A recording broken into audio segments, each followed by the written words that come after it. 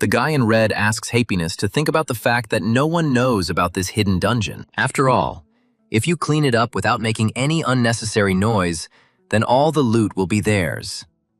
There is someone who agrees with him. Happiness ponders the words about the Seekers receiving pennies for clearing dungeons. In the end, he agrees with his comrades, announcing that they will clear the dungeon on their own. Our main character, whose name is Will, expresses doubt about this. She thinks that this might be a risky undertaking. But her interlocutor interrupts the girl. He asks her when they will have such a chance again. And this time, everyone agreed. The guy asks if she really enjoys making him look like an idiot, and the girl is at a loss under the pressure. Her interlocutor laughs off her concerns and reminds her of how many problems she has caused. He suggests that she leave the team if she can't handle it, despite the fact that the girl is strong. The guy asks if she really thinks she will be accepted somewhere without his help, and, having received what he wanted to hear, he calls the girl's choice wise, and she mentally agrees. And Happiness asks if Will knows that he does this out of love.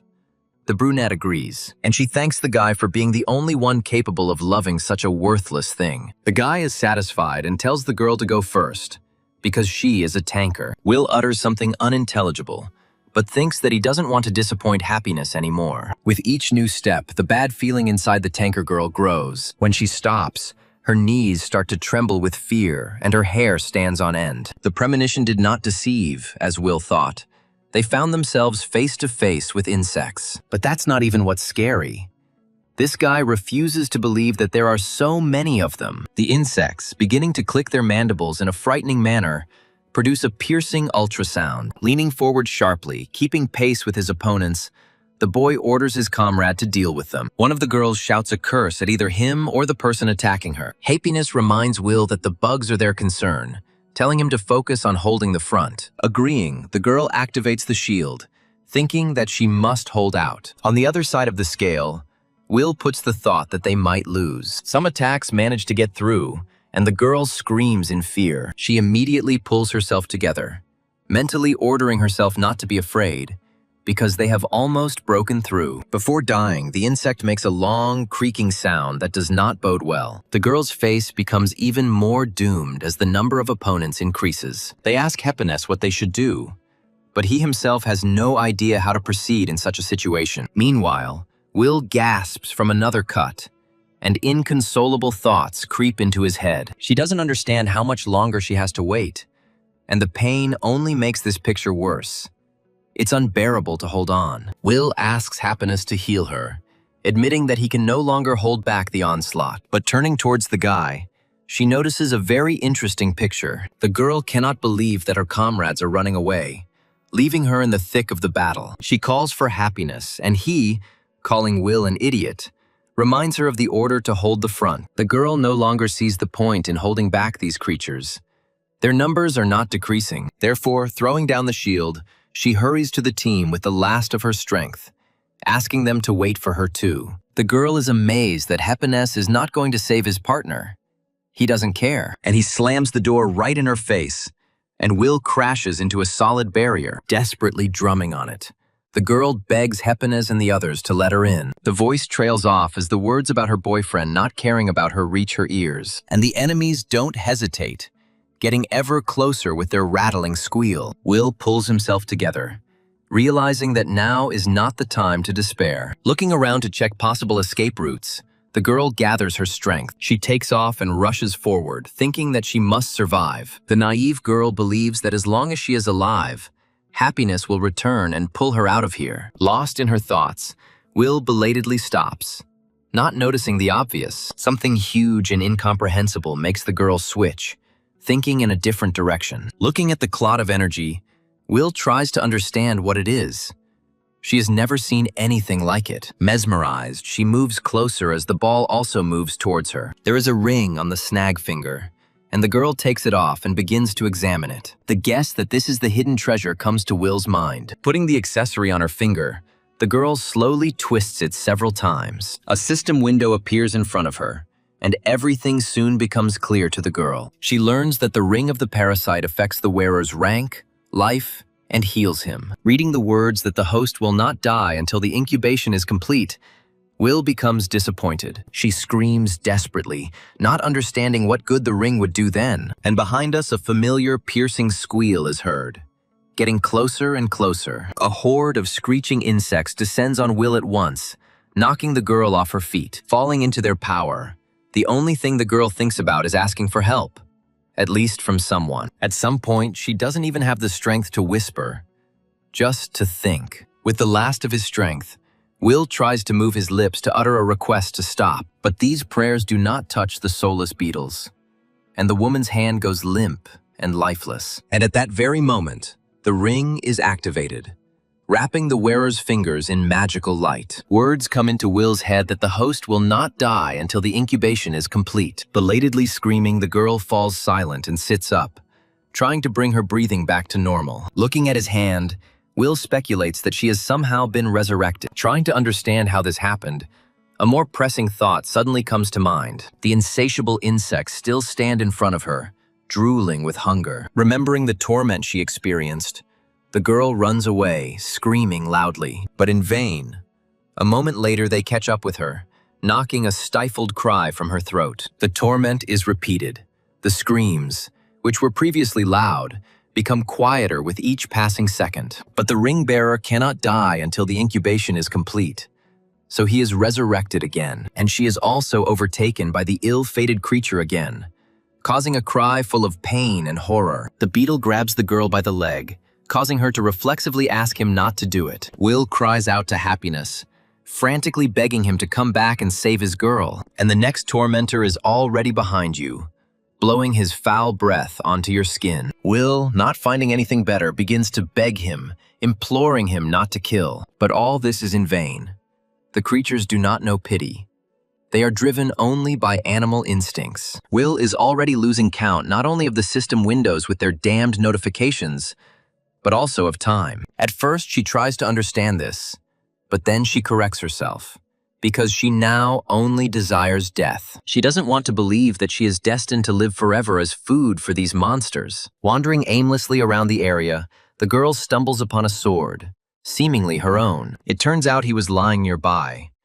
Will remembers that Happiness gave it to him for his birthday. The girl's look changes dramatically when she, calling the guy a bastard, remembers that she didn't mean to. Will had no intention of going to that godforsaken place, but Happiness forced her. Reaching for the sword, the girl desperately hammers into her head the thought that she will kill him. Swinging her sword back, she kills the monster with one blow, and the system sends a notification about it. Dropping to one knee in sheer exhaustion, Will tries to piece it all together, but it is not possible to reflect for long, since the sounds of insects are heard nearby. The girl begins to swing her sword without sparing herself, at the same time increasing her characteristics. Defeating the last monsters increases Will's accuracy by several points. As the wounds from the battle heal, the girl begins to laugh hoarsely. Now, experiencing it firsthand, she begins to understand the usefulness of the artifact. Realizing his own superiority, Will begins to laugh madly, inviting the next monster to dance.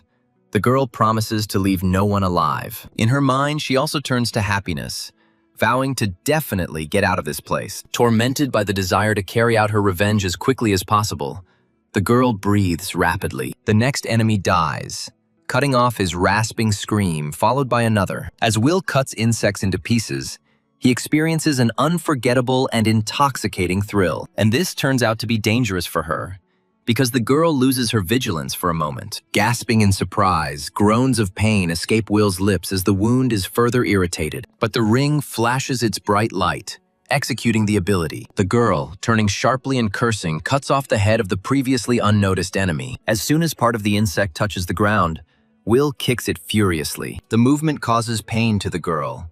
She knows that it is bad, that the wound is penetrating. But the enemies still have no limits. They once again surround the swordswoman in a tight ring, but she is filled with a mad excitement again, and the girl invites the bugs to attack her. There seem to be more of them, but something is wrong. Will asks the insects about it. She grins, calling them names and asking what happened to them. And then, as if succumbing to provocation, the beetles rush into battle, emitting piercing sounds. Will becomes funny again. She does not restrain herself in this desire. The level increase makes the tanker feel amazing, She is jubilant, and he understands that with each new death, he wants to kill more and more. Along with this comes an increase in stats, and Will is already exceeding his capabilities. Diving down on her opponents, the girl screams, telling them to die. When it lands on the ground, it not only kills those closest to it, but also damages those further away. Thus, the girl manages to clear the Eternal Sanctuary alone, and the reward is calculated. Will spent 434 hours in the dungeon, and the system sends a notification, informing the owner that rank A has been reached. Looking at the opening door, the girl cannot believe that it is all over. She grins, thinking that she has spent too much time in this place. A faint chomping and whistling sound can be heard among the fallen insects. Not all of them were dead. Will is merciless because no one ever spared her. Despite the girl's desperate pleas, she revels in the fact that she can now go out and eat the bastards who abandoned her alive. Some time ago, Hapens was shouted at and asked how he could close the door in front of a girl. She is shocked that this guy pushed Will around and then left him to die. Hepenese reminds them that they all escaped, and that otherwise they would be dead. A third person intervenes in the conversation, agreeing with the leader and saying that it's every man for himself. Rizulia also makes a contribution, reminding her interlocutor that she is also a C rank. The girl, hearing such speeches, says that if this is the case, she is already fed up with such a group. She promises to tell everyone, as soon as she gets out, about what they were all up to here. The second believes that death in the dungeons has absolutely no meaning. Happiness stretches his lips into an unpleasant grin and sneers contemptuously. Turning to Eve, the guy pushes off from the wall, moving right in her direction. He asks her what if they leave her this time. The girl can't believe her ears, and Hepens adds fuel to the fire by reminding her of her rank and the dungeon rank, which is higher. Eve begins to speak but stops short. Her interlocutor asks her what she was afraid of. He says he wanted to suggest that they get out of this place together, without holding grudges against each other. Hepens adds that Will chose to stay, so it's not their fault. At the same moment, a loud explosion is heard very close by, washing over everyone with its wave. Eve, already scared, becomes even more uneasy, while the others are still surprised. A familiar voice, approaching, asks what's wrong, because he's still the same.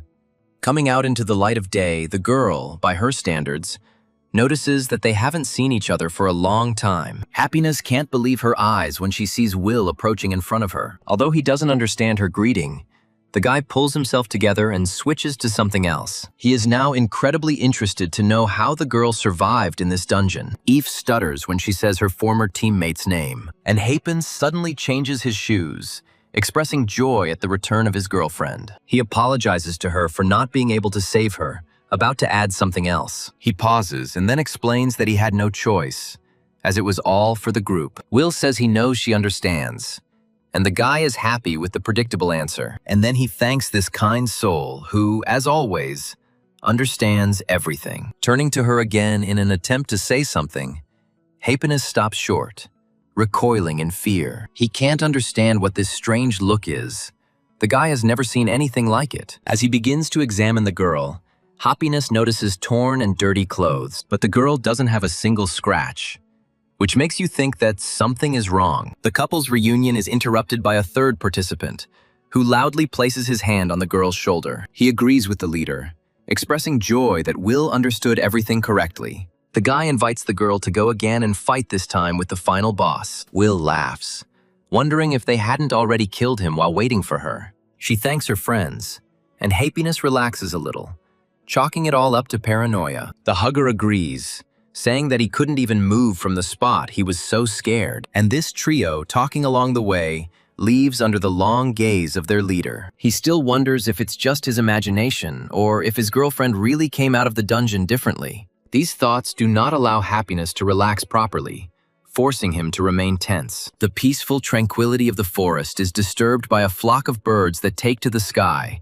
disturbed by something. Following this, the sound of mighty hooves belonging to the final boss reaches the ears. He is a B-rank monster and is called the Moose Fist. Happiness peers out from behind a tree, tracking the target with his team. He tells them to get ready, ordering them to go out in the same formation as before. Will must draw attention to herself, and the others must attack at the right moment. The guy addresses the girl personally, asking her to simply distract the boss. When she agrees, Happines again says that they must act according to the plan. But neither he nor the others expected such a quick reaction from their tanker. They wonder why she suddenly started off alone. Happines tries to call out to the girl. Will does stop, but only to slam his shield into the ground and scream. Her scream is so powerful that leaves fly off the trees. It is a call. Naturally, this does not go unnoticed by the boss monster's ears. He strikes a pose and responds to his opponent's cry with one of his own. Happiness doesn't understand what this crazy woman is doing.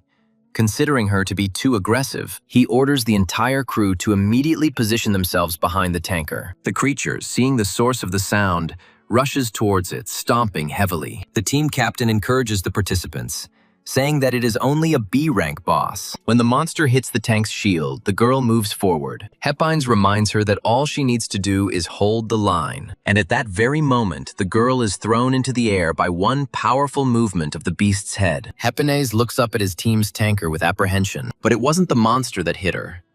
But she herself somehow miraculously dodged it. The guy in red thinks to himself, wondering what would happen if Will retreated now. His look becomes completely wild as he starts to speak, but stops short. Looking at these massive horns, the guy understands perfectly well what fate awaits him. And so it happens. And he releases his last words along with the blood. The girls, seeing such a terrible sight, begin to back away, trying to make themselves smaller. Happines tries to find a way out, but the proximity of danger confuses all his thoughts. Will, meanwhile, lands deftly on a giant head, not far from his former friend. She addresses him, still alive, assuming that he is probably in great pain. In an apology, Will says she was so scared that she accidentally tripped, and she speaks in the tone in which Happiness spoke to her, saying that they must understand her. Settling more comfortably on the boss, the girl directs him towards the frightened people. They barely manage to jump to the side to avoid being hit.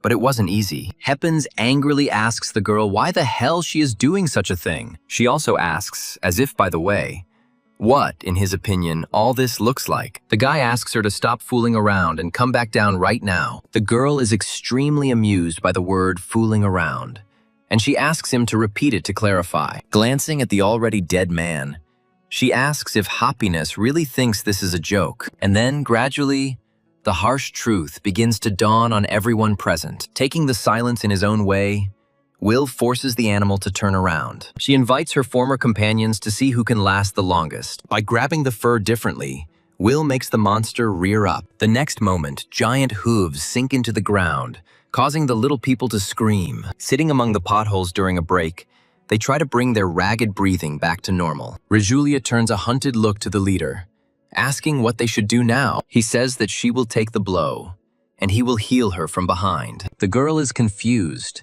because she has never tanked bosses before. The guy breaks down, saying that otherwise they will all die.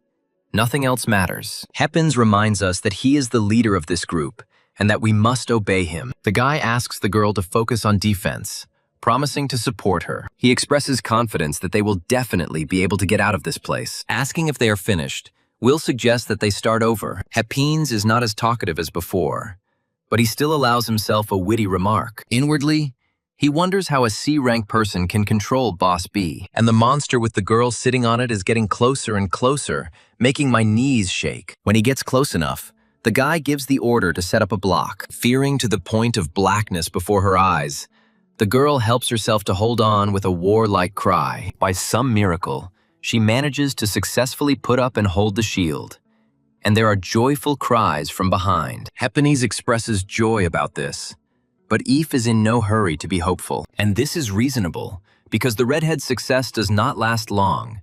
It breaks her. Looking at the mutilated body, Happiness's breathing becomes ragged and quickens. He can't believe that the second member of his team has already died. Will is impressed and asks what's wrong with this monster. Why is it so strong? The thing is that for some reason, a creature of rank A somehow moved to rank B. While thinking, the girl comes up with the idea that the ring is the cause of everything. But for now, she doesn't care much about that. First and foremost, she needs to kill this guy. By directing the animal towards the said one, Will forces him to apply diligence. Sometime later, she acknowledges the fact that Happiness is still holding on. In between catching his breath, the guy turns to his ex-girlfriend. She pauses, asking him in a frighteningly indifferent tone what is the matter. The guy hesitates, mentally noting how easily the girl handles the boss. He is almost certain that she has the treasure from the dungeon, hence the change in her character. Suddenly, the guy says something that Will never expected from him. He apologizes to her, and not just verbally. Happiness slavishly falls to his knees before her. The girl then asks him what he is apologizing for, if that's the case. Happiness repents of his sins, telling how he closed the door and ran away, how he manipulated. Will isn't impressed, so the guy says it's because it wasn't like that. The girl says that he likes to complicate things by asking if he knows the reason for his anger. When asked, she begins to say that it is only because of one thing. Feeling hope for salvation in these words, Hepin asks to tell him what it is, and Will speaks, considering the boy's mere existence a serious problem. Calling him a bastard at the end, the girl gives a mental order to the creature. It turns out that just one blow is enough to accomplish the intended goal. Throwing her head back, the girl begins to laugh madly, reveling in satisfaction. But suddenly she falls silent, her gaze instantly finding the last survivor. Dismounting from the moose, the girl acknowledges the fact that it is still here, and the frightened woman, seeing her interlocutor approaching, begins to stutter, trying to speak. Will thinks about sparing her, and the girl's voice immediately cuts through. The brunette's memory flashes back to how this girl argued with Happiness. An idea appears in the girl's head about how all this can be turned to her advantage, and she agrees, saying that now Eve had better listen to her. Will is open about the reason why she is going to spare her. She asks the girl not to forget that they are people, and she agrees with her friend. Will says there's something else that's important to never forget. The girl starts talking about what will happen if her interlocutor spills the beans. She cuts through an A-rank monster with just one swing, leaving the onlookers stunned. The girl screams in fear as drops of blood rain down on the ground from the giant's height, and Will evasively asks if his interlocutor knows what will happen in that case. Eve at first simply nods his head, unable to force a word out, then speaks. Will is satisfied with the fact that they will stick together from now on. Eve agrees, and his interlocutor remembers that they still need to collect magic stones. The girl agrees with this too, saying that everything will be done in the best possible way. From the outside, the portal is enveloped in small static discharges, and those around it observe. And then, two girls appear from it. The people who greet them are waiting, but no one else is visible. A member of the dungeon regulation group of the Gads Guild asks about this. Will, as if nothing had happened and without explanation, replies that everyone else is dead. Eve tells that the boss monster's rank has increased and his comrades have sacrificed themselves. Will, who had stepped aside, stopped, began to tremble and sob. Eve demonstrates how deeply, to the point of tears, the girl experiences the deaths of her comrades. She says that, leaving the magic stones here, they will leave as they are both shocked. This man can't believe that the low-ranking one survived while the rest died. He comes closer to the girls, reminding them of the level of this dungeon. The head of the Gads Guild and Hepina's uncle orders everyone to tell everything that happened inside without concealment. Will can hardly contain himself, remembering that this man is still here. The man starts shouting, believing that the increase in the rank of that deer does not matter. And he also blames the girls for failing to do their job of protecting the attackers. Will finds the moralizing so boring that she can't help but yawn. Eve mentally curses his neighbor, because they could be sent to prison if they find out the details. The man is angry that Happiness died, not knowing how to explain everything to his father. The guild is also in financial trouble, which doesn't add any joy to this incident. Will, his eyes fixed on his boss's expensive watch, can't help but let out a smirk. She notes that the man buys himself the best of everything, complaining about the lack of money. The girl also talks about a suit from a famous brand and a car worth millions. He pays the minimum wage for them to risk their lives, while he lives in luxury. There are disgruntled conversations behind him, and the man catches several glances at himself. But he is also stunned that this girl suddenly decided to behave differently, to speak out. After all, usually she was quieter than water, lower than grass, silently and constantly remaining in the shadow of Happiness. And he angrily says that the girls will have to take responsibility for what happened. The man orders him to find a dungeon for tomorrow, and Eve tries to appeal to him for justice. They shut her up, saying that they should actually be grateful to him for such generosity. White Puff thinks that without his nephew, it will be extremely difficult to find new people. The man says out loud that Will should have died instead of the guy. Despite the fact that the girls are C rank, The guild leader considers inaction unacceptable. He manages to notice and turn around at the last moment, but does not have time to do anything. Swinging his arms with all his heart, Will breaks sharply and carries out his little revenge. The man gasps, choking. The cigarette falls from his mouth, tears welling up in his eyes. The men are not only stunned by the attack on their boss, they are almost physically sympathetic. Eve, however, cannot help but let out a stunned cry, amazed at the madness of this woman. She just laughs, happy that she hit the bullseye. White Puff groans in pain. Giggling with satisfaction, the girl advises her interlocutor not to be so dramatic. She asks why he doesn't go into the dungeon himself to look for the money. The man asks what has come over her, assuming that this is the girl's true face. She starts laughing, saying that this man even uses the same phrases. Will says this family trait irritates her to death. She admits that she almost kicked the bucket instead of his precious nephew. Asking what she was carrying, White Puff gradually began to guess for himself, saying that he and Hapines broke up. Will asks not to mention this guy anymore. Bringing the conversation to a close, she says that she is also leaving the guild, and the man panics. The girl notes that she should have thought about this earlier and treated her better. She offers her interlocutor another blow, but he refuses, breaking into a squeal. Something comes to the girl's mind and she starts rummaging through her pockets. She says that even though it's not much, the man needs this money more. It's a sign of condolence. Will suggests that White Puff take good care of the boy's final farewell. Yawning, she says that she is very tired. And Eve, following the elder, joins in with words of gratitude. She asks Will if the head will be okay because he is not getting up, she is sure. Looking at the borrowed t-shirt, the girl asks her interlocutor if she likes rock music. The answer is no. It's the first thing you see in the store when it comes to shopping. When she says that Will might buy such a thing, she says that Happiness wouldn't like it. Eve asks what she is talking about because he knows perfectly well that this man is no longer there. The girl bursts into flames, beaming with happiness, and states the fact of his death. Joyful as a child, she adds that it was she who killed him. Eve thinks that this girl scares her when she changes so abruptly. She apologizes and asks why Will suddenly wanted to go to her house instead of his own. The question about the girl not having her own home makes her expression change, but then she changes again, asking if she can stay here for a while. Will says she lived with Happiness before and doesn't want to go back there. The girl wants to refuse, but she fears that she will die if she does so. Eve allows it, but only for a short time, and her interlocutor thanks her very emotionally. The girl asks about Will's future plans, since she left the company because of discomfort. She asks her interlocutor if she has any guild in mind.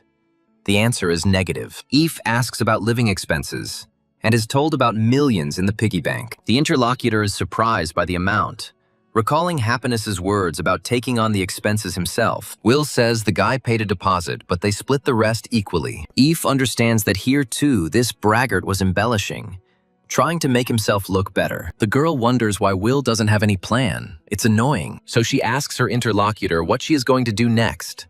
Look for a job, she thinks, slowly saying the words that for now she doesn't want anything. She adds that she has already achieved what she wanted, and now she doesn't know where to go. Eve doesn't quite understand the girl, so he asks directly what the goal was. Will finds the answer obvious. She wanted to find her comrades and deal with them. Eve, trying to put on a smile, thanks her interlocutor for not killing her. She starts laughing, saying that she finds this kind of reaction amusing. Will's stomach rumbles pitifully, and the girl stops laughing, freezing. Eve asks his interlocutor if she is hungry, and she obediently confirms these words. Then Eve asks what the girl would like to eat, offering options along the way. The interlocutor says that she doesn't know, because Happiness forbade her to eat at such a time. Hearing the words that the guy didn't want the girl to get fat, Eve is taken aback. By calling him a crazy bastard, she becomes convinced that he deserved to die. Will asks why Eve is so angry, and she replies that it couldn't be any other way. Flattered by this, the girl admits that for the first time in her life, someone was angry on her behalf. Eve believes that anyone who heard something like that would say the guy was crazy. The girl continues to be angry with Happiness, and her interlocutor asks her to eat quickly. While Eve is peacefully snoring, Will still can't fall asleep, she's thinking. The girl hadn't thought about what she wanted from this life for a very long time. The first thought that comes to mind is that she wants to stop exploring dungeons. She doesn't want to be a member of the guild either, right now, Will wants to take a break from everything. The girl thinks about how nice it would be to just be weird and live comfortably. A strange feeling interrupts my measured dreams, destroying the magic of this moment. Will jumps up abruptly in bed, his breathing quickening, his heart racing. The girl is desperately trying to understand what just happened. The sensations are unpleasant, and all because she begins to feel as if there is something in her stomach. Carefully dangling her legs over the side of the bed, the girl thinks hard about this. Assuming that it is all because of the ring, she comes to the conclusion that it can be removed. The system notifies the girl that the parasite ring cannot be removed. Will thinks about this too, suggesting that this object cannot grow onto her. Therefore, she is not going to give up trying to remove it, putting in more effort. A strong pain in the girl's stomach pierces her body and she screams involuntarily. Will assumes that this is her way of warning her not to take off the ring. The girl begins to study the system window. The words about incubation make her think, trying to imagine what exactly should hatch. The imagination paints terrible pictures. The girl swallows nervously, allowing her brain to cool down a little from the intense thought. But nasty thoughts still creep into her head. Will remembers that she was saved by the ring. However, he believes that now is not the right time to relax. Looking at the ring with a penetrating gaze, Will expresses his intention to get rid of it. First, the girl wants to understand what this thing is. She understands that problems will arise if the world finds out about items of such rank, and this means that we will have to resort to some illegal methods. Will tries to find a solution all night long until the first rays of the sun. Smiling sadly, the girl understands that this is only the beginning, and a long road awaits her. Eve asks his interlocutor why she rushed to the hospital so abruptly in the morning. The girl tells her friend a half-truth, saying that she has a stomachache, and she also adds that that night she decided that she would live with Eve. The first thing that comes to mind blurts out from the interlocutor. She refuses Will. The latter asks the reason, saying that she can even pay the rent, and when he says that the apartment is already small, he suggests moving to a more spacious place. The interlocutor looks at her with bewilderment, clarifying what exactly she means. When it comes to Eve, she overcomes the temptation and still refuses. Will clarifies. Eve repeats her refusal, and her interlocutor suggests that she die. The former is surprised by such a change. The girl asks to wait until she saves up some money, and then she will leave. She argues that she doesn't want to live in Happiness's apartment. Therefore, she suggests to her interlocutor that they invest in something else together, but she refuses. Eve asks how Will plans to earn money if she just left the guild yesterday. The talk of a part-time job doesn't impress her interlocutor, so the girl talks about underground fighting. Eve can't believe his ears, asking why his friend would go to such a place. She says that she will also help her earn some money if Eve bets on her. Underground fighting here does not mean that you will have to fight in the slums. Here they are, another name for illegal fights for money. The winners take all the money that was bet on them by the spectators. Eve asks if hiding his rank would be a crime, since he is no longer an S. Will doesn't see a problem with this, since her research credentials include S, and since the fights are illegal, the girl believes that a little lie won't hurt anyone. Eve considers this logical,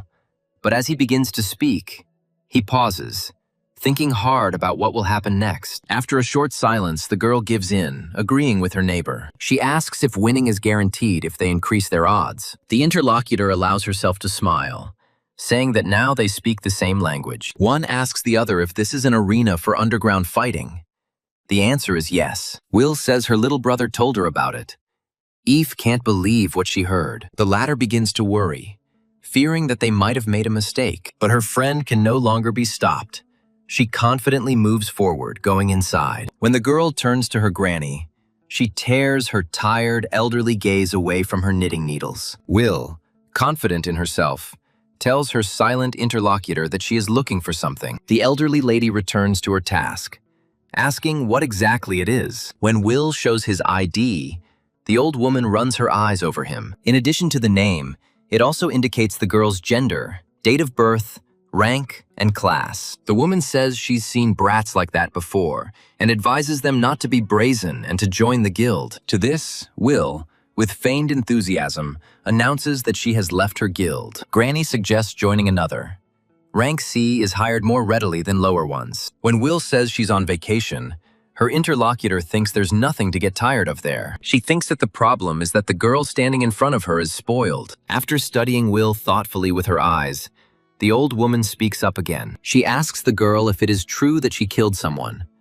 But there is an oppressive silence. The old woman is tearing it apart, talking mostly to herself about what Will has forgotten here. The girl tries to deny it, and her interlocutor interrupts her, then telling her to go home. Moving closer to the counter, Will changes his posture to one of greater arrogance. She asks what she should do to be allowed to go where she wants so much. The old lady's gaze changes, and in the oppressive silence that reigns, she begins to think about something again. Her finger rises until it reaches her lips, a call for silence. And then Will casually asks if the woman accepts card payments. She, grumbling discontentedly, advises taking cash next time, since paying by card is more expensive. Will expresses understanding over the typing sound of the cash register. The grandmother directs the girls, showing them the way straight down the corridor. When Will pulls back the curtain, Eve asks the question that has been bothering her. She asks if the entry fee was too expensive. Her interlocutor doesn't care, because she is sure that they will win more. The audience is so jubilant and cheering their favorites that it's hard to shout them down. It turns out that you can only bet with cash, which is frustrating. Will turns to his friend, but she is not there.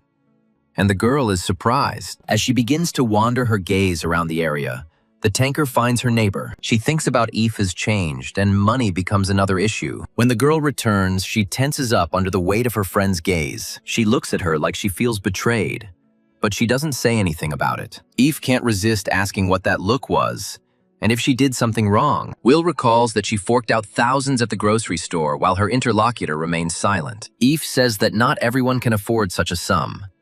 The brunette reminds him about the deposit on the apartment. The short-haired woman says that this is not her apartment, but the landlord's, and half of it belongs to the bank. The argument is interrupted by a voice asking the girls if this is their first time in this place. Looking towards the source of the sound, Will notices a guy looking at them expectantly. He asks his silent interlocutor if he can sit next to her. She speaks up, answering that she is not at all against it, and the guy takes his seat. He turns to the girl again, asking her who she is betting on. And then the redhead involuntarily helps his interlocutor, calling one team the Desert Team. The second opposing team is called Team Ocean. Will honestly answers that he is not going to bet, but to fight, and asks his interlocutor about the same. He, saying that he usually bets on indisputably strong people, gives an example. The girl herself is the one who cannot hold back her emotions for a moment, and then he wonders if he really checked her stats, and asks about her specific preferences. When Will checks the person's system window, he finds nothing. This raises deep confusion and the question of why she cannot analyze it. This may indicate that this person has either an A rank or even higher. Then Will tries to understand what a man with such an impressive rank is doing here, and she asks him directly about it. And the guy says that they only let people up to C rank in here. Rijik continues, saying that they check the seeker's tickets in advance, and then he asks if Will managed to sneak in here without being checked. The girl suggests not to poke your nose into other people's business and just continue enjoying the match. Eve intervenes in the conversation, saying that they both have the relevant certificates. He, exhaling heavily, pretends to agree, but in fact does not believe the deceiver. Eve continues to get heated up, suggesting that the drunkard not pick fights with everyone he meets. Hearing this guy addressed as uncle, Will is surprised, and his interlocutor explains. The thing is that for Eve, he looks like a man whose nose is even red from drinking. Will talks about what she sees, and an argument arises between the girls on this basis. The brunette tries to defend the position that this man's head is full of hair. Rijik starts laughing to the point of tears. He tries to speak but can't stop, and then it dawns on Will that this man is also using a hidden artifact, and he needs this in order to keep his identity anonymous. Meanwhile, the bell announces the start of the upcoming match, and the commentator opens it. First of all, as is customary, he announces which champions will fight, and when the man officially announces the start of the match, Eve rejoices at the realization of this fact. Their neighbor is still chuckling, and the girl asks him to shut up, because there is a stake at stake. Will, however, argues that the majority of seekers are of low rank. That's why they can't even tell who really is who. One of the fighters in the arena has an E rank, and his opponent is one level higher. Eve asks her friend for her opinion on the winner, and she believes that rank is decisive. The girl becomes even more confident, because she bet on a participant with a D rank. The redhead intervenes in the conversation, asking if she is sure of her opinion and whether she will change her mind. And when one hits the other, the girl asks this guy to mind his own business.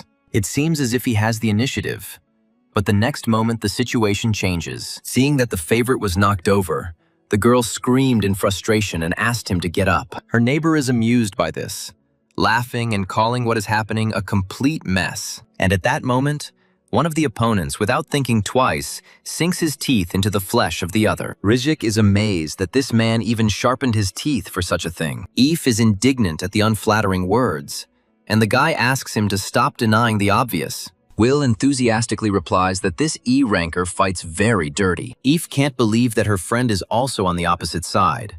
She tenses up. When the victory of the desert team champion is announced, the red-haired man concludes that he is disabled. Eve barely audibly utters the phrase that her money was crying. And then he cries even louder, regretting the 20,000 he wasted. The guy recalls what he said before, satisfied that he was right. The other girl giggles frivolously.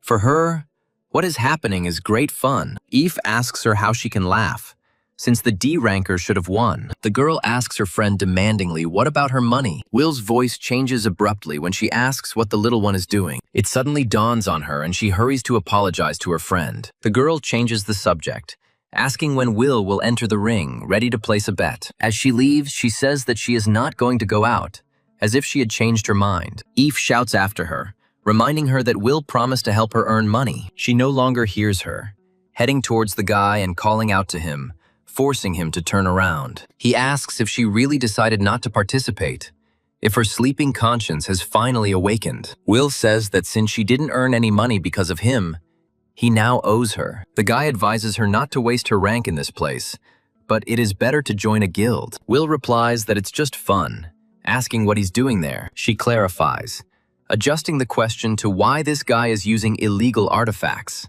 He responds in the manner of his interlocutor, advising her to leave him alone as a gesture of politeness. The girl answers negatively, saying that she needs access to supply channels. She explains, asking where he got it, his artifact, his treasure. The guy asks her why, saying that he is not going to help criminals. Exhaling heavily but forcing her voice to sound condescending, the girl speaks of cruelty. Both of their attention is distracted by a sharp sound, suspiciously reminiscent of a door being knocked down. It turns out to be a raid on illegal fights, and law enforcement officers rush to arrest everyone. Sighing heavily, the guy suggests that the girl run away, otherwise problems might arise. She silences him not only by grabbing him, but also by saying that she has nowhere to go. Rijik asks Will what she does, and she offers him a choice. The first option is to take her there, and the second is to be arrested together. The guy asks the woman who is clinging tightly to him to let go, but she,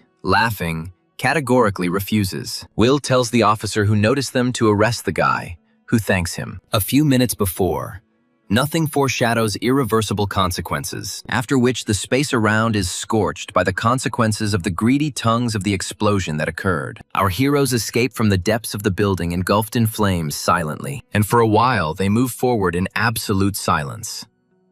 But not for long. Will breaks it, asking if it is legal to destroy buildings, and the redhead asks to hurry. He asks what her goal is. Does she really want to become a real criminal? Will denies this, saying that he wants to evaluate his find. Perhaps he will be able to acquire some value. She is interested in the guy's rank, and when he offers to check, she answers honestly. He suggests simply raising his rank if it upsets her so much. Will mutters resentfully that it's not as simple as his interlocutor says. Breathing heavily from exhaustion, the girl leans against the tree trunk to exhale. She concludes that this guy is too fast for an A rank. Looking at his broad back, Will guesses that he might be an S rank. The girl asks where they are going, and the guy immediately replies that they are already there. The girl looks around in bewilderment, and her gaze takes on a puzzled expression. Unable to bear it any longer, she asks her interlocutor what is in this place. The guy places his hand on the rough surface and begins to move it. It looks as if he is looking for something, and after a while his hand stops, having found what he needs. The redhead asks not to call him by name when they enter, but the girl doesn't know him. Introducing himself, Trudome assumes that she is the only researcher who does not know him. The girl agrees to the proposal to stop going through formalities. Will asks Trudome how old he is, and he replies that he is 26. The girl confirms that they are the same age and expresses joy at meeting each other. Once inside, she says she can't believe she found something like this right in the mountain. Trudome says that all this was dug up, and the girl asks who made these tunnels. Upon hearing that the researchers did this, Will expresses surprise at the fact. The interviewee says that researchers who have become criminals usually come to such places, or vice versa. Will asks how he knows so much.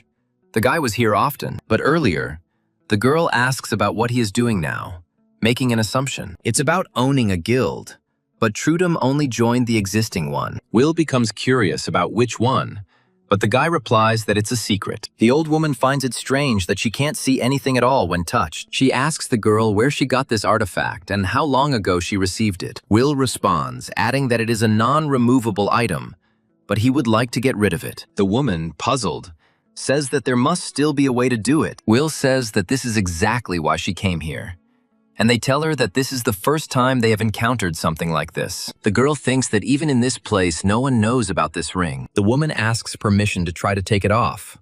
Will allows it. The old woman reaches out and touches the ring as if the client's words mean nothing to her.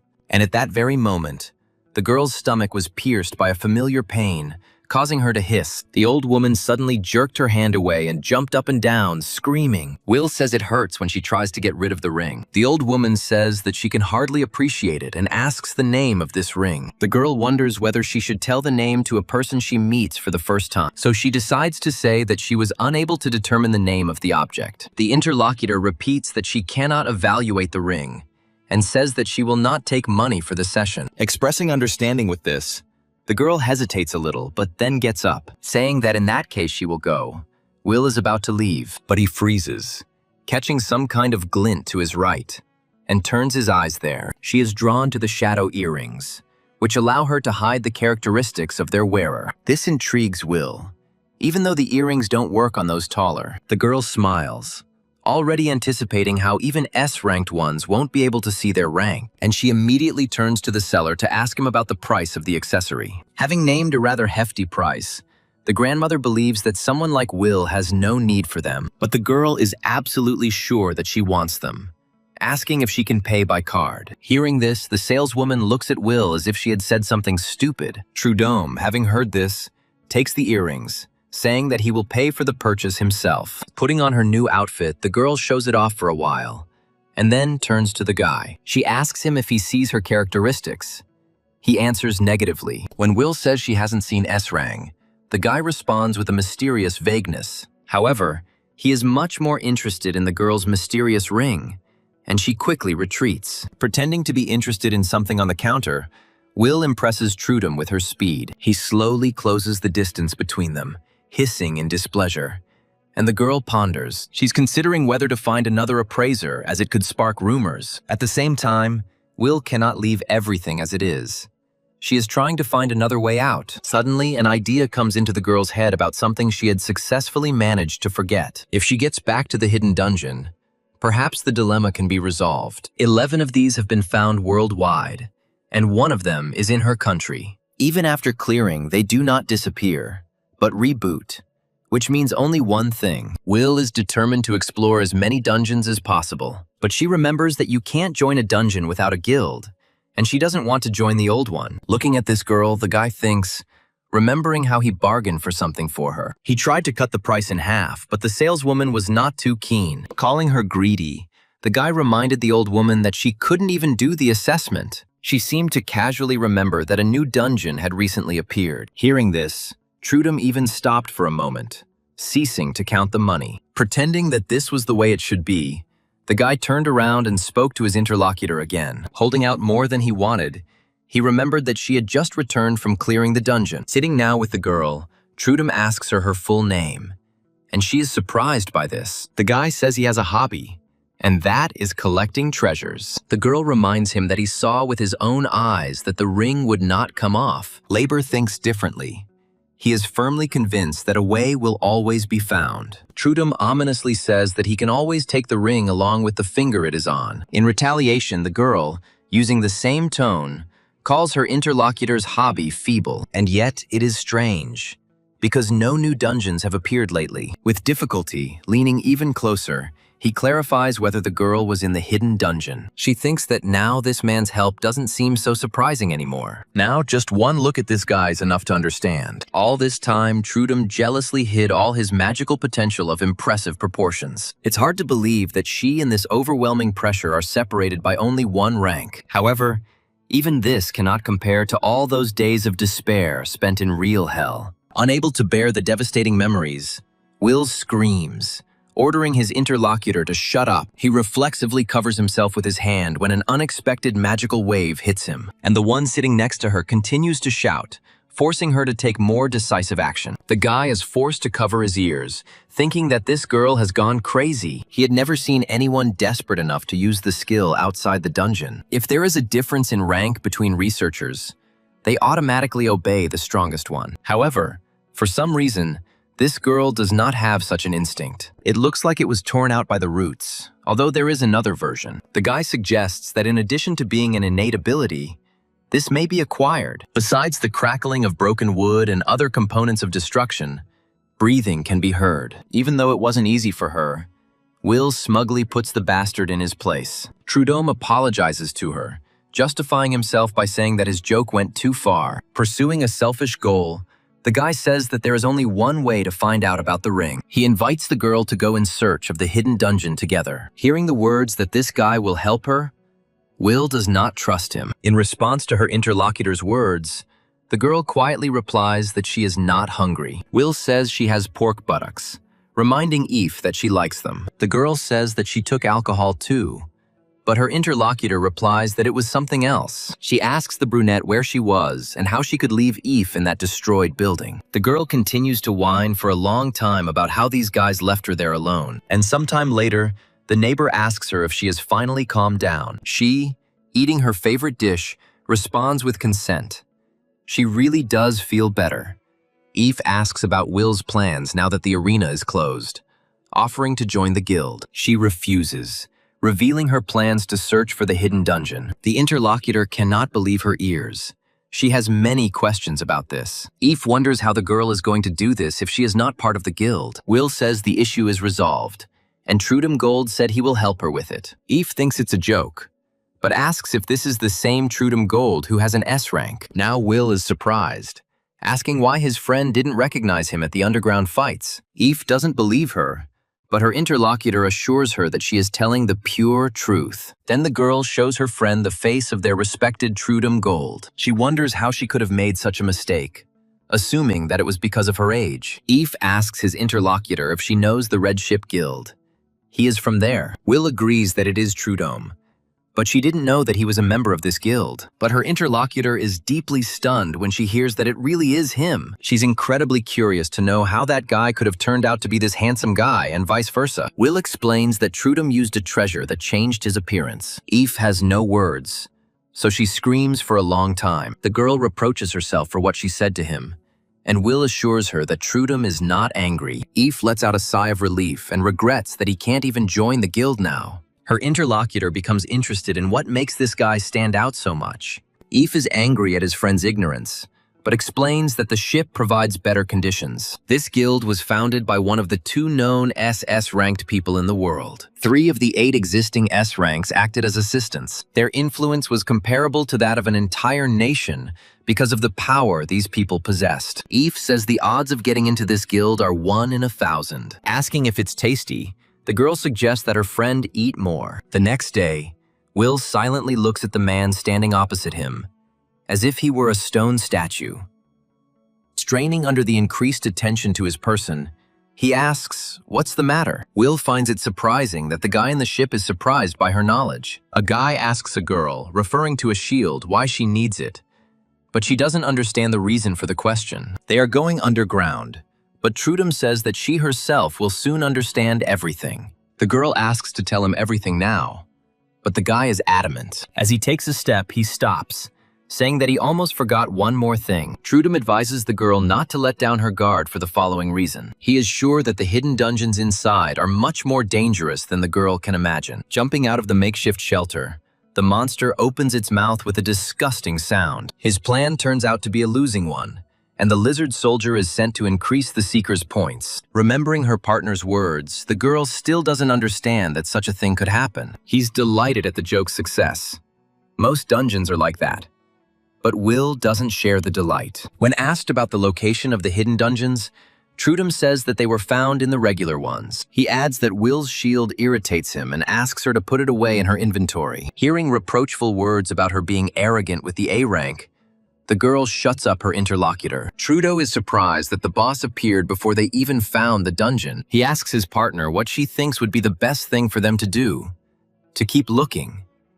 Remembering the thrill of the battle, Will seriously considers this option. The lizard general manages to catch something in the back of his mind, but only a moment before. Will, after his rapid dash, asks why waste time. She thinks that if they haven't found anything yet, then he simply isn't here. And the girl suggests that the guy move on, reminding him that time is short. The ring glows as if in mockery of Will's suggestion to go to another dungeon. With a loud and piercing squeal, the insect takes off, rushing towards its victim. It bites into the tanker's shield, causing her to cry out in effort to hold back this monster. Will screams desperately, asking Happiness for support. The hand that falls on the shoulder is accompanied by a painfully familiar voice addressing the girl. Her boyfriend, in a cold voice that brooks no argument, tells Will to die for him. It's no wonder that his family sponsors the girl and allows her to live in his house. Without even intending to receive an answer, the man's hand gives a strong push, and bitter tears flow from the eyes of the girl, who did not expect such a terrible betrayal. And this man's voice continues to say that Will must earn the right to life. Jumping up abruptly from the bed, the girl suppresses the scream that had already begun.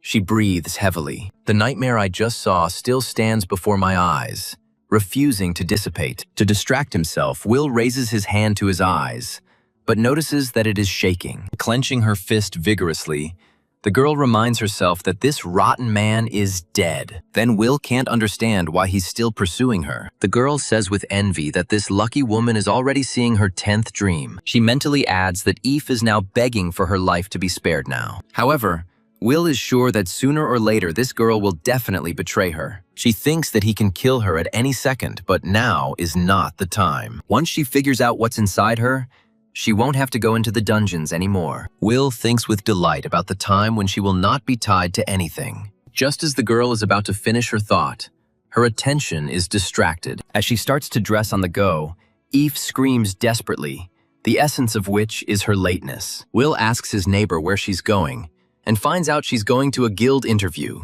Lotus. While Eve is hoping for a broken alarm, her interlocutor offers her a ride. She doesn't understand what she's talking about because, as far as she remembers, Will doesn't have a car. When Eve understands what is being said, he is surprised, and even more so a little later. Trudomov, greeting the girl, reminds her of their last meeting and asks how she is doing. Unable to believe his eyes, Eve stutters and asks the boy what he is doing here. Will, saying that he is their peer, suggests omitting formalities, but Trudum does not approve. Eve is thinking about something completely different.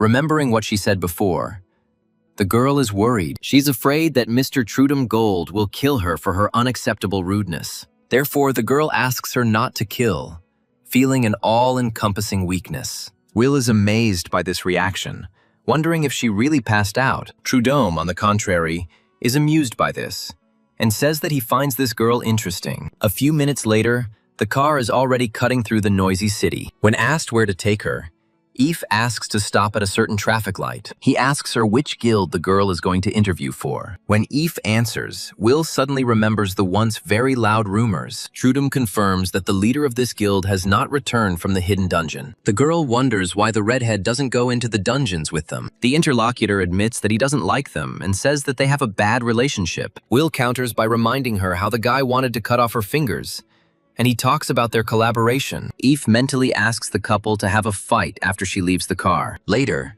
these men meet them, confirming the fact that they are already here. He asks about the situation in the dungeon, and is allowed to go there straight away. Will inquires about the bodybuilders, to which he receives the answer that they are in charge of this place. The guy calls her a fool for her naivety, and she threatens to file a complaint against her interlocutor. Trudum says that this won't work. The girl suggests that he go to the dungeon with the head of the lotus. The guy doesn't like this prerogative. He openly says that it's too much. Then Will suggests going in, because the sooner they find the dungeon, the better. At this moment, the girl looks so beautiful that the guy is stunned, and not alone. So Trudum snaps at them, telling them to just stay outside. He makes a dissatisfied clicking sound as he tries to regain his composure. And when this works out, he agrees to go with the girl again. And Will can't understand why this guy hasn't come in yet.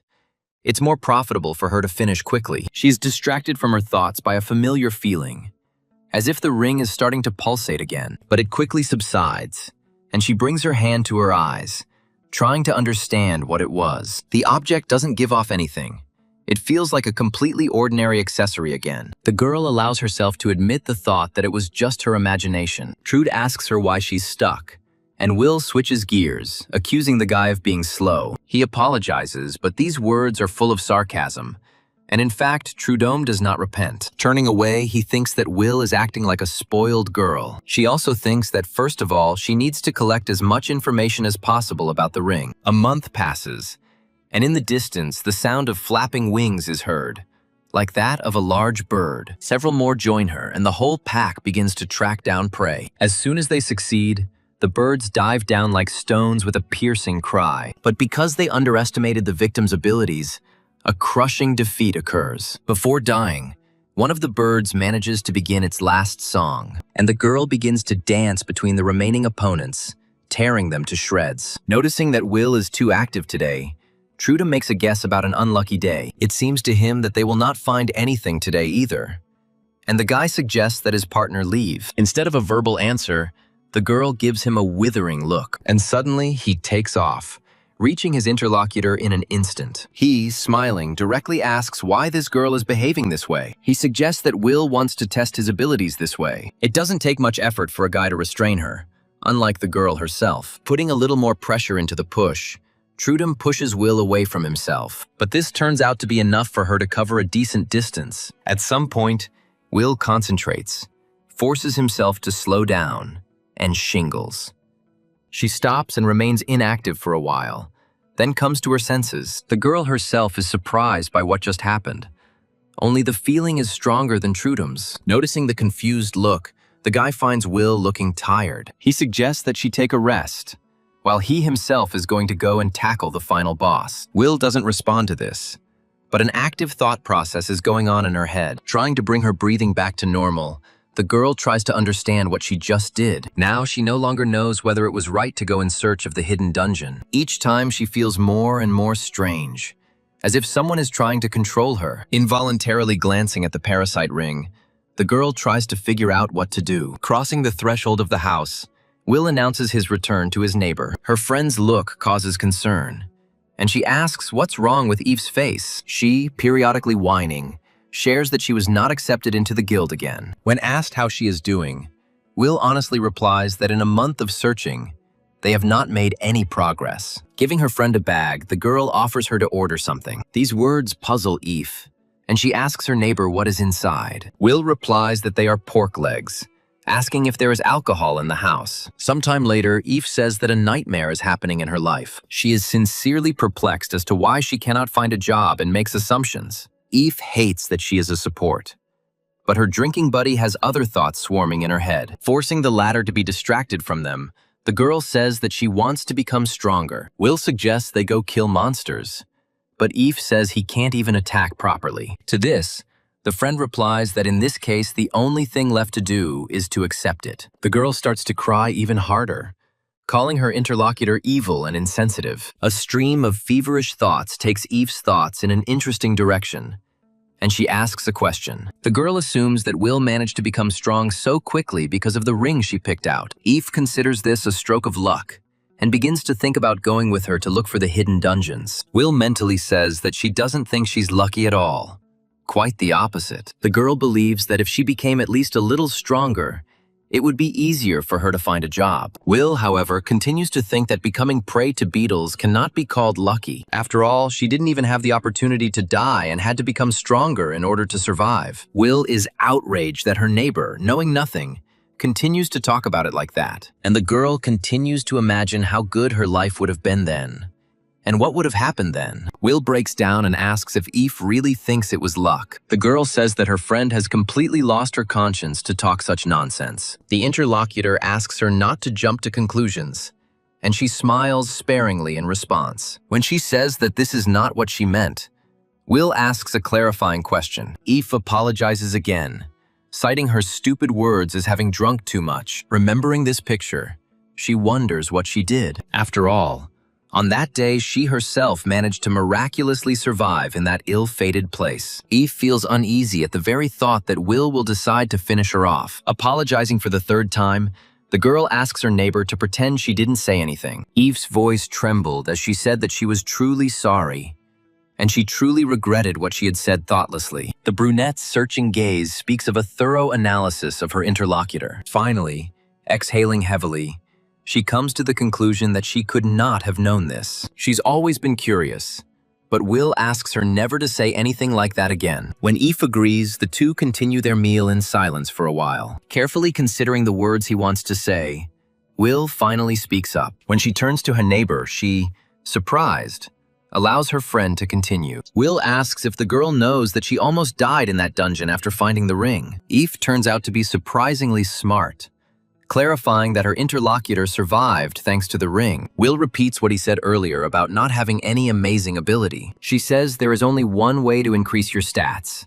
Just kill a lot. Having heard the words about the number of opponents required, the girl asks again, as if enchanted, but then he corrects himself, saying that he thinks there is no point to it. Will clarifies. Eve asks how the tanker managed to deal with so many beetles on its own. She recalls that the girl came out almost immediately after the door closed. A guess comes to the girl's mind, but she decides to clarify it rather than speculate. Eve asks his interlocutor about what exactly happened to her in that dungeon. She honestly answers that she died in that place, and not just once, but over and over again. The girl suggests that the number of her deaths could reach tens of thousands, and every time she came back to life, even if her arms or head were torn off. Reflecting, Will admits that in those moments she incredibly wanted to die. Eve says she doesn't understand what they're talking about, but asks to repeat what she just learned. The interlocutor agrees, saying that she did indeed die, but she also killed just as many. That's how she managed to level up, even though everything seemed incredibly wrong and distorted. Will didn't want to become stronger and take the treasures for herself. She didn't want to experience pain. She adds that when she came out, not even a minute had passed outside. Everyone was standing in their places. On this note, the girl ends her story about how she managed to become stronger. Eve considers this impossible, remembering that there was no one else in the dungeon except her. Recent events and her own cruel words involuntarily flash through the girl's mind. Nervously biting her lips, she mentally admits to herself that it didn't dawn on her right away. Eve says out loud that if what her interlocutor said is true, then she did not understand anything. Will replies that it is not necessary.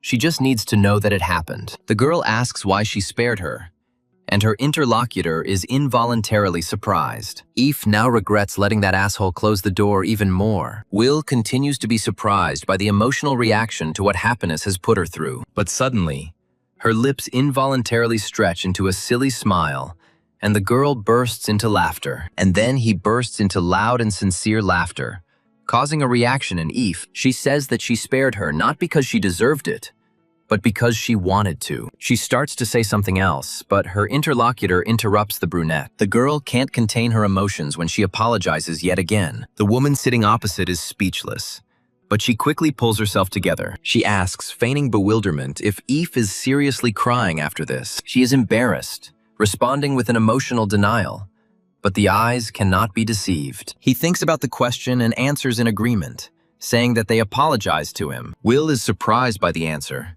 so the girl asks who this person was. The guy says there were many like that, and then asks if she really didn't have one. The girl replies that this only happened once, and that was in childhood. Trude is amazed by such a life. Will agrees, and in general, She thought that all she would do was apologize to everyone. Images of memories from that fateful day involuntarily flash before my eyes. And Eve fearfully asked Hephanes not to close the door in front of his girlfriend. And then, despite the rude things Will said, she apologized with tears in her eyes. The girl didn't think that she would ask her for forgiveness. She considered it unnecessary, and yet, Will feels like it's like someone seeing the real her for the first time. The words that she had never felt anything like this stun the involuntary listener. He asks if she is talking about Eve, and the girl agrees, but the interlocutor hides his emotions. The guy notes his partner's good mood, because she wasn't even upset by a mundane failure. He is considering taking Eve along with him to better control Will, but suddenly he notices something he didn't immediately notice. A displeased voice is heard from ahead. In a parental tone, this girl asks where the guy has been all this time. He's already starting to think about what his sister will do to him if she finds out. He tries hard to turn everything into a joke, but she ignores his brother, saying that she was at the guild. The guy counters his shirking by saying he's decided to return to the black market after a break, and supposedly to find something interesting there.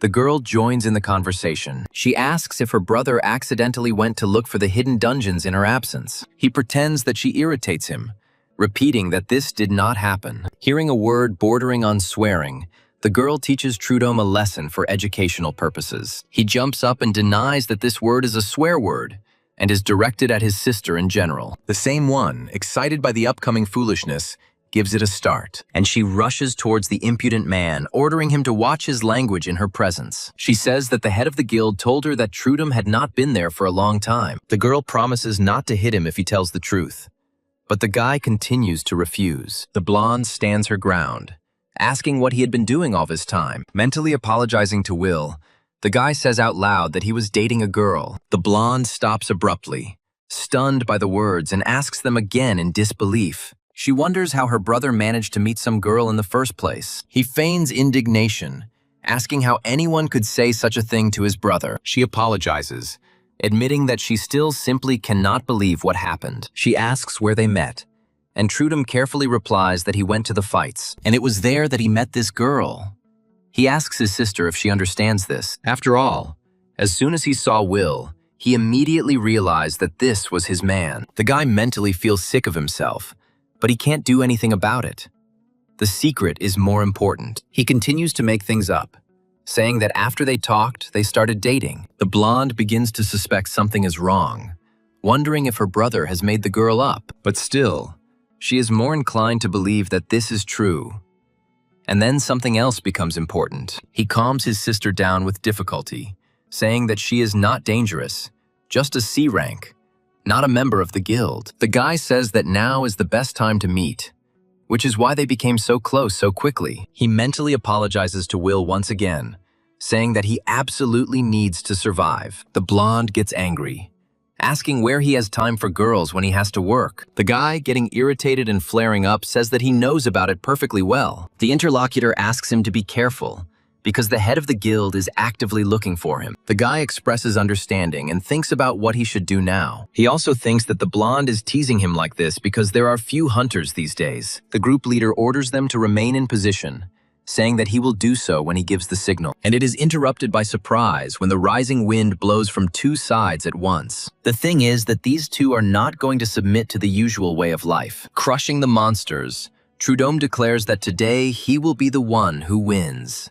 But his opponent does not agree with this outcome and tries to keep up with her brother. Smiling contentedly, she stops him, asking him not to run ahead of the locomotive. Although everyone usually followed the leader's instructions, these two didn't care about him. The brother and sister were simply competing with each other, enjoying their game. At the same time, they complemented each other perfectly in their intentions and thoughts. This did not leave the best impression on their teammates. They caused a lot of trouble, and eventually all the guild members stopped cooperating with them. The girl asks if her brother knows anyone useful.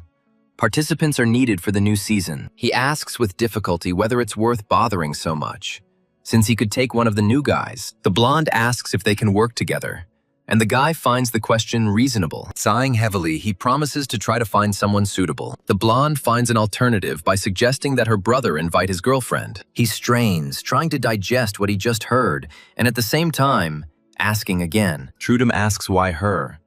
His sister reminds him that she is a hunter without a guild. She thinks it's cute when there's a couple on a team, so you can go on dates in the dungeons. The blonde asks not to worry about her, because the most important thing for her is to kill as many monsters as possible. She says she'll be interested to see how many she can kill in that time. Trude, carefully calling his sister, asks her what's wrong with her eyes. When the blonde starts bombarding the guy with questions about Will, he thinks she's crazy. Looking at the windows of her house, the girl sighs heavily and then speaks. She never thought she would say this, but she doesn't want to go back. Yesterday was a terrible day.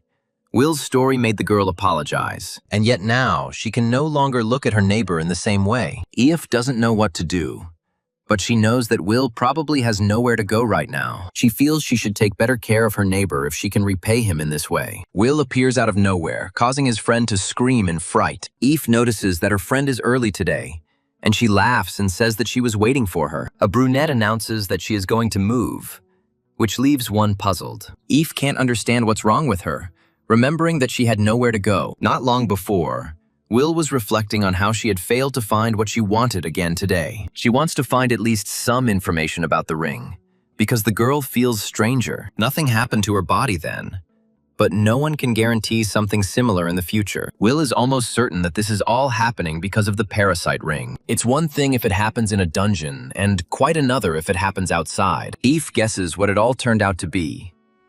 Will doesn't want to put his friend at risk. She confirms these words and sums up by saying that this is precisely why she is moving. Eve asks if Will has found an apartment, and she replies that she hasn't found one yet. The girl asks if she prepared all of this, and her interlocutor confirms this. Will was worried that she wouldn't succeed due to a long lack of practice, but she was worried in vain. The girl says that she used to always cook for Hepines, and then begins to threaten the dead man. Eve starts coughing, and the woman sitting opposite her solicitously advises her to eat more slowly. The girl starts to tell her friend something, but hears a melody coming from her smartphone. Taking the phone in her hands, she intends to find out who sent her a message at this hour. And at that very moment, she runs out of words.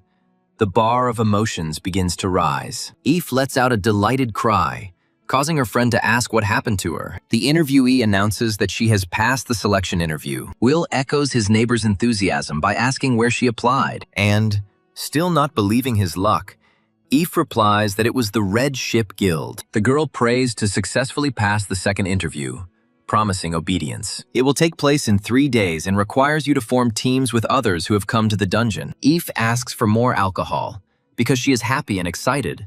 Will supports her. Later, they drink, and this affair drags on for several more hours. Laughing happily, Eve admits that she is very happy, that this is what is good about life. Her neighbor laughs cheerfully, noticing that her friend is completely drunk. Will wishes his neighbor good night in response to her wish, and is pleased with the softness of the pillow. However, Eve changes abruptly. Her eyes refuse to close, and she turns to her friend. She is surprised by the sudden address to her person and opens her eyes. Eve asks her opinion, whether she thinks the girl will be able to cope. Will asks in a friendly manner whether his interlocutor is really fishing for compliments, but she denies it. Embarrassed, she lies back down, saying it was stupid to expect anything else from this tanker. However, she is not offended. On the contrary, she advises the girl to do the same as she always does. Will remembers that in her previous guild they said that she was doing a great job. Besides, she believes that after the first interview there is nothing to be afraid of. The girl thanks her, and the one who supported her snorts and bursts into good-natured laughter. She says she became convinced that Eve was fishing for compliments. The interlocutor wishes her neighbor good night once again, and mumbles something inaudibly under her breath. Later, Will wakes up to a lit-up phone screen. Someone has sent her a message. The girl picks it up, intending to find out who is writing to her at such a late hour. It's Trudum, and he asks his interlocutor if she would like to join his guild. As she sends her reply, the girl begins to giggle softly, satisfied with her own resourcefulness. As she falls asleep again, she says that it would be better if this guy took her to the hidden dungeon. The next day, Trudum tries to control himself so as not to collapse on the spot. His sister, standing nearby, beams as she politely greets her brother's girlfriend. Will looks at the strange couple with bewilderment, trying to understand what is going on. The blonde introduces herself as Trudum's sister and says that she has heard a lot from her brother. Will doesn't understand why the guy needs this, and the fact that he's dating a blonde also causes confusion. When Trudum starts making strange signs, The girl becomes even more surprised. The blonde explains, saying that she simply wanted to meet her interlocutor in person. After all, Will was the first to reject the offer to join the red ship, and the blonde decided to invite the girl to join the guild personally right then and there. The girl thinks that most hunters would not be able to refuse in such a situation. She says directly that it is difficult to get a direct invitation from such a guild, and she assures Will that all that is required of her is her presence, and that Trudome will be her protector.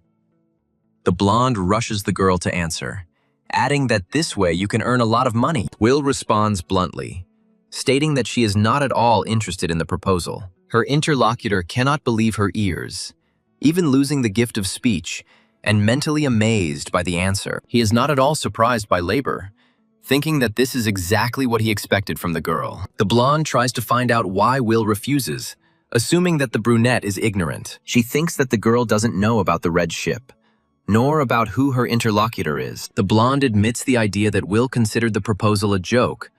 Otherwise, it would be strange. She also says that she heard about the ship and calls her interlocutor the sister of the wonderful duet. This completely confuses the blonde.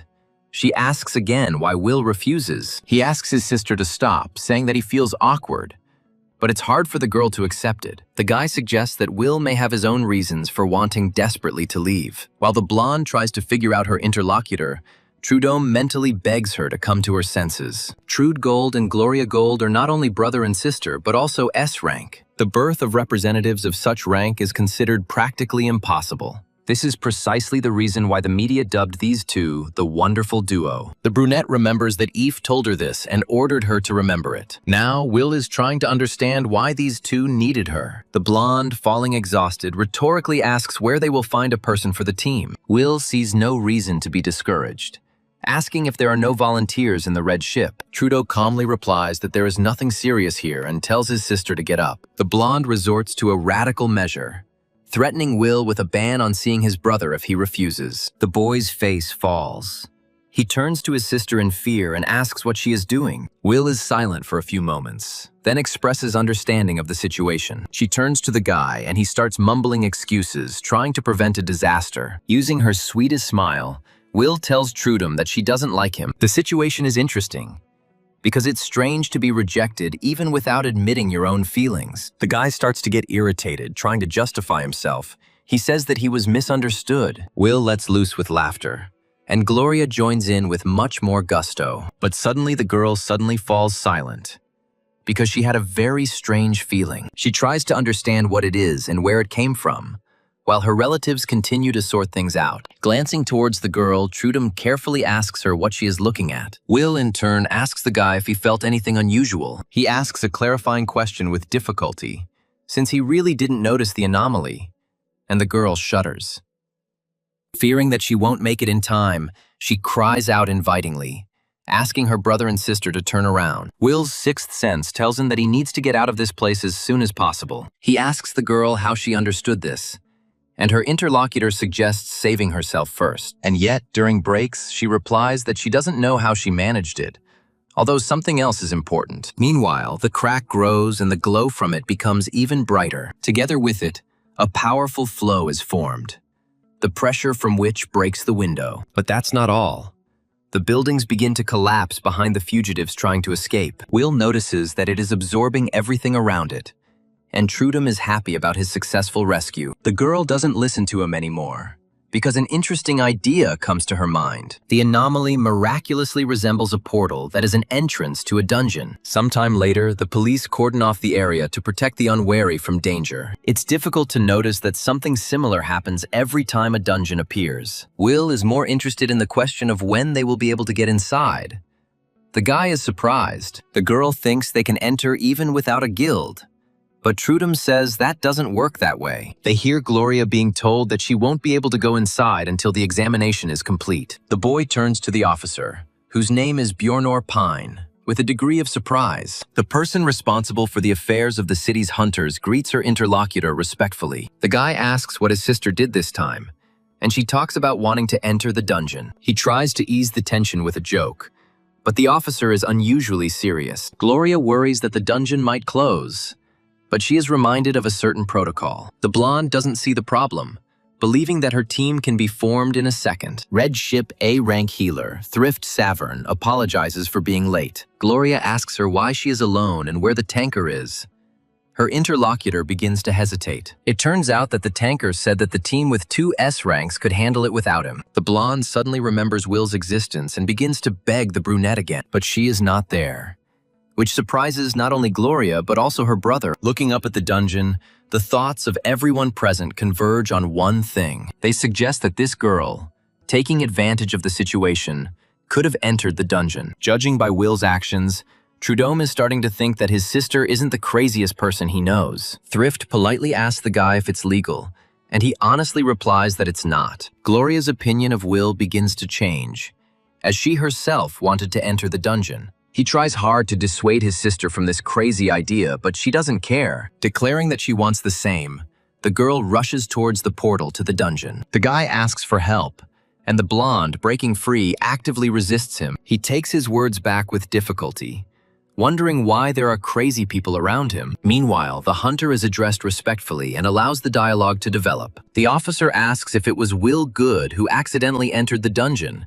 and the guy confirms this. The girl ignores the question of why she is asking, expressing only agreement. Trudome asks again why his interlocutor specified Will's name, and she answers vaguely. The guy starts thinking about it, imagining what kind of problems this could lead to. Even if they are granted entry permission, they will not be allowed to enter together. After all, if Will, with the declared C rank, showed A rank skills, she would be sent to prison. Thinking about this, Trudome begins to seriously worry, considering this to be a real problem. The employee handling this issue reports that the analysis of the dungeon is complete. The blonde is filled with new strength, hoping that now she can enter. Her plans are dashed by the fact that this dungeon is currently ranked B, and according to measurements of the magical power emanating from the dungeon, it will soon close. Thrift voices everyone else's guess, saying that the number of monsters has increased. Gloria is amazed at the delay, recalling what happened 8 years ago. He tries to interrupt his sister,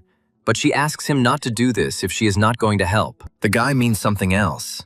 He says that Will is now in danger. Therefore, when starting off, the hunter declares that he will go first. The girl is taken aback by her brother's zeal and, at a loss, asks him to wait. But the trace of him is already gone, because it is not a stranger who is in danger. Having wandered for some time, the girl, exhaling heavily, admits her irritation. It seems to her that there is no one in the dungeon, but she hoped to find at least something in the huge space. But suddenly her pupils dilate as her gaze catches sight of something unusual. Ahead, through the leaves and branches, parts of some stone structure can be seen. Coming closer, the girl realizes that the structure is larger than she imagined. Besides, even though the ruins look old, she always enjoys looking at them. Will wonders where the people who built this disappeared to, but no one will ever know. She wonders how she managed to sense the appearance of the dungeon. Turning around, the girl greets the guest, for whom she has been waiting for quite some time. Slowly, as if she still had plenty of time,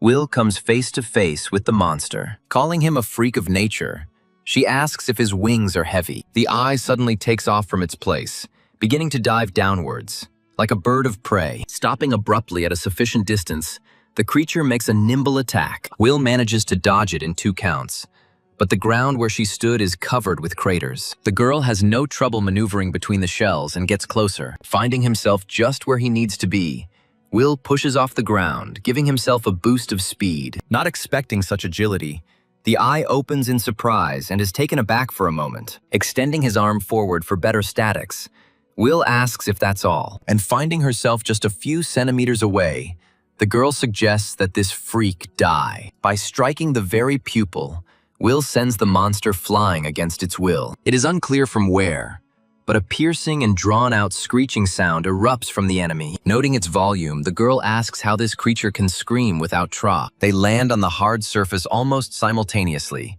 and Will breathes a sigh of relief. She is glad that blessed silence has finally arrived. But the monster doesn't want to die and doesn't stop trying to struggle. It continues to squeak. Will is amazed that he is still alive, admitting that he was stronger than expected. But the girl quickly comes to her senses because she is tired of everyone dying from one blow. She asks why there is no one else here, and where all the other monsters went. And then a louder sound is heard from behind, even causing the girl to be surprised. Realizing that it was them, Will assumes that the piercing cry attracted his relatives. After the first, a second is heard. After the second, a third. And a whole army appears before the girl. Will fakes a smile, saying there are even more monsters than she expected. The wing beats become less frequent, but the monsters come from different directions. Will assumes that they are all going to attack her at the same time. And in confirmation of this, many feather-like projectiles are launched at her from different sides at once. The girl focuses and groups herself, her lips stretching into an anticipatory smile. It's a challenge, and she accepts it, taking the first step to the side and thus avoiding the blow. Will laughs, asking if that's all they can do, as their attacks keep missing. She mentally notes that after the first attack, her eyes need time to recharge. They also begin to make their drawn-out screeching sounds, but not for long. Thus, the first of the monsters breaks off and falls silent forever, departing to the next world. Following him, his fate is followed by the second and third, without having time to reload for the second attack. Will skillfully moves between enemies, no longer dodging but eliminating them, and soon at her feet are the bodies of monsters, drowned in their own pools of blood. The girl thinks about what happens when another attack ends, and, stretching sweetly and cracking his joints, he suggests starting all over again. The system informs her about an increase in one of the characteristics, causing slight surprise. And so, following the first one, several more notifications arrive.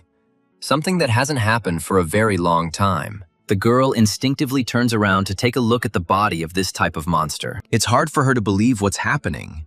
It feels more like a dream. But, pulling himself together and thinking, one guess comes to Will's head. The girl suggests that the rank of these creatures may be higher than those in the illegal dungeons. She is eagerly anticipating this, and is going to check it out, as there are still plenty of them left for this. Thrift tries to figure out how she can hold off Trudum Gold's sister on her own. The girl asks if they accidentally gave her permission to enter, but the answer is still negative. Thrift looks at the blonde and asks her, puzzled, what happened. She finds it incredibly romantic that her brother went to save his girlfriend. Thrift figures out the blonde's plan and asks her not to look for a reason to enter the dungeon. Gloria doesn't ask, laughing and saying that it will be interesting, rushing towards the portal.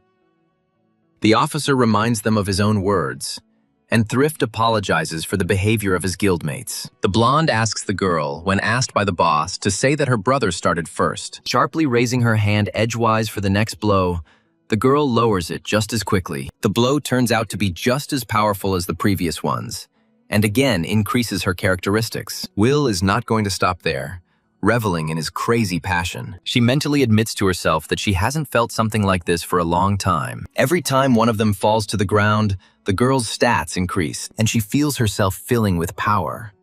But the girl stops, switching over. Thoughts start to appear in her head that this is not enough for her, that she needs more. Will is becoming increasingly convinced that this is not enough.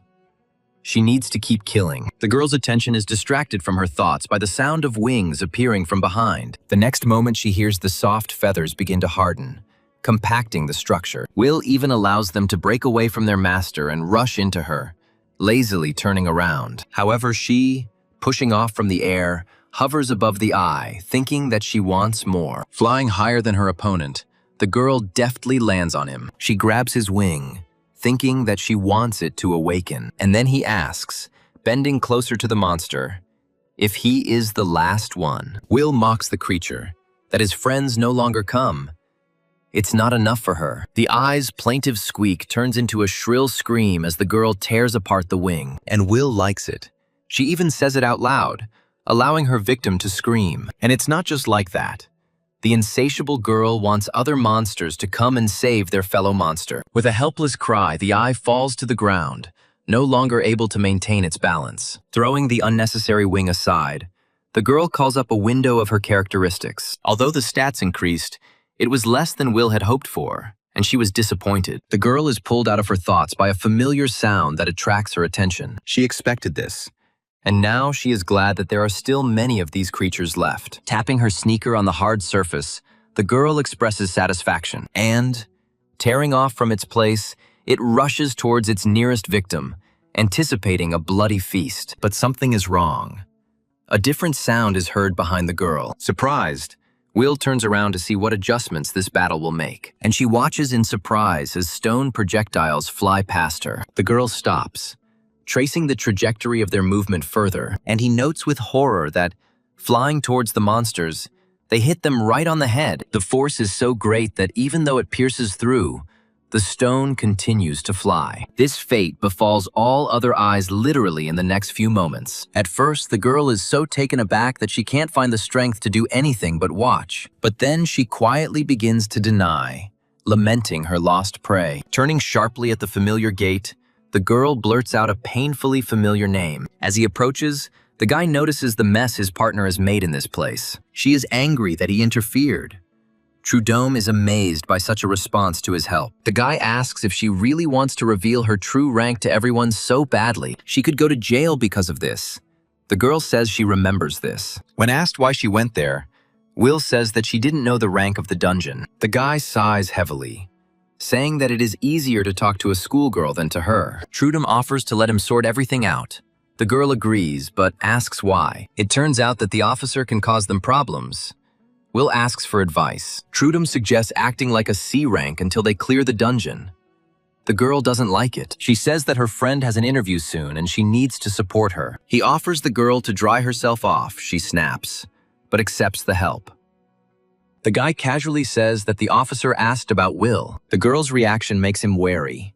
So Trudome asks for clarification. Will says it was self-defense, so there shouldn't be any problems. When asked for clarification, the girl says that she took revenge on her boyfriend who dumped her. He asks with difficulty who knows about this, and his interlocutor answers him honestly. He calls the girl a braggart, and she reminds the guy that she likes him. He finally admits that he said this so that his sister would not find out about his search for the hidden dungeons. And then a voice is heard from behind, the owner of which has heard everything about self-defense and the rest. Before Trudome can react, he is overtaken by his sister's righteous anger. Will manages to avoid its consequences by quickly jumping to the side. Gloria desperately restrains herself from using more force than necessary. Wheezing, the boy tries to look into his sister's eyes to read her emotions, but the girl avoids his gaze, asking Will if her brother's words are true. And he adds, trying to control his voice trembling with rage, would he care to explain? In front of the Lotus building, they tell everyone to get the cameras ready for recording,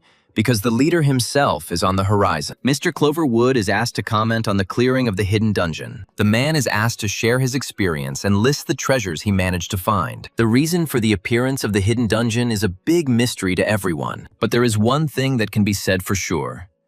And right now, she can no longer delay. And the girl addresses the man through the crowd, her voice drowning out everyone else. The blonde asks if this man really killed everyone for some trinkets. A murmur passes through the crowd as the silence drags on longer than it should. And Clover, having come to some conclusion, responds with agreement, considering it obvious. Unable to control herself, the girl rushes off, not caring about the people she meets. Calling her opponent a bastard, she suggests that he should die in that case. Clover remains inactive even when the fist is just millimeters from his face. The next moment, an explosion occurs, its powerful shockwave throwing back the witnesses. They come to their senses, realizing that the battle between the S-rank representatives could be fraught with danger. And Gloria, sitting on top of her opponent, trembles slightly with her whole body. The thing is that death in the dungeons reveals one simple truth. The girl asks her interlocutor why he did this. Her voice trembles as she asks if this is all because she left Lotus. By casting his vote,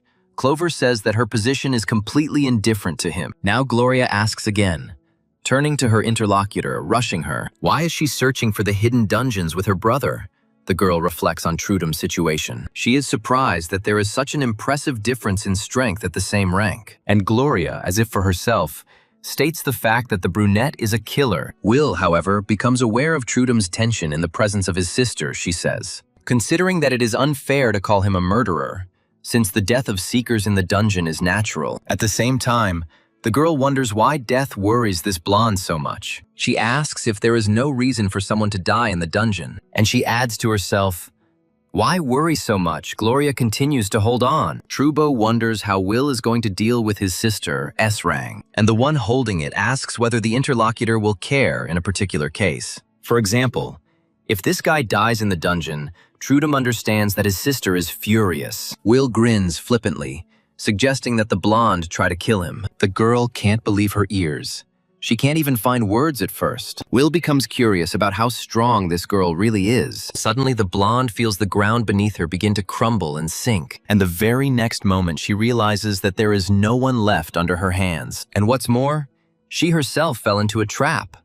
The girl is trying to digest all of this. The hole that is formed nearby gives rise to certain thoughts. Gloria is angry that Trudum managed to get away from under her nose. A familiar voice comes from underground, asking his sister to calm down, and a reminder that it is very awkward to remain in this position forever. Will draws an enthusiastic parallel, as if Trudum had just crawled out of the grave. The guy advises the girl not to let anyone dare her because she is already crazy. Glaring at Trudum, she asks him to repeat who it was he called crazy. Addressing her brother by his full name, Gloria asks him to move away from this girl. The blonde says that she considers the craziest person to be someone who hangs out with such people. She starts talking, suggesting that Will is using him for his own purposes, and the interlocutor asks his sister to understand that it was he who took the initiative. The girl says that she thinks that her brother does not need any treasures. She considers the hidden dungeons an illusion, reminding her of how many adventurers have died. The blonde asks Trudum to wake up because there are other ways to become stronger. She reminds him that she made him stronger even without the hidden treasures. Will is intrigued by these words and begins to analyze them. She comes to the conclusion that this guy was not an S rank in the first place. And, carried away by her thoughts, the girl notices the attack only at the very last moment. The blonde gets too close, gathering energy for the next attack. The previous one achieves its goal because it was noticed very late. Seeing the girl fall unconscious next to him, the guy involuntarily shudders, and then he shouts out his partner's name as the blonde lowers her weapon. Gloria thinks that Will takes on too much, but in reality, she is an empty shell. She only calls the girl C rank under a cool guise, especially in the dungeon. Thrift struggles to keep the forced smile on his face, and all because the officer nearby dispels the depressing aura. The girl finds it difficult to even breathe.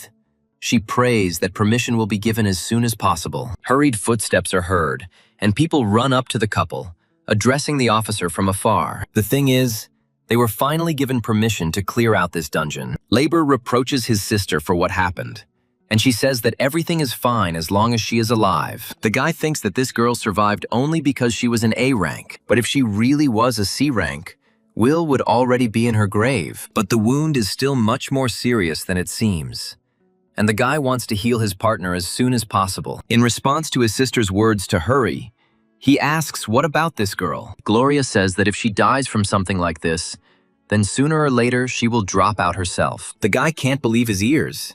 He asks his sister again about what she just said, and he says that he considers this too cruel.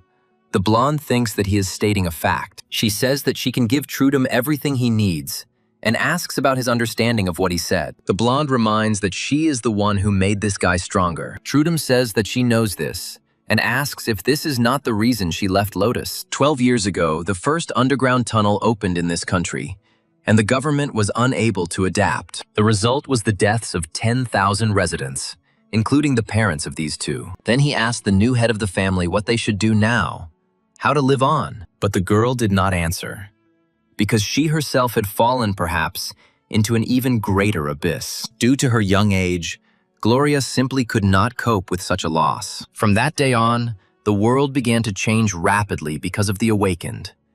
And then, the young girl changed. It was shown on TV, announcing that the 4th S rank in the country had awakened. Everyone talked about nothing but her and the girl's brother, dreaming that he would also wake up. And then, for the first time, the relatives were mentioned as the wonderful duo. It all started with the older sister, and eventually the younger brother was drawn into this mess. Trudum recalls that at that time people treated him ambiguously. The reluctance to give the ball to the opponent and the taunting of his teammates did their job. Everyone froze, looking warily at the almost smoking stone with the ball stuck in it. Someone found the strength to express the opinion of everyone present. He barely remembers that it was on that day that he woke up as a C rank. And then things took off.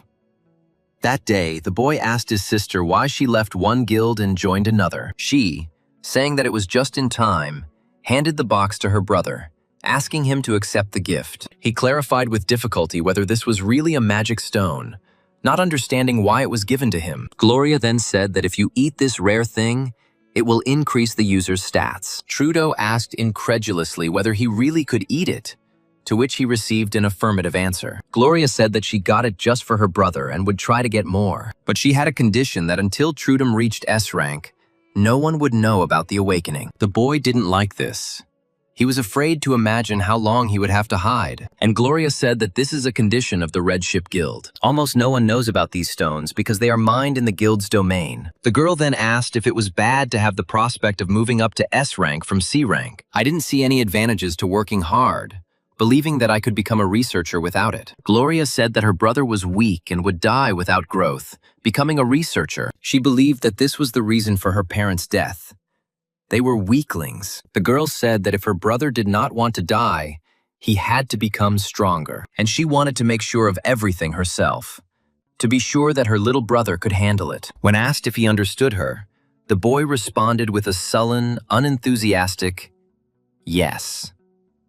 At that time, he felt that he didn't have much of a choice and could only obey his sister. That day, after vomiting blood, the boy tried to bring his breathing back to normal. When she extended her hand to him, he did not find the strength in himself to reciprocate. Then the girl found her brother's cheek with her palm and gently stroked it as a sign of support. Thus, the guy rose for the first time, overcoming the C-rank bar. There was no joy when the sister, giving praise to the gods, rejoiced that it worked. She said then that now all he had to do was become stronger. Trudum was not happy about this, going over the voluntary compulsory consent in his head. He even believed that if he couldn't endure it, they wouldn't value him at all. Now Gloria expresses satisfaction that her brother understands everything. He remains silent when the blonde says that they will leave this girl in this dungeon. As she lays out the strategy, Trudum asks if his sister knows what it was for. Gloria suggests that he was looking for the hidden dungeons because Will tricked him. The guy asks his sister what makes her treat strangers this way. The blonde is confident that the dungeon is not a place where you can improve your stats. He remembers with difficulty that Gloria always frightened him with her own powerlessness and insecurity. And now it looks like she still thinks so.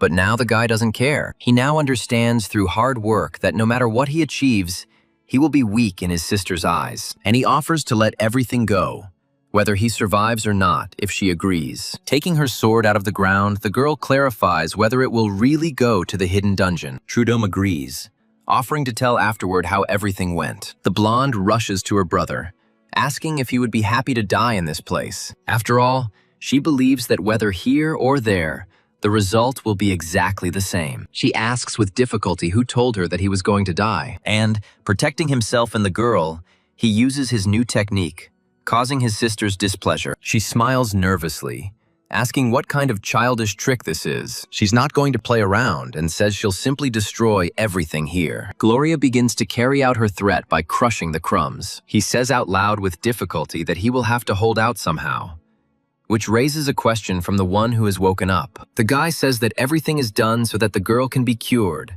but she thinks she's a cucumber. Toro is too tired to argue, and the girl slowly gets out of his arms. She says she just needs to get up right now and check herself. The girl thanks the guy for the break and asks if his sister is really furious, and then it dawns on the redhead.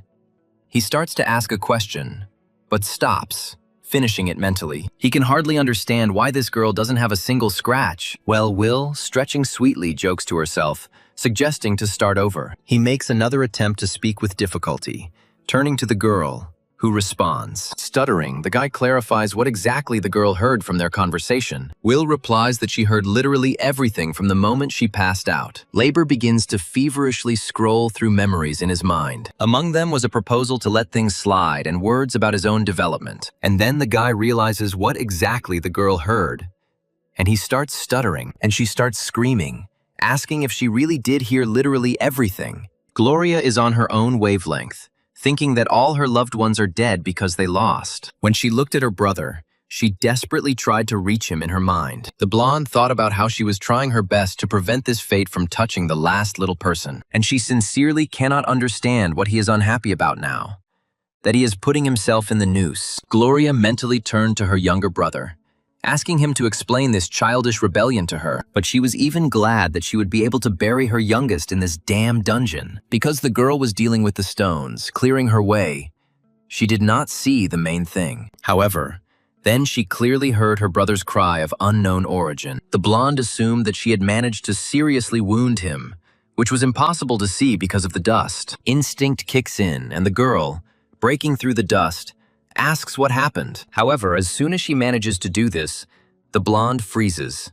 stopping mid-sentence. Will grins, ironically wondering if the goddess herself had decided to descend to them. While the girl says that she herself was wondering how to get Gloria down, she is amazed at her integrity. Even if the blonde had held back, the blow would have been fatal for the C rank. The only thing is that when viewing the status window of this person, they cannot be identified. At first, the blonde assumes that the girl is also an East rank, but dismisses this theory. Even if she can't see the stats because of some junk, Will is definitely not higher than A rank. He suggests to his partner that they run while they can, but she doesn't see the point. The guy says she can't help him, and the girl gently counters his concerns. Gloria thinks of a special reason to search for the hidden dungeons with this girl. Almost singing the phrase that she is the first, the girl suddenly takes off. He calls out to her with difficulty, but in reality, he understands perfectly well that this girl doesn't give a damn. Will is already raising his fist, asking his opponent why she is staring at him like that. Gloria is not going to give in to emotions again,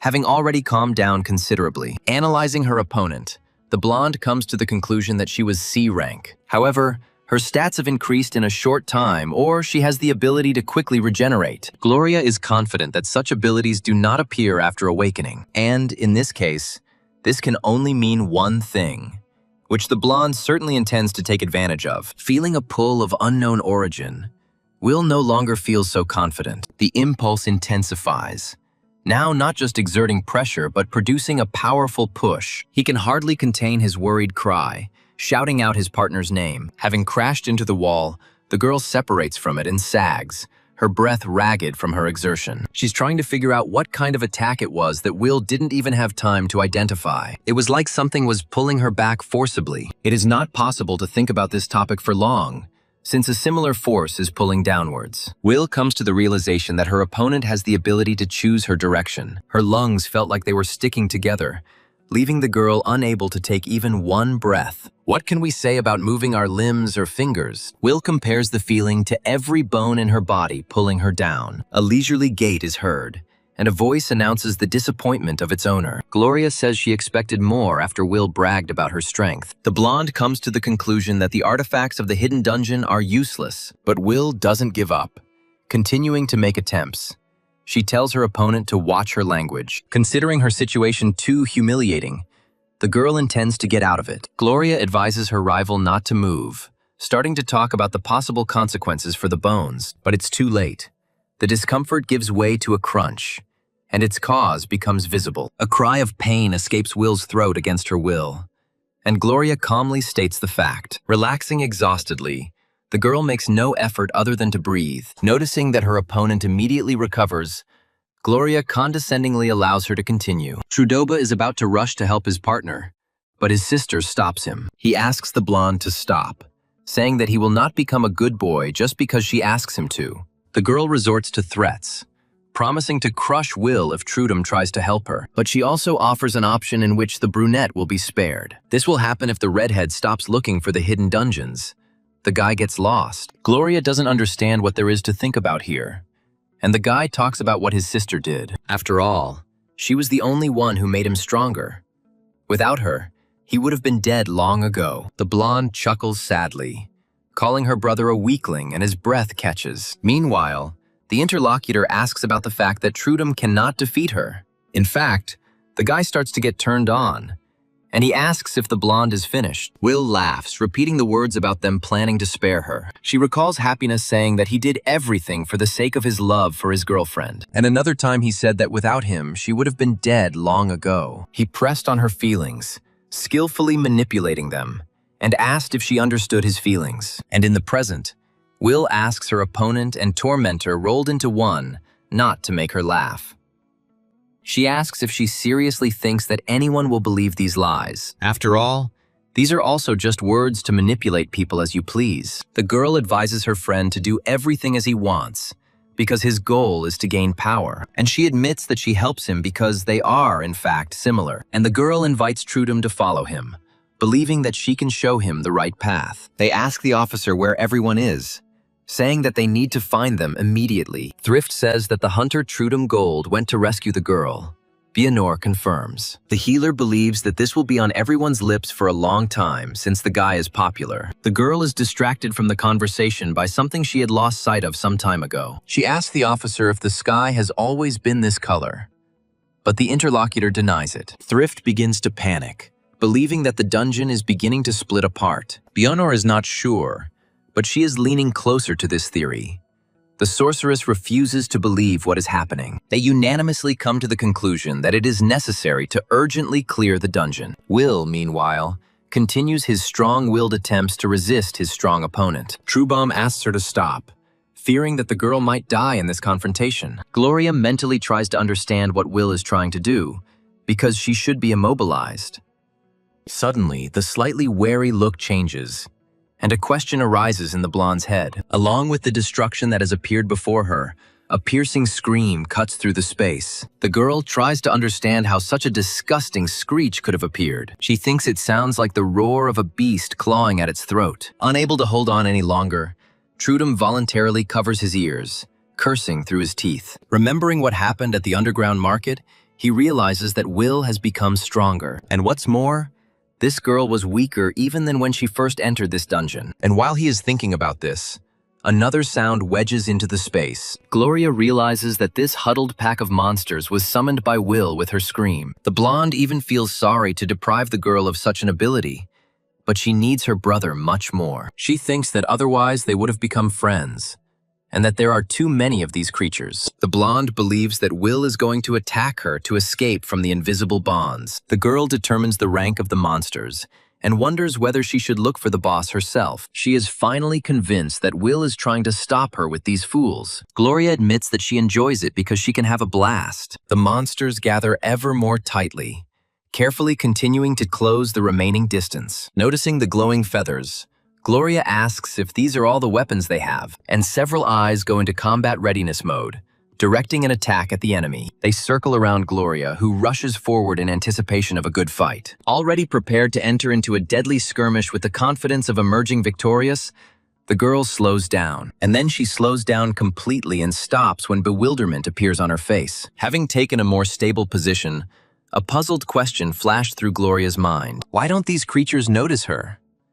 Are these eyes just decoration? After tracking their attacks, questions only continue to mount. Gloria loses track of what is happening, trying to grasp the logic of the monster's actions. No matter what she thinks, the blonde can't understand why they are all attacking Will. The illogical guess that this girl is deliberately attacking her own body comes to Gloria's mind. As she continues to watch, she realizes that Will is thus destroying the ground beneath him. The blonde knows better than anyone that this is the only way to get out from under the spell. However, she believes that this way Will not be able to survive such attacks. When the shells hit her body, the girl tries to hold back, but not for long. After all, at a certain point it becomes simply impossible to do this. And then Gloria realizes that despite all her regeneration, the sensations have not gone away. The blonde believes that these monsters will not break the spell, since they are only C rank. But the next moment, the sight that appears before your eyes makes you lose your train of thought. Gloria swallows reflexively as she peers into the clouds of dust and the reflections of the attacks. She is even afraid to think what it could be,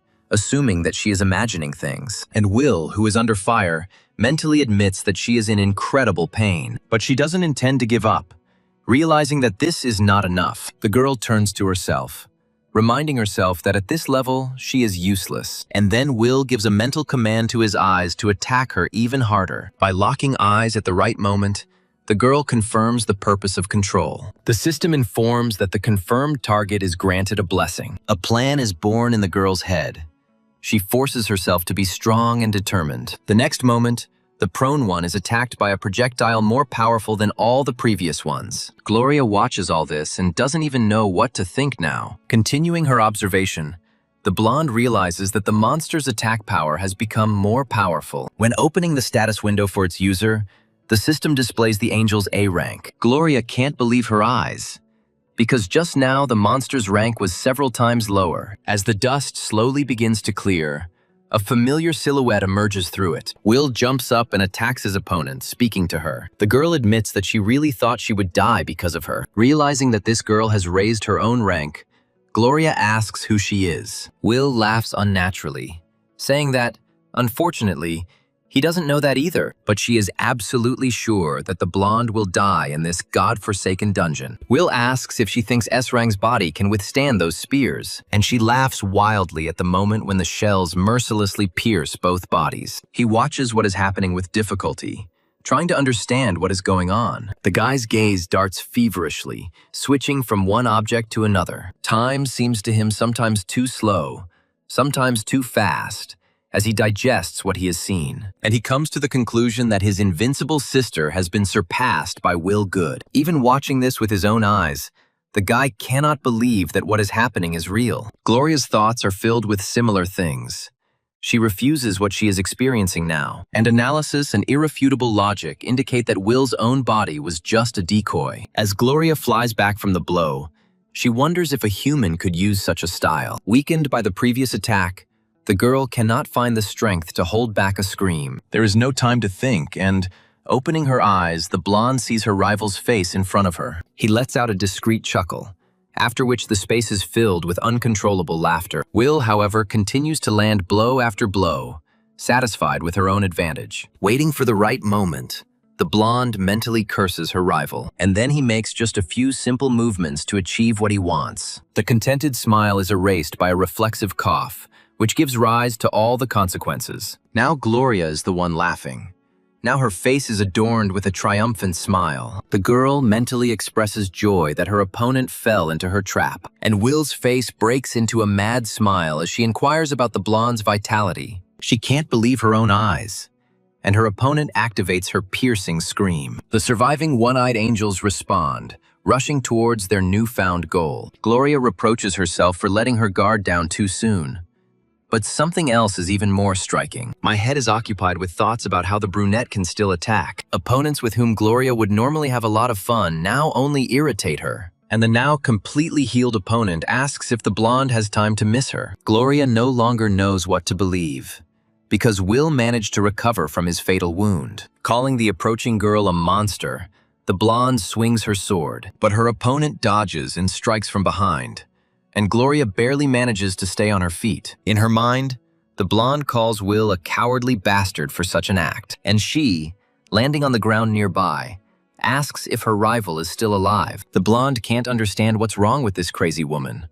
Why she's so wrong. Will nods to herself in satisfaction, saying that this is exactly what she expected from her class. After all, she didn't die despite so many successful attacks. Finally, Gloria speaks up, inviting her interlocutor to look at herself first. She asks her to die already, to which the brunette, feigning offense, chuckles, and then she admits that, in fact, she has already died an incredible number of times. Gloria is finally convinced that the will treasure grants immortality. The blonde talks about dungeons where they are, and the interlocutor asks about their location. Gloria says she wouldn't throw her life away even if she had something like that in her arsenal. When told that she is crazy, the brunette asks, "So what?" Gloria explains that this means it is dangerous for Will to be around her brother. The brunette says that her interlocutor has a sister complex, which is why Trudum doesn't date anyone. Gloria replies that she doesn't care, and the problem here is something completely different. In her mind, the blonde feels like she can't even raise her hand right now, and she says that the only thing that matters now is that Will might just die in this dungeon. When the ground beneath the girl's feet begins to crack, she remembers something important. Finding her brother with her eyes, Gloria turns to him, asking him to leave this place, because the girl doesn't want her brother to get hurt, especially from her own attack. Trudum opposes this idea, confident that Gloria will not survive with her wounds. Will is sure that her opponent is bluffing, because she can't even lift a finger. However, spreading her arms out to the sides, the girl declares that she doesn't care about it. This time, she intends to destroy her opponent with absolute certainty and certainty. Jumping up from her seat, the girl takes a deep breath, and right on the run, he lets out his famous long cry, giving the command to the monsters. They react instantly, approaching the stated target and launching a series of attacks at it. Gloria thinks about a black hole that erases existence itself, being a point of no return. She didn't want to use this technique, but her opponent's tenacity simply forced her to. About to erase the very existence of this crazy woman, Gloria suddenly hisses in pain. She understands perfectly well that her idea is risky, because these wounds are too serious. However, pride proves stronger, and the blonde overcomes herself, forcing herself to move. Gloria realizes she can't last long, so she plans to take the monsters with her. The creatures that flew closer suddenly felt the pressure and began to resist it. But the forces are clearly unequal, and they begin to be sucked into the funnel created by the blonde. Even a relaxed Will slides along the ground for a few seconds, but stops. She laughs and calls the skill amazing if it can consume an entire dungeon. The monsters continue to be sucked into the black hole, and Will's laughter can be heard nearby. She asks the blonde if she really doesn't know when to stop, because she could die like that. Gloria replies that she knows, adding that she will do it anyway. But it is a gift. The brunette feigns impressment by jumping up and sarcastically asking if it's true. She suggests looking at what kind of gift it is and in what form it will be presented. The girl laughs loudly, telling her opponent that she is already burning with anticipation. Calling her crazy, the blonde notes with annoyance that she has been driven into a corner. However, she offers to watch Will laugh after her next attack. She reasons to herself, filled with confidence that her rival will disappear without a trace. The girl freezes, trying to understand what just happened in the dungeon. For some unknown reason, the magic power level in the B-rank dungeon increased, but this can be analyzed later, because now it is much more important to report where necessary. The girl requests emergency evacuation from the dungeon monitoring department, and this request must be carried out as soon as possible in order to avoid irreversibility. Gloria's technique unleashes an even more destructive force that erupts in the sky. He notices it before anyone else, realizing what it is,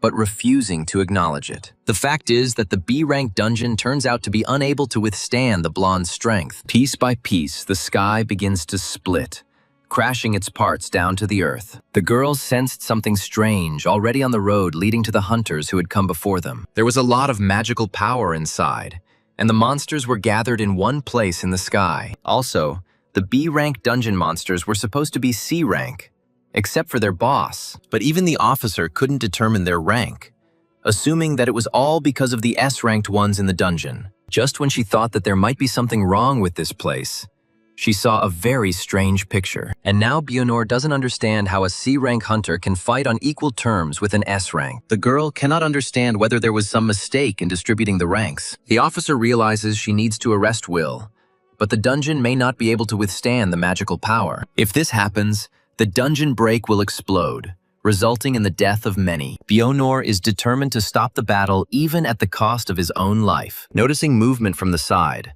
the guy's gaze falls on the girl's outstretched hand. He reads her plan on her face as clearly as if she were an open book. Trudum asks her to stop, considering it too wrong to use such a method. And the officer, turning to him and the fighting girls, reprimands the trio. Due to the dangers of the dungeon being exposed to her magical powers, she takes drastic action. Bionor informs the trio that from now on, she will be demoting everyone to C rank. The action begins immediately, primarily affecting Trudome. Following the guy, Will feels immediate changes in his body, and the punishment ends with Gloria, who suffers the most. As she becomes no longer able to contain her sealing techniques, she pays the price. Following the opening of the first wound, similar things happen all over the girl's body. The blonde can't understand what's going on, so she asks the system, but she herself informs her user that a forced rank reduction has occurred. The girl begins to guess whose skill this is, but at the same time, she weakens. Will, floating nearby in the air, notices her opponent's black hole dissipating, and she, no longer able to cope with the open wounds, loses consciousness and falls. Before falling to the ground with a distinctive sound, light hair flutters into the air. Rank down is a special skill that only Bionor can use. The girl uses it when it is impossible to stop the fight by all other means. However, using this results in serious side effects. Bionor is pleased with the calmed magical power, but notes damage to some organs. The officer orders the healer to heal the huntress Gloria Gold as quickly as possible. The girl agrees and, carefully walking towards her goal, worries about her well-being. Finally, when she notices the blonde among all this destruction, she groans with concern. Seeing holes all over his body, Thrift realizes the injuries are very serious. An ordinary hunter would have died from this long ago. But Gloria endures everything with a C rank. Sobbing with an excess of empathy, the girl activates the power of her staff. She thinks that it will take some time for the organs to fully recover. However, first and foremost, it is necessary to provide first aid. In the process, Thrift is pleased that the girl's recovery is proceeding quickly. Noticing movement in front, the girl is momentarily distracted from her concentrated work. Looking at Will with a searching gaze, the healer remembers that it was she who fought Gloria. Moving his experienced gaze over her body, Thrift does not understand why she is not injured. The healer confirms that Gloria is injured and asks the culprit to move away. Will doesn't hear her potential interlocutor, being absorbed in her own thoughts. Looking at her rival, the brunette is convinced that she is still alive. Even the blonde's borderline state doesn't stop her from taking revenge. Thrift desperately cries out a plea not to do this, while at the same time fearing the huntress. Literally at that very moment, a familiar hand appears from under the ground, pulling Gloria along with it. A surprised interjection escapes the brunette's lips, but she doesn't get too active. Will looks more like a child who has seen something interesting when he asks where she went. Saying that she doesn't understand this, the girl begins to slowly turn around to look at her interlocutor, and he asks why he is saving her. Didn't he himself want to get rid of her? Sure enough, that man turns out to be Trudum Gold, standing dejectedly nearby. The guy turns to the healer, asking him to cure the huntress Gloria Gold, and she agrees. Will can't understand why he chose the other side and asks about it. The girl cannot understand yet because by getting rid of her, the guy could gain freedom. Trudum says it's not a matter of choice, because he has no intention of watching his family get killed. The guy says he can't do that, and his interlocutor asks what he's talking about. And why didn't you intervene earlier? And why did you suddenly change your mind? He parries with difficulty, asking what his interlocutor is talking about and whether she is tired of it yet. And the girl remembers her situation, which is similar to this one. Happiness was the same. And Will says they always say that, convincing everyone that it's all for the sake of others. But the most disgusting thing about all this, the girl believes, is that they are forcing her to believe this lie. She says she realized this when she died and then killed many times. Will realized that freedom could only be achieved by destroying someone. This was the reason why she wanted to share her knowledge with Trudum. The girl really wanted to share with the guy the freedom she felt then. She says that labor is under the control of her sister, and in order to free herself, she needs to break the connection. Will knows firsthand that it's hard at first, but then everything becomes easier. The girl says that now there is a chance to get rid of this burden, and she is confident that if she succeeded, Trudum Gold will also be able to free himself. Smiling with good intentions, the girl says that she can help him with this. The boy is silent for a while, and Will allows him to experience these painful thoughts. And yet Trudum, apologizing, replies that he cannot act in such a way. Will doesn't understand this, asking a typical question, and the guy explains. He states the fact that he was inactive the whole time, watching the girls fight. He did not undertake anything through labor, because helping his sister would mean agreeing with her. But when it dawned on him that she could die, the guy realized that he couldn't let that happen. Will can't believe her ears. She realizes that all this time she's been wasting her time. Calling him an idiot, the girl asks what he is going to do now, and the guy says that in that case, he will have to stop Will because of the change of sides. When, under the influence of Trudum, the peak rises out of the ground and heads towards her, Will is calm. She does nothing even when he is just millimeters away from her throat. And Trudum says that he is obliged to do this since he needs to protect his family. Will grins colorlessly, reminding them that the boy did nothing to help his family in the fight. And Trudum is on his own wavelength, saying that, although they are of the same rank, he has more experience in battles. Will says he's talking nonsense because she even outdid that blonde, and she invites this C rank to answer for his words right here and now. A voice is heard from behind, commanding both hunters to stop immediately. Thrift says that researcher Gloria Gold will definitely die if she is not healed quickly. The healer says that if this happens, these two won't get away with it so easily. She asks to put the blonde back in her place,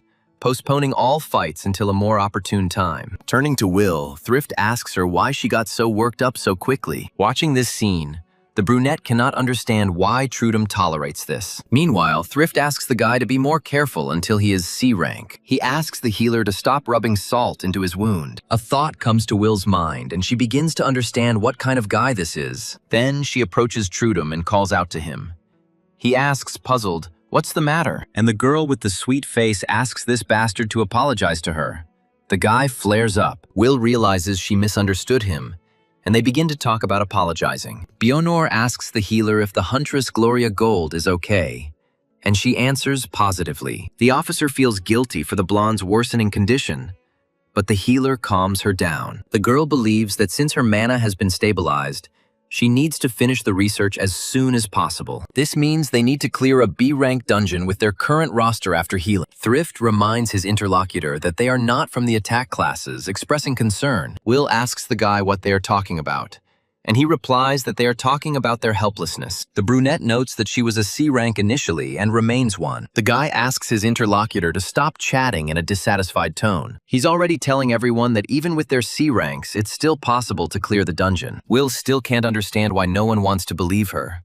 Because it's the truth. She addresses the discussion, but a glare from the side attracts her attention. Disappointedly, the girl notices that this thing is also not going to die, just like its owner. Noticing that Will has become quiet, the guy turns to her, asking what's wrong. Catching sight of his sister's equipment, Trudum cries out in amazement, surprised by its durability. Looking at the bright light, the guy involuntarily swallows, starting to think about the worst. After all, this technique should disappear on its own unless the mana concentration is high. Trudum asks the healer if his sister has woken up and receives a negative answer. He asks to take it and get away from here, but he himself is going to detain this thing. The officer approaches Trudum, asking how she can help, but the answer is negative. But Bionor says that she can't leave C rank so easily by just walking away. The guy notes that it's all the girl's fault, although something else is more important right now. This golden point needs to be destroyed,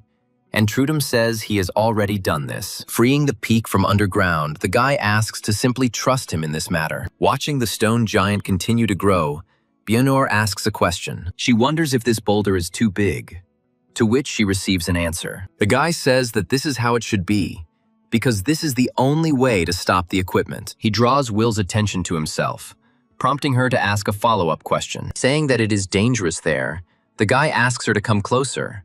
The girl immediately agrees. She asks if it's okay that he's doing all this even though he's only a C rank. The guy doesn't seem to hear her, worrying more about the fact that the girl might die. Carrying out the manipulation gradually, first of all, labor creates a barrier.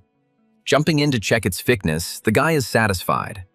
That's exactly how it should be. And now, all that remains is to release the cobblestone right into the core of this luminous clot. This is where the process of destroying Gloria's equipment ends, as always. Satisfied with his skills, the guy announces his intention to start, and he does this.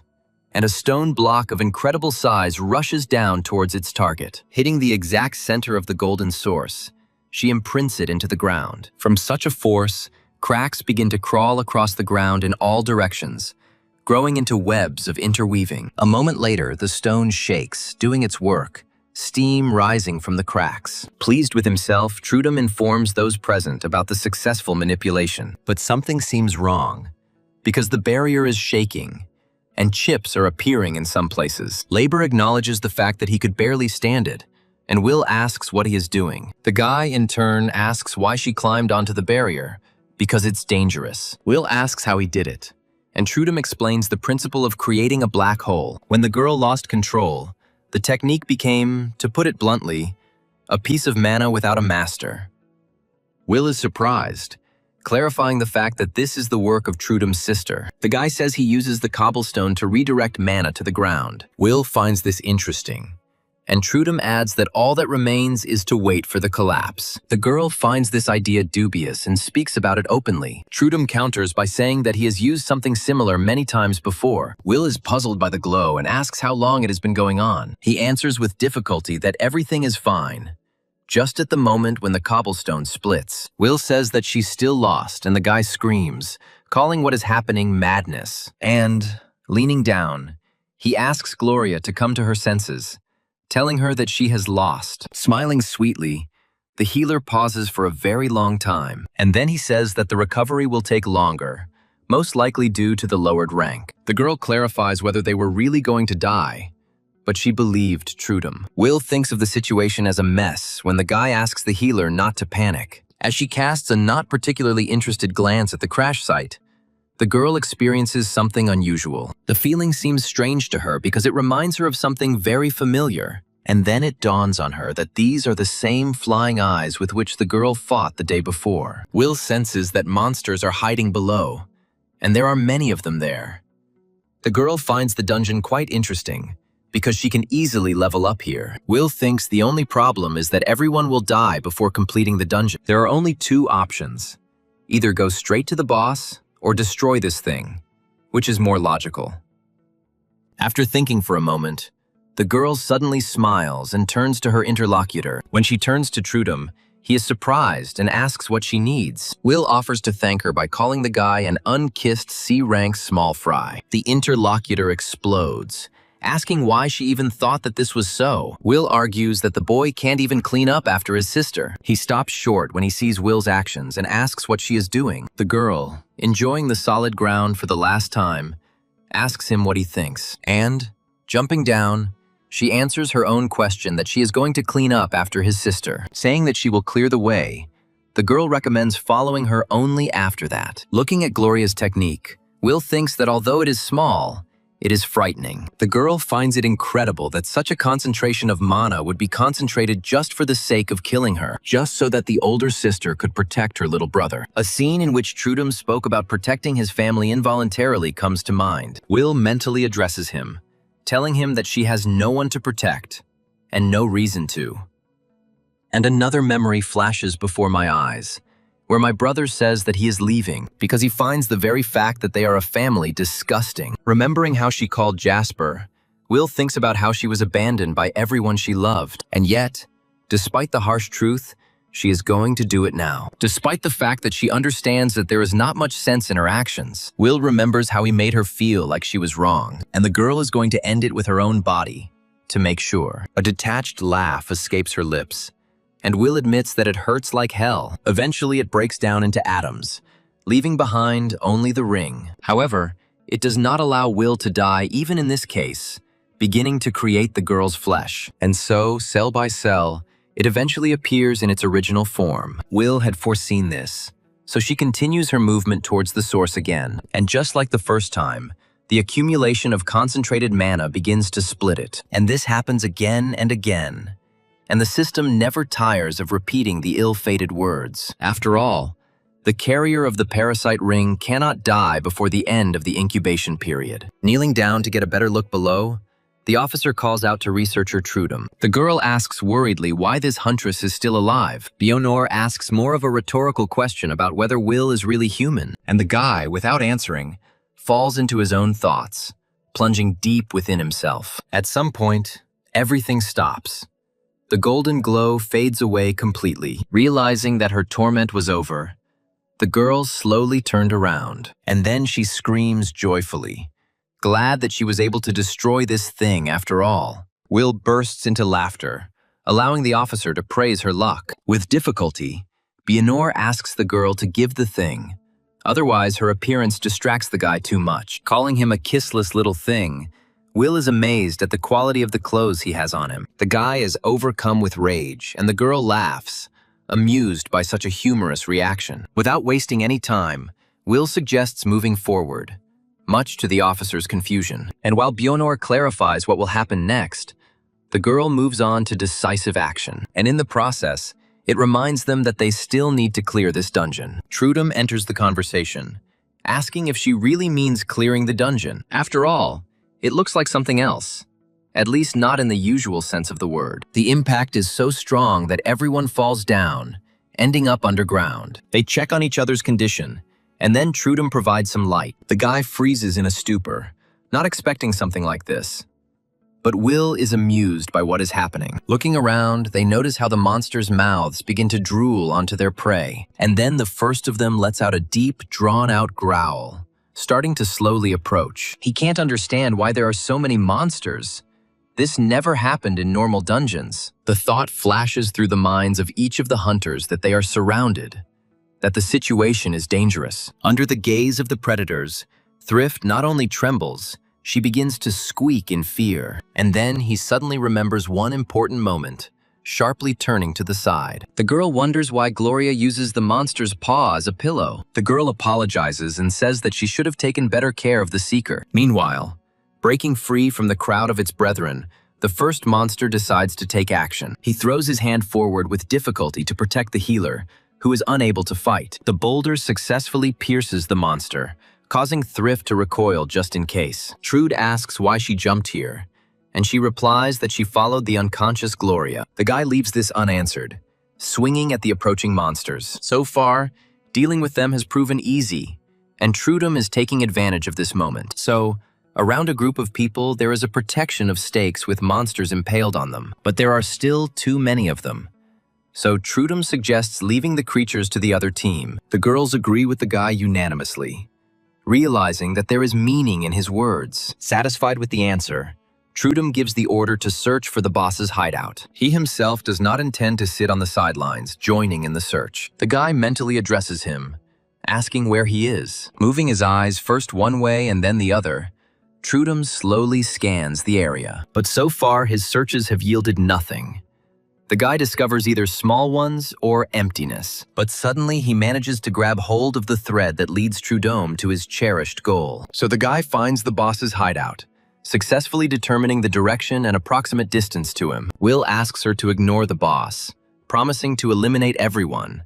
Her interlocutor thinks she's crazy, but in the end, he gives in, asking the girl if she can see the temple standing nearby. Will shifts his gaze until he lands on the required structure, confirming. Then Trudum announces his intention to break through the line of monsters, clearing the way. The girl must close the line and protect the others as they move towards the exit. The guy is sure that it will take about 2 minutes and asks to stay behind until he returns. Will clarifies that he wants to take down the boss first, and his interlocutor responds by arguing his strategy. Answering that she doesn't want to, the girl gives in to the impulse, causing displeasure to the self-proclaimed leader. Unable to find adequate words, the guy calls her crazy, and she runs away laughing, asking if he seriously thinks that she will obey. Of course not, she answers herself, saying that there is so much prey around. Will continues, saying that he is not going to let her go for any amount of money, and she intends to continue doing this until there is no one left alive. Laughing loudly, the girl moves across the battlefield,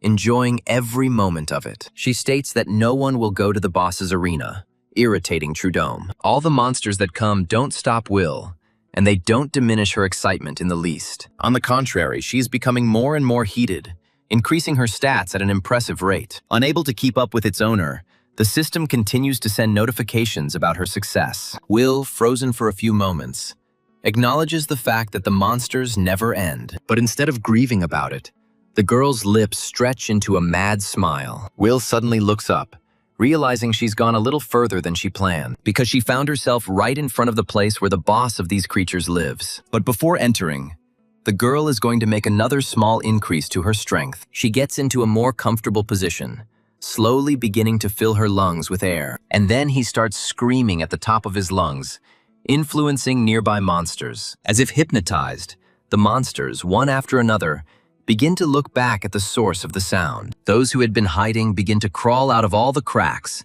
heading towards the prey past the others. Realizing that Will is luring everyone to himself, the officer is perplexed by the girl's plan. She's terrified to think what Will is going to do with all this crowd. The huntress's actions are even more disarming.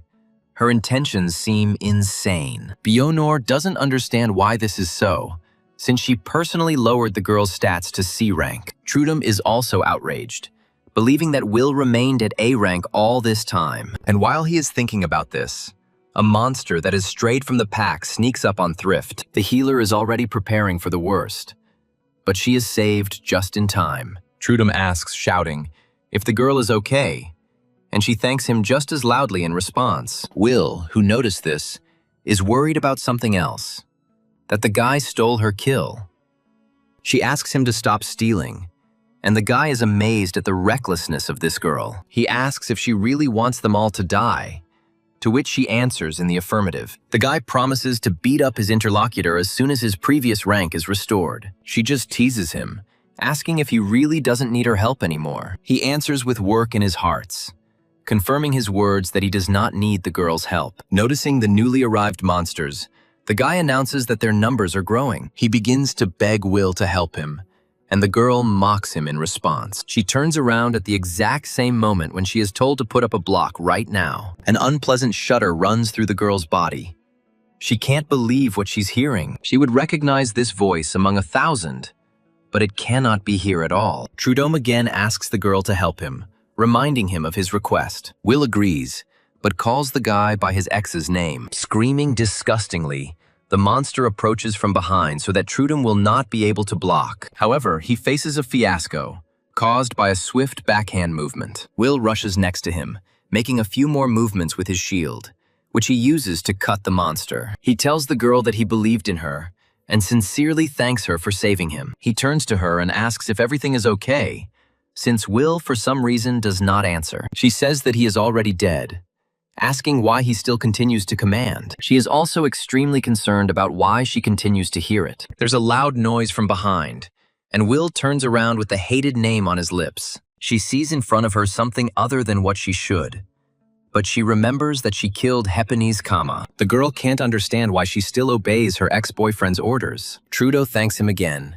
admitting that he is already beginning to feel awkward. Will leaves the question of why she removes the shield unanswered, forcing her to ask additional questions. The girl doesn't answer them either, which irritates the guy, who expressed his thoughts. Well, Will, hurrying forward, doesn't hear anyone, scattering curses along the way. The girl tells them to get out of her way immediately, otherwise there will be trouble. But the warnings are in vain, because she scatters them left and right, destroying them. The girl is so strong that it is no trouble for her to punch through bodies with her bare hands. Mangled limbs fly in all directions as Will clears a path. And so, having dealt with yet another monster, she sends him back to his own kind. Finally, the girl slows down, seeing that there is no one else nearby. Looking around, she realizes that she has already overcome the barrier and found herself on the boss's doorstep. Will's gaze becomes serious as a firm intention appears and strengthens in his mind. Having glanced at the vault, the girl resolutely begins her journey deeper into the lair. Approaching her interlocutor, she asks to clarify whether he was the one who called her. Lazily glancing at this monster, the girl clicks her tongue,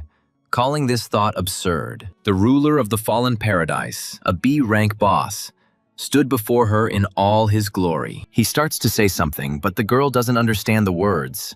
They sound completely unfamiliar. Will asks him directly what he just said, asking him to speak more clearly, and the boss says something again.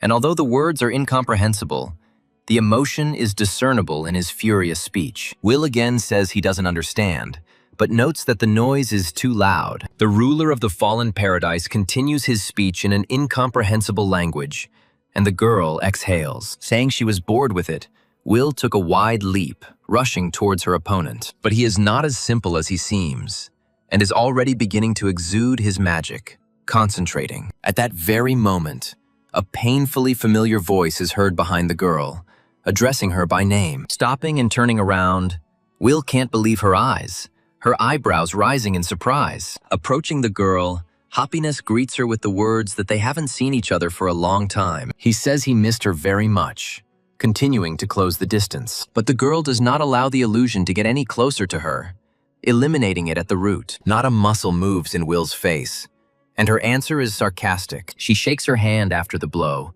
as if she had stepped in something disgusting, and the system sends a notification that its characteristic has increased by 1. The girl thoughtfully says the words about how she raised her characterization after the murder of Hephanes. However, glancing at the guy, she finds in his place just an ordinary monster. Looking at the boss, the girl becomes curious about how he managed to find out about happiness. Will comes to the conclusion that this is exactly the ability of this monster. The girl clarifies, paraphrasing what she means by reading other people's memories, after which this creature brings the traumatic events of a person to life. Will finds this effective, remembering how she used to blindly follow Happiness' orders. The girl even starts to laugh at how much effort the monster put into this illusion. Admitting that she doesn't know why she was lured here, Will says she's not interested, and if it is necessary to kill 1,000 copies, then she is ready to destroy them all at once. Trudum growls with displeasure, remembering that he asked Will to help him, and now he can't even imagine how he can cope with this whole pack on his own. But then he suddenly realizes that there really are too many of them. But the nearest creature makes a sound that is not like those that were before, and runs away. His example is immediately followed by all the others, and the whole crowd heads towards the boss's lair. Trudum, who had prepared himself for the blow, remains frozen in the corresponding pose, perplexed. The next moment, the guy tries to understand why they all ran away to the temple, and in the temple, the girl fights her worst nightmare in reality. One of the Happines asks her to join the guild, saying why Jasper left, but Will tries not to listen to the words that she is the cause of everything. And Happines continues his sophisticated manipulations, even with his head separated from the body. He says that he is saying all this only because he is worried about her, about their love. He asks her to try together, asking if he has offended her in any way. The guy continues to put pressure on the girl, moving towards a negative attitude towards the parents. He reminds her about her brother's tuition, which must be paid regularly and on time. The voices merge into one when Happiness says that he loves his girlfriend. Agreeing to leave, Will replies that she doesn't love him. The system reports a rank increase, and the girl immediately says that she adores Happiness. Will falls silent, but his lips involuntarily stretch into a grimace smile. Jumping up abruptly, the girl says what she now has to do, and, soaring above the giant eye as a sign of his superiority, Will says goodbye to the boss. Saying that she had a lot of fun, the girl believes that everything comes to an end, and a strong blow provokes an explosion, hiding what happened from prying eyes. With a sigh of relief, the girl, with a clear conscience, announces that the dungeon is cleared, and the dying eye turns to her, speaking in human terms and asking a question. He doesn't understand why she betrayed him, because they are of the same blood. And then the girl realizes that it is not he who speaks like a human being, but she understands him. Will stares at the soulless monster for a moment longer, thinking. He waits, not losing hope that the girl will answer the question asked. The answer is a sudden and sharp kick to the very core of the huge pupil. Will asks the monster to speak more clearly, citing that he does not understand him. A ghostly glow begins to emanate from the ring, and it seems to become lighter. Lowering her gaze to the object, the girl begins to study it with interest. And suddenly the ring loosens to such an extent that it slips off her finger on its own. With a corresponding sound, it hits the floor and rolls for some time. Will can't believe his eyes, wondering why the ring fell off her finger. The girl looks at the object lying nearby with disbelief, actively thinking about something. And then she cries out joyfully, coming to the conclusion that her torment has come to an end. Will concludes that it was enough for her to obtain an S rank to remove this ring. The girl says that if she had known this, she would not have bothered with the hidden dungeons. Will can't get enough of his happiness, constantly repeating joyful words, admiring her past scourge.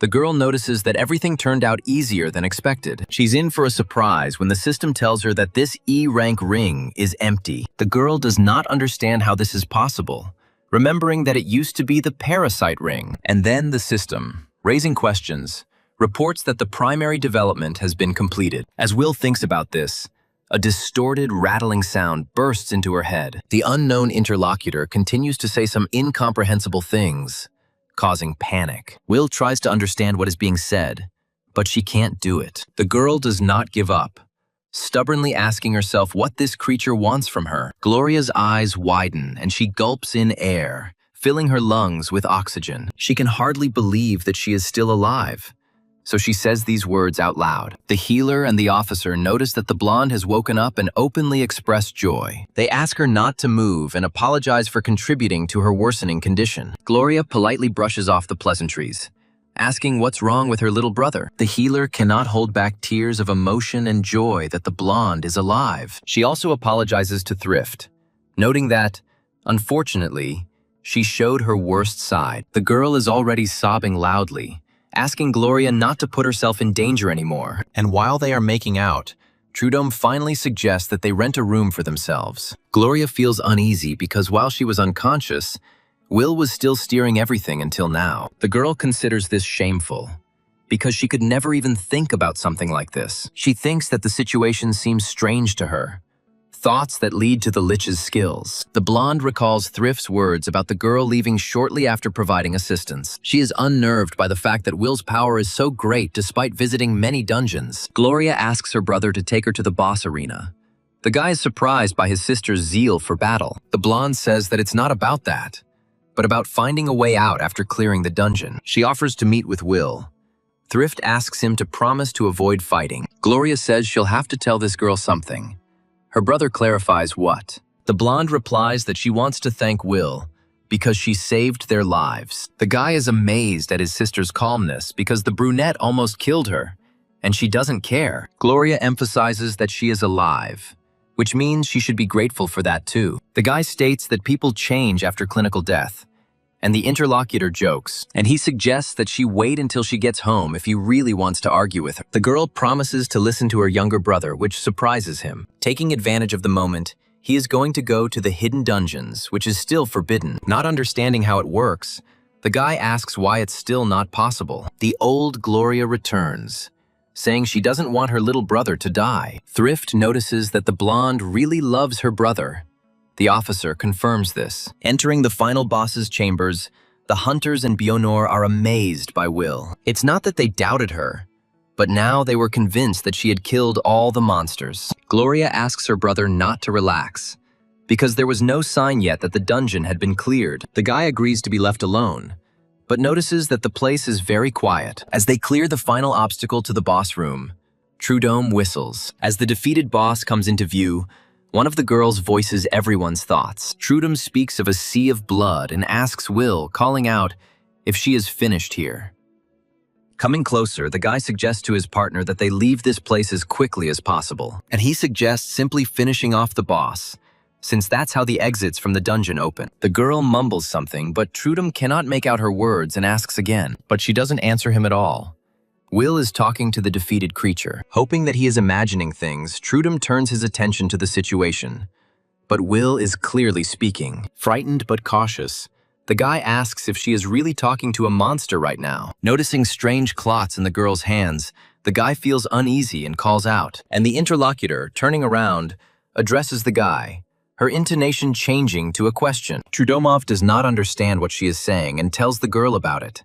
His fear intensifies. Will, or whatever she has become, changes her intonation, her speech becoming more and more emotional. Realizing where this is all heading, the blonde screams hysterically, telling her brother to run away immediately. And Will is already very close, twisting and jumping in the blink of an eye. Gloria is also not slow, rushing to help as soon as she can. But she is only a C rank. She doesn't have time, because their forces are far from equal, and the guy barely has time to be amazed by the impulse. The contacting forces cause an explosion, engulfing the entire space around in fog. The girls standing at a distance only see the blonde fly back. Thrift screams. They, along with the officer, shout out Gloria's name in unison as they rush towards her, and she, burping, tries to understand what fate befell her younger brother, whether he is alive. Gloria asks why the demotion didn't affect Will, but she doesn't understand. Bionor says she only knows that this researcher is different from the others, but Gloria doesn't believe her, believing that the officer used the demotion only on her and her brother. Bionor denies this, saying she personally saw the ranks of each of the three drop. The idea comes to the girl's mind that Will is no longer human. When the healer decisively leaves somewhere, Gloria asks where she is going. Choking from coughing, Trudome asks if the girl herself understands what she is doing. The guy wonders why he has to jump from his seat. Can't he just take off his eyes first? He asks her to stop acting like this, and Will responds in a non-human language. She continues to say something, making her intonation questioning and moving closer, and Trudome mentally curses from frustration that now they don't understand each other. The guy assumes that Will went crazy after eating this monster. He struggles to remember how he managed to bring the girl back to consciousness last time. Meanwhile, Will starts babbling something again, forcing him to look at her and ask for clarification. Judging by her smile, he concludes that the girl is talking about something extremely pleasant. And the next moment he guesses, without words, in an incomprehensible language, what's what. The guy doesn't want to believe that Will now wants to eat him, but it's the truth. When Trudome thinks all is lost, salvation comes in the form of an angry healer. Will is thrown back slightly by the force of the blow, but doesn't lose his balance. He cries out with difficulty and screams softly but long drawn out, afraid to imagine what will happen. The healer turns to Will,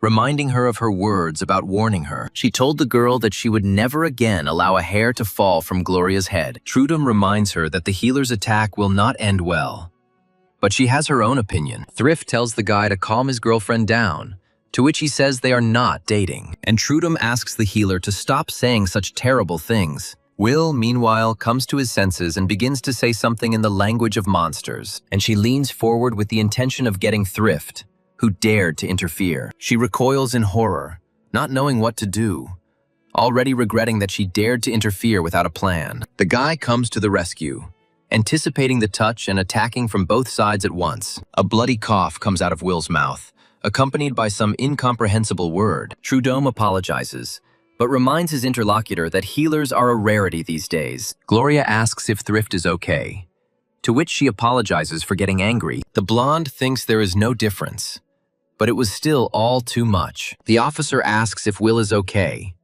Trudum is confident that such an attack will not kill her. Bionor suggests waiting a little before they can leave this place. Gloria tells her brother to leave the brunette, and he reminds her of her own words she said earlier. The guy turns to Will, asking if she heard what they were just talking about, and, saying that this is all for her, he asks the girl to get out of her unconscious. He has a hard time believing in her, and he says he doesn't think Will is a maniac, no matter what. Even though she might not be all there, the guy doesn't give up. And although the girl has no pupils, no iris, Trudum is sure that she is looking at him, just like he was now, right into its depths, periodically calling Will by name. She manages to wake up and asks, perplexed, what he wants. And then he asks what this crap is, and the guy carefully asks the girl not to move. The brunette's gaze involuntarily meets the one standing opposite her, not far away. Seeing that the blonde is alive, Will enthusiastically announces this, noticing the patched wounds. Gloria carefully clarifies whether her interlocutor is currently okay. She is perplexed by these words,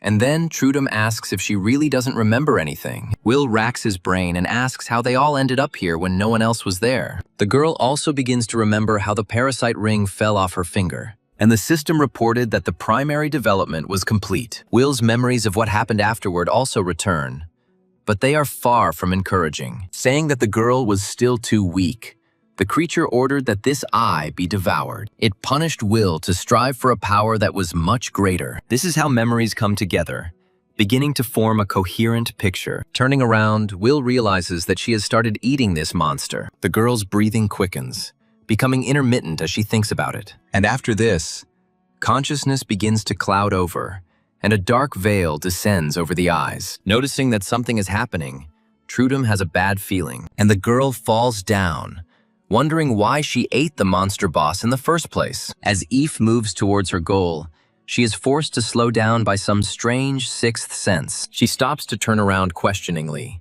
looking around carefully. The girl says out loud that she thought she heard some kind of sound. However, attempts to spot something or someone on the horizon are not unsuccessful.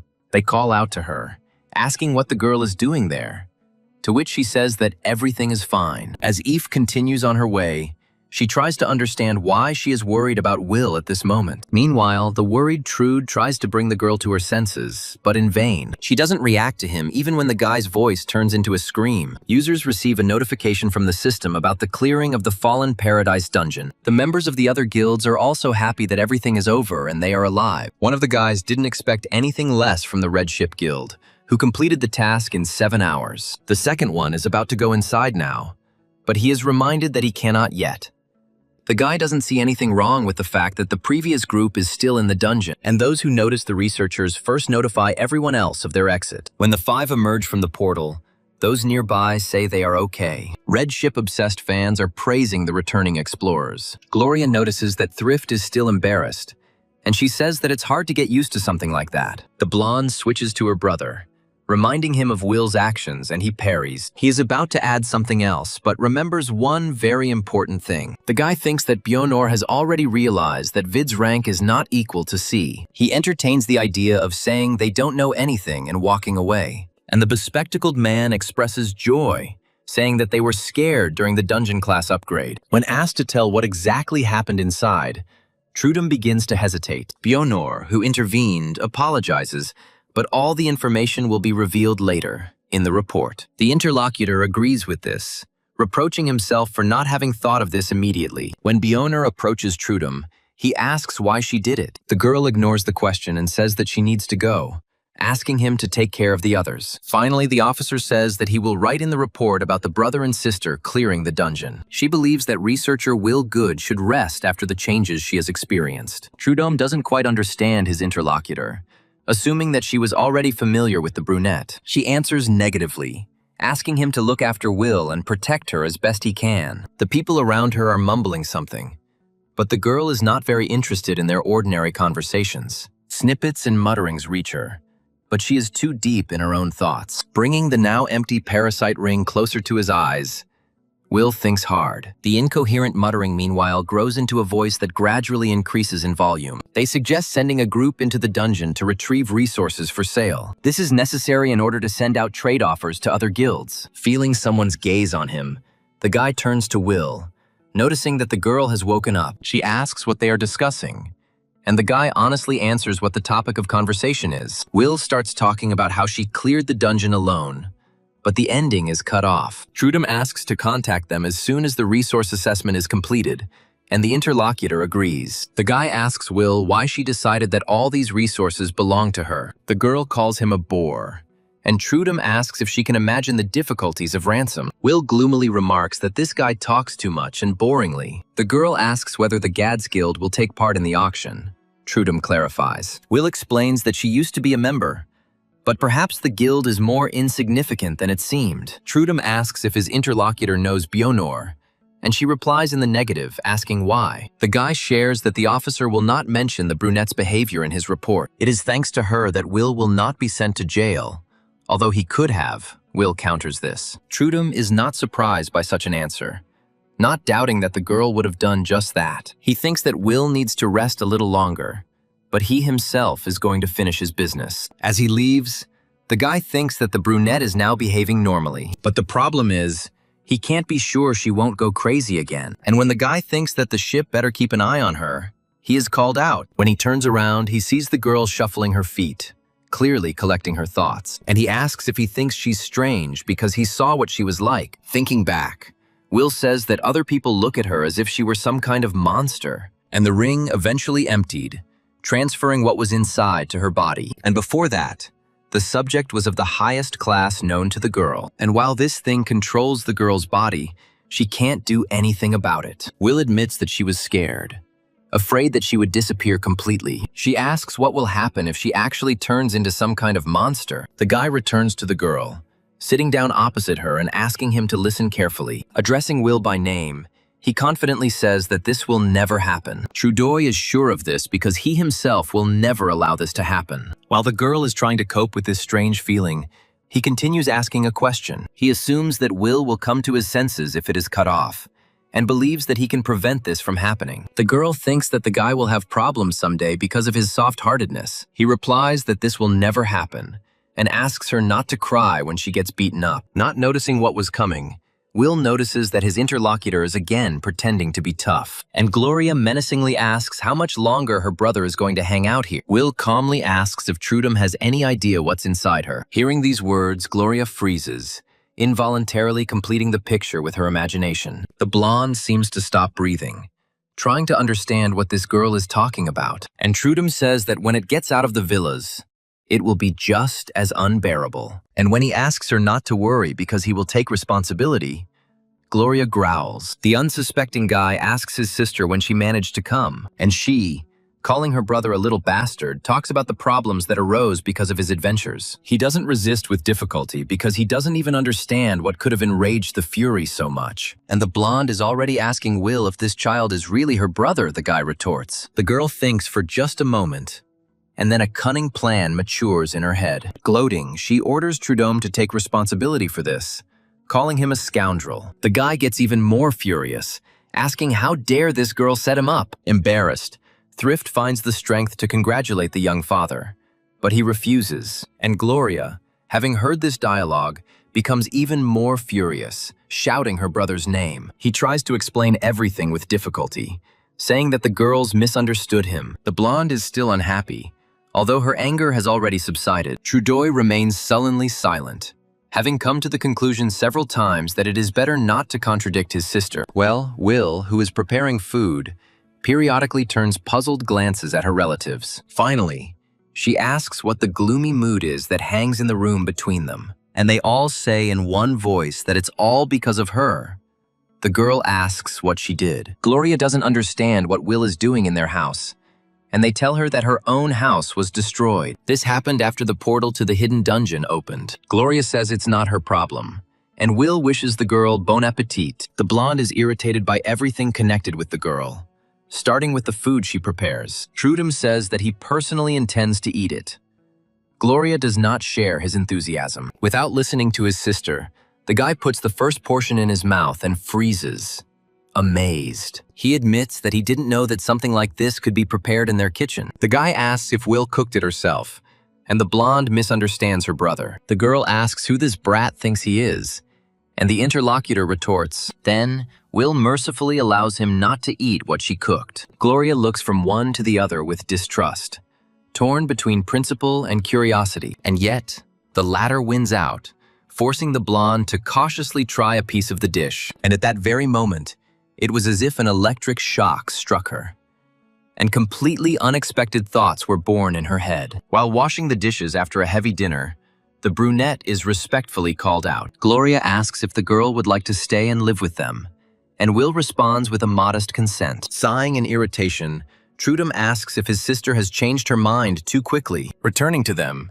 he wonders what these two are doing here. He reminds the girls that not long ago they fought each other to the death. Gloria suggests talking to Will frankly about what happened in the dungeon and the child, and Trudeau clarifies that there is something EX rank inside the girl. Gloria can't believe her ears, because she has never heard of such a class. The blonde, turning to Will, notes that she turned out to be even more dangerous than she thought. She suggests killing her, and her interlocutor, laughing, says that this is not feasible yet. He asks with difficulty whether a person who hugs and praises food can speak like that. Gloria remembers Will eating the boss and saying something strange, but she doesn't remember. The only thing she remembers is that she only partially understood her boss's words. The children are amazed, asking what the monster could have talked to the seeker about. The girl admits that at first he got angry and said something incomprehensible, and then, hearing the words about reaching the S-class, Trudeau feels deep surprise. Recalling, Will says that at first the boss talked about how similar they were,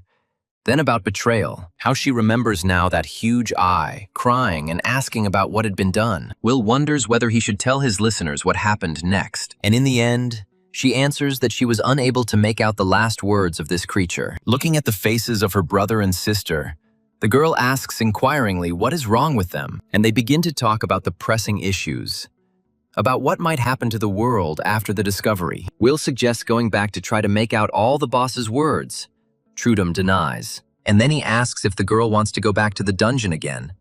The answer is yes. When asked whether there are other dungeons nearby, Trudeau answers positively, but with a caveat. A shrill scream cuts through the air, turning into an angry hiss, after which, sweeping away everything in its path, the snake's tail quickly slithers across the ground. The D-rank Holy Serpent, which is a guardian, rushes to attack its prey. She also dodges, ducking out of the way of the attack and jumping back, increasing the distance between them. The leader calls out to the buffer, ordering Eve to cast support spells. The girl begins to do this already at the stage of accepting the order, creating the Iron Will. Meanwhile, the monster, screaming piercingly, attacks again, but this time with its tail. Covering himself with a shield, the blonde notes that his defense has increased by 12%. The serpent attacks again while Eve continues to cast support. So, while the leader holds back the monster, the girl strengthens the rest of the allies, and the archer's attack power increases by 15% at the moment of drawing. By sending a second arrow after the first,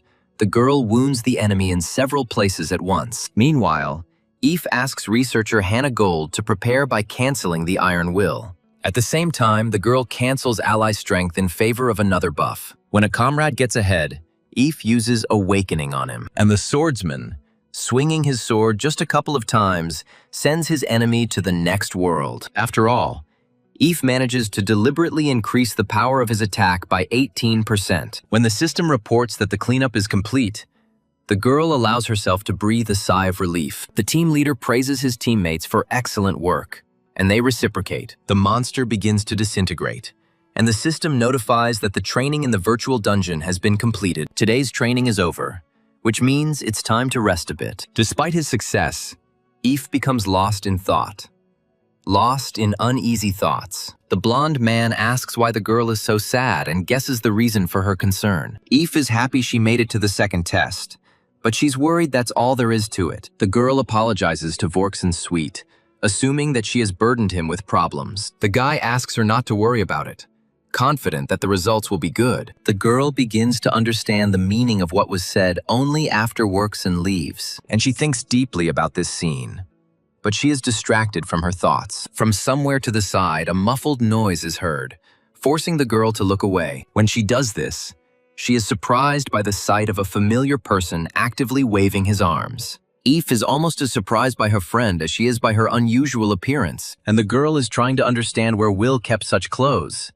Did she really buy new ones? The surprise increases even more when Eve notices Trudum Gold next to his friend. And then Gloria completes the picture, causing confusion with her conversations with Will. Eve can't help but let out a delighted squeal when he realizes who the blonde is. She, noticing a piercing and adoring gaze on herself, turns hers in surprise. Eve feels like she's actually in the ship. She never thought she'd see the duet in person. And when the blonde waves her hand to the candidate in a friendly manner, he completely holds his breath. And then Eve becomes firmly convinced that she will pass the next test. But another thought arises in her head, and the girl again turns her gaze to the trio, and Eve tries to find an answer to the question of why her neighbor might be with the wonderful duo. The first version that comes to mind is that the brunette was invited to the red ship. Imagination comes up with ideas contrary to common sense, looking for a catch in the words spoken then. And then Eve understands why the girl is wearing these clothes. She stayed at the house of these two. Also, against her will, evil words pop into her head about how she is no longer needed. And Will, looking at his friend, wonders why she has such an expression on her face. Walking down the corridor, the girl thinks that she understands perfectly well that she shouldn't think that way. Eve feels like only good things are happening to the brunette after that dungeon. Thinking about herself, the girl believes that she continues to stand still, without developing. Saying that Eve suddenly became gloomy, Will wonders if something serious has happened. Gloria suggests that the girl might be feeling unwell, and her interlocutor is worried about this. When Will asks Eve to pass, the blonde starts laughing, touched by the friendly bond. As if by chance, he says that he thinks he knows why the girl is behaving this way. Remembering that his sister was originally an S-class and Will was empty-headed, the guy capitulated. Will asks if Eve will be taking the test in the restarted dungeon tomorrow. Trudum confirms. When the brunette wants to go there too, the guy points out that she is not even a member of the red ship. The girl replies to this that it's all because she doesn't want to join guilds anymore. She admits that she wanted to go there with a friend, asking how dangerous it was. Gloria says there is nothing to worry about, as members of the red ship always enter the dungeon. Since Will has met her friend, the blonde suggests going and examining the girl. Asking her brother to go ahead, Gloria says there is something else she wants to say. The girl adds that at the same time she wants to analyze her interlocutor's ring. Participants are informed that instructions on how to take this test will now be provided, and they say that the test will take place in the same dungeon as before. The testing must be completed within no more than 5 days, which are allocated for cleanup. If time runs out, ship members will go after the contenders, after which they will be disqualified. Participants are also warned to focus on survival in an emergency. Vorksen suggests using this place as a base and going in search of monsters. Thinking back on the allotted time limit, Eve reflects that the record was 3 days. She counts the number of monsters, not counting the boss, and remembers how long it took them to defeat them. Dealing with all the mobs will be difficult due to their concentration areas and other surrounding factors. Hearing the approaching growl, the guy is glad that he managed to say everything before the monsters appeared. The team members begin their preparations. Khan draws his sword from its sheath. The archer follows her comrade's example, knocking her own weapon. The others also concentrate, focusing on the approaching sound of the monsters. And he, having reached his boiling point, reveals several snake-like creatures at once. The serpent, opening its fanged mouth, lets out a long hiss and takes off. Apparently sensing the blonde guy as a leader, the monster attacks him first. Worksan, stoically resisting the onslaught, turns to the researcher Eve for help. By announcing her readiness, the girl confirms that she heard the order. Just like before, the support casts Iron Will on the leader, increasing the shield's protection. Eve wonders if she has forgotten everything because she hasn't been in the dungeons for a long time. While Worksan is busy holding one monster, the second one goes around him from the side, and, growling in anticipation, he is already preparing to jump, sinking his teeth into his first victim. However, his wish is not granted due to a magic arrow that hits the target. By buffing the archer, Eve suggests Sweetring attack the monster again. A second attempt is not required, and the girl fires several arrows at the enemy at once. Eve's ally buff increases the archer's attack power by 10%. But this is not enough, and the serpent deflects the arrows with his strong tail. Sweetring can't believe it, and Eve thinks they need to aim better to break through the shroud. She advises the archer to aim for the body rather than the tail in order to slow down the monster. Sweetring reacts aggressively, reminding her interlocutor of her role on the team, considering command inappropriate. She blames Eve for the fact that the support did everything wrong, which is why it was not possible to break through the tail. The girl says that the archer is no better than her, and yet she gives it her all. And Khan turns to them both, asking if they couldn't find a better time to squabble. The guy tells the archer to help the tank by not allowing the monsters to get close to him, and she agrees. And he releases several arrows, which approach their targets with a whistling sound, and they are successfully overtaken because they end up in weakly defended areas. Amidst the furious sounds of monsters writhing in pain, Eve languishes in injustice. She understands perfectly well that this is a randomly assembled team, but this kind of attitude is insulting. The memory of happiness closing the door behind Will comes to mind. She herself tried to defend the brunette and also said that she was fed up with this group. Eve remembers very well the words that her team leader at the time said to her back then. He asked her what she would do if she was abandoned the same way as Will the next time. The guy thought that no one would notice if a C-rank dungeon explorer disappeared inside. Hepinez was confident that finding a new support player would not be difficult for the team at the moment. Thinking about it now, Eve wonders if they really needed her at all. Meanwhile, Khan asks her not to stand there like a pillar, but to finally apply the buffs. Swallowing all the pain and resentment, the girl dejectedly answers her interlocutor with consent. She obediently cancels Iron Will and Ally buff at the same time, and it casts the awakening effect on the swordsman, who immediately takes off. The snakes continue to roar, unable to get rid of the arrows sticking out of their heads. And at this time, Eve is thinking that she must get to the red ship by any means necessary. Watching Han's movements, she thinks that her life will definitely get better then. And the swordsman, thanks to the enhancement, skillfully maneuvers between the tails of the creatures, dodging each attack. Eve continues her thoughts, mentally telling Will that she wants to be like her. The girl recalls the words of the brunette, who spoke about how she could level up. Will then shared with her friend that you need to kill a lot, without thinking about the quantity. Eve, for the umpteenth time after that conversation, wonders why she became a support. After all, she can't increase her stats on her own.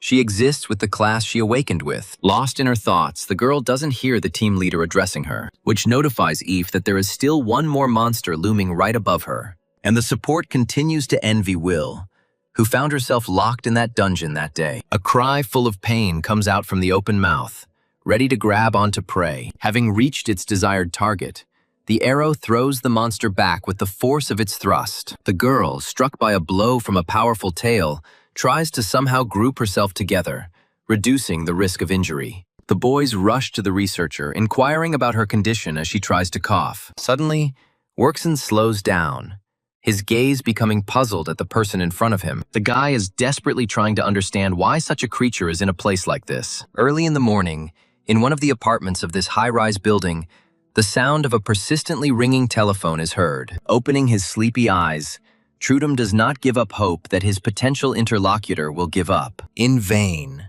And this forces the guy to pick up the phone and try to make his voice sound more cheerful. The speaker announces that a C-class dungeon has suddenly upgraded to S-class. With a disgusting, chomping sound, this creature, superior to its opponents, devours the serpent. Worksan is afraid to even move, watching the sickening spectacle, as if mesmerized. The fair-haired man still cannot understand where such a creature could have come from in the dungeon. Continuously watching the movements of this creature, the guy feels his stomach rise to his throat. The test team leader knows for sure that there are no such monsters in the C-rank dungeon. After all, this is an A-rank creature, and its appearance here can only mean that the dungeon has increased in level. The guy hisses loudly at Eve to get the researcher out of here before the monster notices her. But the girl doesn't hear.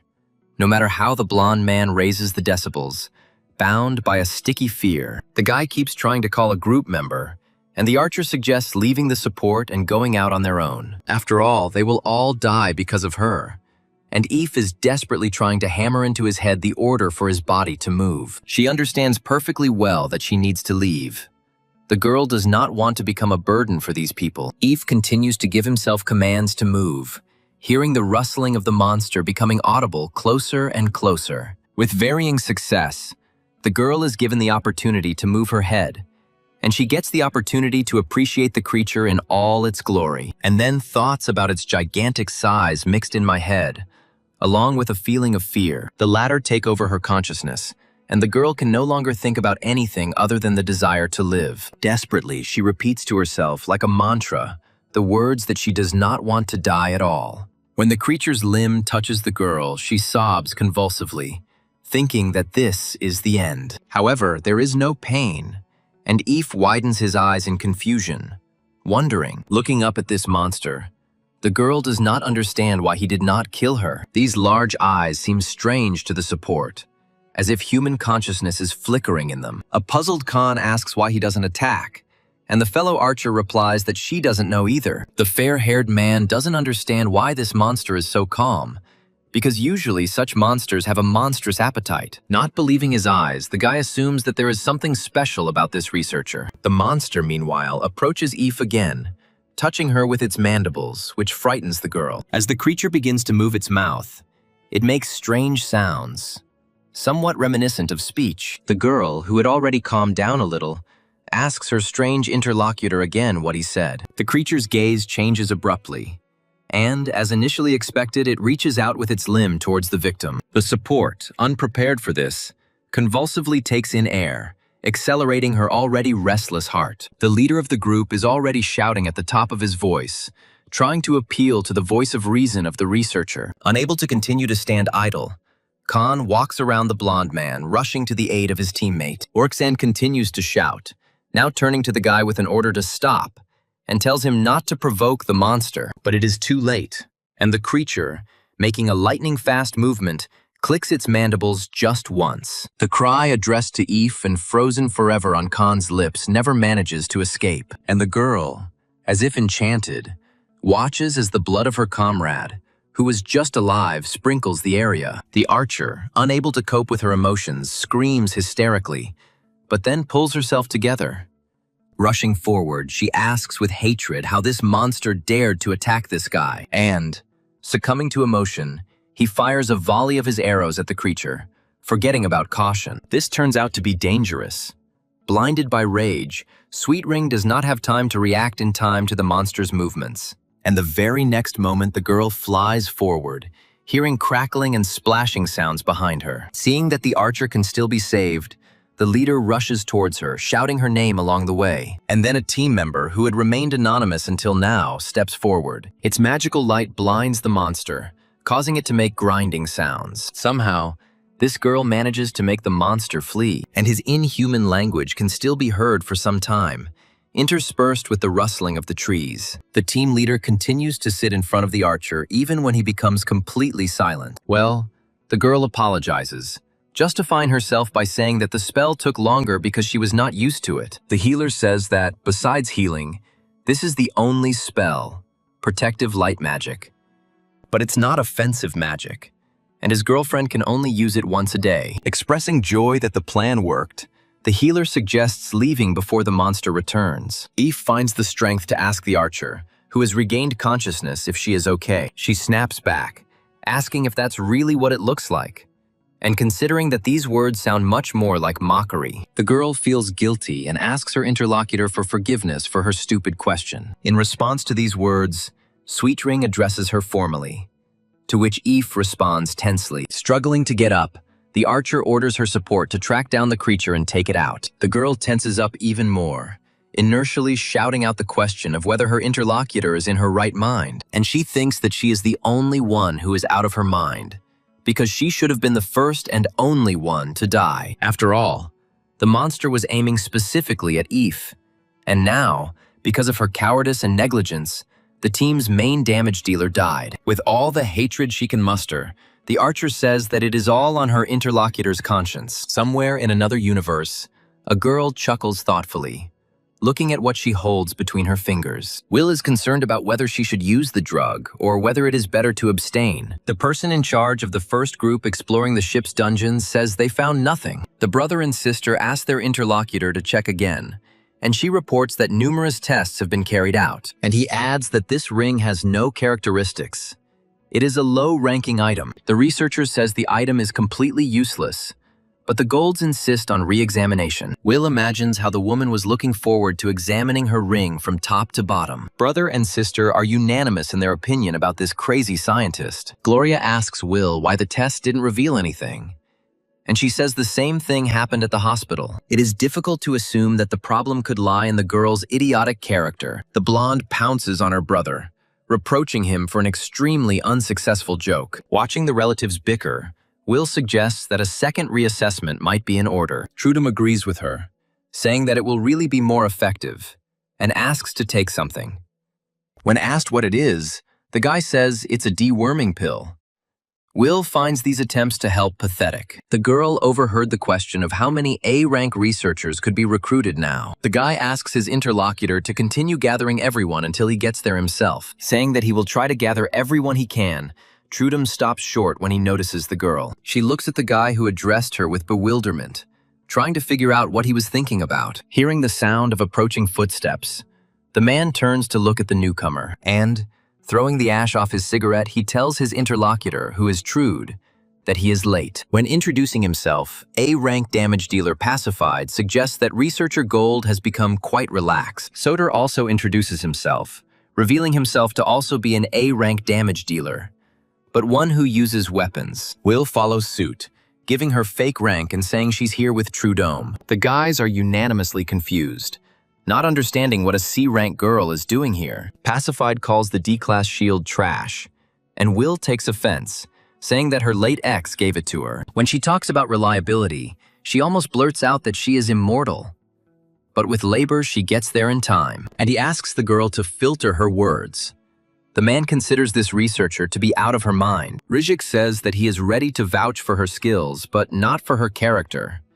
The interlocutor chuckles thoughtfully and long drawn out. Soder expresses uncertainty about whether they need a C-rank person on the team. Trude stands up for the girl, admitting that he is now also a C-class, like his sister. This is news to the woman she is talking to, and she asks how something like this could have happened. Trudum says that unlike Will, he himself will be of little use. And besides, the girl's friend is inside. Pacified, calculating the team's strength, wonders if they will be able to clear the dungeon with such a composition. Trudome replies that there is currently a shortage of A-ranks, as they are busy with other matters. He advises that as soon as they enter the dungeon, they should try to kill the boss to open the exit. First of all, we need to concentrate on the rescue operation and deal with the rest gradually.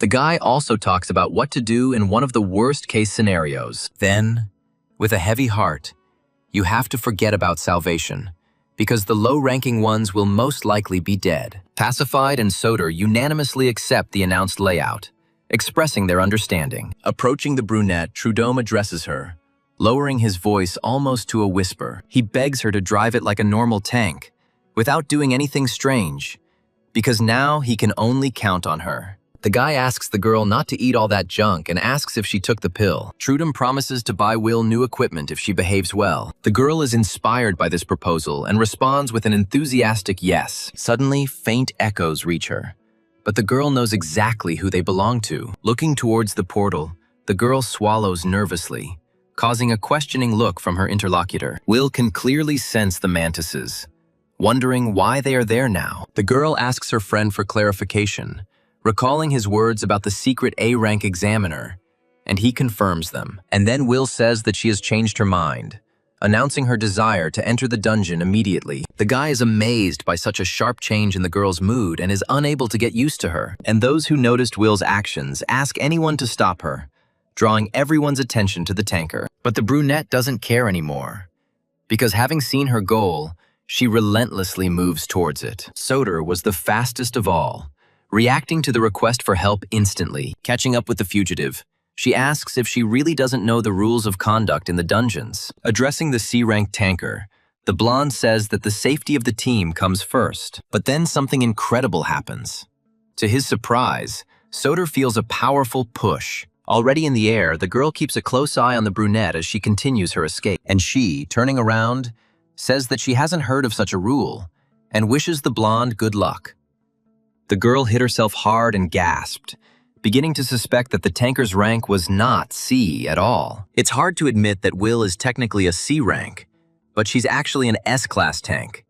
Pacified gets confused. Trudum starts to get angry, telling his interlocutor to treat the girl like an S rank and to move. The man accepts the order, and Soder echoes him, adding that he feels offended by it. Sweetring continues to insist, telling the support to just come out and take responsibility for what happened. Eve, in response, asks his interlocutor to watch her language, reminding her that she was hit in the back, not in the head. The leader of the group intervenes in the conversation, asking the girls to stop swearing. He regrets Khan's death, but believes that there have been enough deaths and that no more can be allowed to happen. The guy understands the confusion after the appearance of an A-rank monster, but he needs to calm down. The fair-haired man is sure that they should be pulled out soon.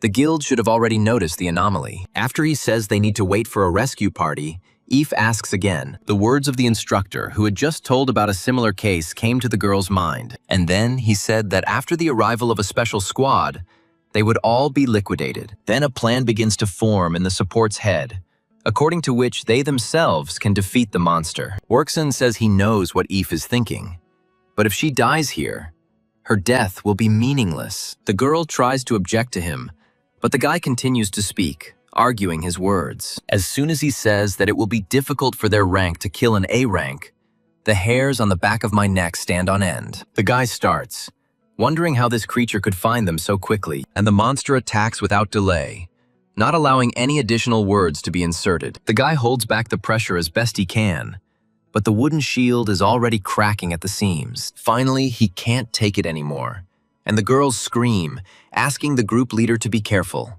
The mantis instantly turns its gaze to the speaker, rushing towards another target. The grasping limb rushes towards Eve faster than the wind, rushing past the tense and frightened girls. As the giant paw sinks its spikes into the fragile body, the support lets out a piercing scream, putting up a fight. The praying mantis, oddly enough, brings its prey to itself rather slowly, moving weakly like a fly in a web.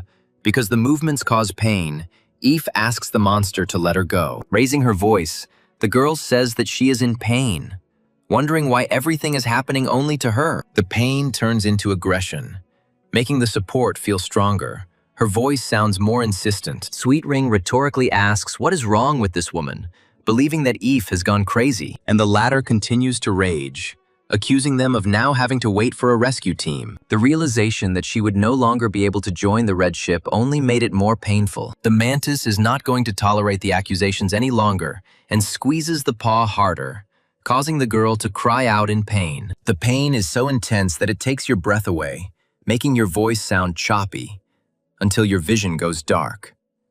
After saying for the last time that she is in pain, Eve falls silent, powerless to even speak. She feels like she's about to be torn in half, and she wonders if she's really going to die like this. A conversation with Will involuntarily pops into my head when the girl was ready to share. She told how her head or arms were torn off, but she could not die because of the cursed ring. This made her want to die, because it was impossible to endure this torment. EF doesn't understand why she suddenly remembered this, wondering how the girl survived all of this back then. After all, she probably felt even more pain, and even more fear, and worse than the support does now. And in her gloomy thoughts, the girl does not notice the guy rushing to her aid. Raising his shield like a weapon above his head, Workson fearlessly approaches the monster and strikes. The blow is powerful, causing the creature to make an inarticulate but clearly pain-filled sound. She loses concentration and the prey slips from the weakened limb,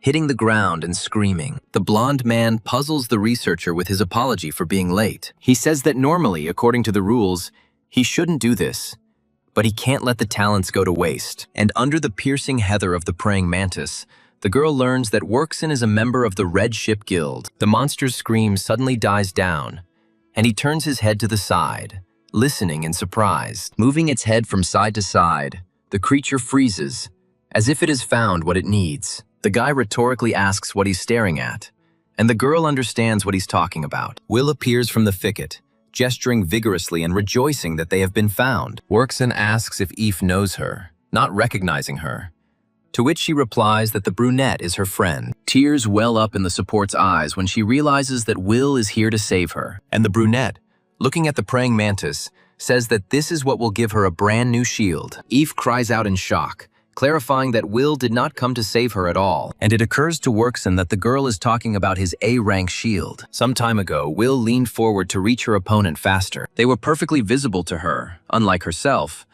but they heard their approach, not without surprise. Pleased with her plan, the girl removes the shield, gripping it more comfortably in her hand, and he throws it in an arc, hitting several opponents at once with a dull sound. In this way, she manages to inflict several wounds at once, the element of surprise making its contribution. And, thrown at the right angle, the shield, meanwhile, unfolds like a boomerang, and he finishes off an already seriously wounded enemy, extracting death sounds from him. Skillfully grabbing the shield, the girl clicks her tongue with a hint of disappointment, calling the slain monster another loser. Will is irritated by the thought of having to find her goal on her own, running into weaklings along the way. She's almost certain that killing something so small won't increase her stats because they're D rank. Thinking about it, the girl wants to choose a different direction this time. She believes the most favorable outcome is one where they gather in one place. Once again, looking around the area and those gathered there, the girl concludes both the mantis and her new shield are in the same place, which is a good thing. Laughing contentedly, the girl remarks that she is incredibly lucky. The support asks why her friend didn't mention her, and she says that she was convinced that Eve was alive. The monster looks at Will carefully, watching the girl's every movement. Workson, in turn, watches the creature, noting that it remains motionless again. The guy can't understand why the monster behaves so uncharacteristically, then with Eve, and now with Will. Involuntarily, it reminds him of a person who is tracking someone specific. Meanwhile, Will, passing by the blonde man, stops and speaks again. She states with satisfaction that she liked this shield. The girl reaches out to take it, but Workson tightens his grip, and he asks if Will wants to let her go, but she denies it, saying that she hasn't received payment yet. Engrossed in fighting the girl, Workson doesn't notice the quick movement to the side. Realization comes to him only at the last moment, when the end of the mantis's paw is centimeters away. Will prevents the inevitable from happening by fending off the attack, which sends the boy falling to the ground. The blow is so strong that the old shield can't withstand it, and the girl gasps. What upsets her more than the fact that it was broken is the fact that it was a gift from her late ex. Addressing the monster in a growling tone, the girl cannot stand still. Annoyed, with a battle cry, she strikes the insolent man with all her might. Tom finds himself unable to withstand such pressure, and he falls on his back, already hitting his head on it. Eve cries out in surprise, realizing that her friend's strength has increased since the last time. For girls who haven't even seen anything like it, it has an even stronger effect. Even the A-rank tanker, who clearly didn't expect such a thing from Will, is surprised by the inhuman strength. The latter wonders if this creature is dead, since its stats have not yet increased. The blonde man asks Eve if he and this girl are friends, and she confirms it. Then the guy asks what her rank is, to which the interlocutor becomes puzzled and begins to hesitate. She wants to say that A, but still calls it technical. The others consider it nonsense. Taking the shield from Workson, Will says that it is now hers. Since her own is broken, the guy is indignant. He tells the girl to return it, but she runs away laughing, saying that she doesn't want to do it. In the end, Will is proven right, as the mantis rises with a terrible roar. Workson, who is chasing the girl, stops, and the fugitive follows his example. Horrified that he is still alive, the boy asks Will to return his shield to him immediately, but the girl brushes him off. She is interested in how durable this thing is. And, not listening to the guy's lamentations about the loss of his shield, the brunette rushes into battle. Pushing off the ground harder, a satisfied Will attacks the praying mantis with her new outfit. Turning sharply to see her opponent, the girl prepares for her next maneuver. And as soon as the monster finds its target with its eyes, it already rushes towards him. He tries to attack the girl, but she ends up in a completely different place. And, enjoying his idea, Will sharply moves forward, using the shield again. The monster screams wildly as the improvised weapon slices through its body, severing another limb. The shield, spinning in a wide arc after its maneuver, returns to its new owner. Having deftly caught it, Will is already playing out the next move in his head. And, hovering in the air not far from the screaming mantis, he begins to study it, looking for weak spots. Remembering that she almost forgot, the girl says that she wanted to ask him about something. Although it is different from those she has met, it is still a praying mantis. So the girl asks him if the creature knows what it is. She clarifies, showing the former parasite ring, that this is the item in question. The creature's pupil reacts, dilating, and some recognition is noticeable in it. The mantis starts to speak, but Will doesn't understand him and asks what he's talking about. And then the creature bursts into a loud scream, which eventually turns into an inarticulate hum. Eve, giving in to the instinct of self-preservation, covers his ears, squinting tightly from the unpleasant sound. Everyone else follows her example, and Workson simultaneously tries to understand what this girl means, but she doesn't understand the monster, which she tells him, calling the interlocutor's pronunciation complete crap. And with all the force she can muster, she thrusts her improvised weapon into him, and the creature, losing strength, begins to scream in pain, but in a completely inarticulate voice. This spectacle is literally breathtaking. Not everyone can stand this picture, and although Eve has known Will longer than anyone, it is still difficult even for her to watch this. The girl mentally admits that she knows about the changes that have occurred in her neighbor since that day. However, she still has doubts whether this is the same Will Good that the support knew. And although she looks like Will Good on the outside, it seems that inside the girl has become completely different. The snake trembles from exhaustion. The sounds escaping from it are barely audible and plaintive. With his last strength, he tries to reach the exit, cherishing his last hope of salvation. However, his wish is not destined to come true. He understands this when he hears the painfully familiar footsteps behind him, and the next moment becomes fatal for him. His whole life flashes before his eyes, forcing him to scream. The predator drowns out the other's cry with its own, threateningly clicking its mandibles. Looking at its victim, the praying mantis begins to say something to it in its own language, and the voice of the one who never stopped trembling again becomes plaintive, asking for mercy. But the predator is merciless, mercilessly sinking its teeth into the flesh of its victim. The chomping sounds echo throughout the cave as more than one praying mantis dines here. But suddenly, their peaceful meal is interrupted, forcing them to turn their frightened gaze towards the sound. They don't just leave their food.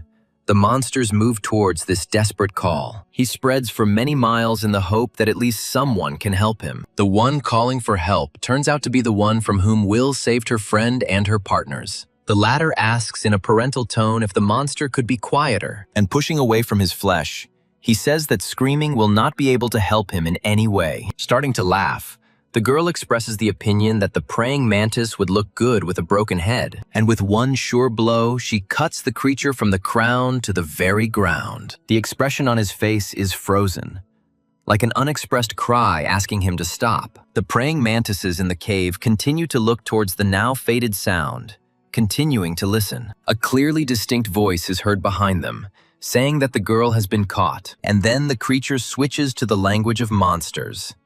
And the characteristic, meanwhile, increases by 1. Will is amazed that even killing an A-rank monster now gives so little experience. The girl considers this unfair because she only got dirty. Worksan is amazed that the tanker killed such a creature, when even a damage dealer would have had a hard time. He also doesn't recall hearing about a tank that can do something like that with just a shield. And while Will is busy cleaning, the guy wonders where such a thing escaped from. Soder admires, clarifying who exactly this brunette is. A tank or a damage dealer? After all, the girl managed to kill all these monsters alone. Pacified inquires about the target's location and is confidently told that they know where it is. The man then suggests not to waste time, but first open the exit, and he is supported. When he is deep in thought, the blonde, who has noticed this, clarifies what is wrong. Pacified finds the lack of monsters from the upgraded dungeon strange. They usually come in crowds. The girl suggests that this might be a new kind of dungeon, and says that it's even better for them. She believes that everything can work out the way they want, while her interlocutor talks about the selfishness of the East ranks. Soda agrees with this, but recalls that Will went here to save her friend. Pacified, exhaling heavily, admits that they need to find a common language. There is no other way. Yawning sweetly, Will considers whether to go look for another praying mantis. The guy gets scared, asking if the girl came to get them out of here, and, receiving a strange answer, he asks why he needed to come here at all. He is also stressed out by the fact that his shield was taken away, and Sweetring is trying to understand what is happening. When Will says she came here instead of Trudum, Workson is surprised that they know each other, and then it dawns on the guy. And an interesting episode comes back to his memory. Judging by what happened last time with Trudome, his friend's teamwork is probably also terrible. The fair-haired man wonders why the guild always sends people like this to help. Will is about to leave, offering this guy to continue whining alone. But he refuses. He asks the girl not to leave, because then their lives will be in more serious danger. When told that Will's friend is also here, the brunette says that it's not her problem. She asks him to let her go, but the guy refuses, asking him to help them first if the girl is going to leave. At about the same time, a voice comes from the side asking the researcher what he is doing. Pacified informs his colleague that they have come for them, and Soder calls him pathetic. Noticing that the rescue team is here, Will asks if she can go. The guys clarify the direction, reminding her that the brunette came to save her friend.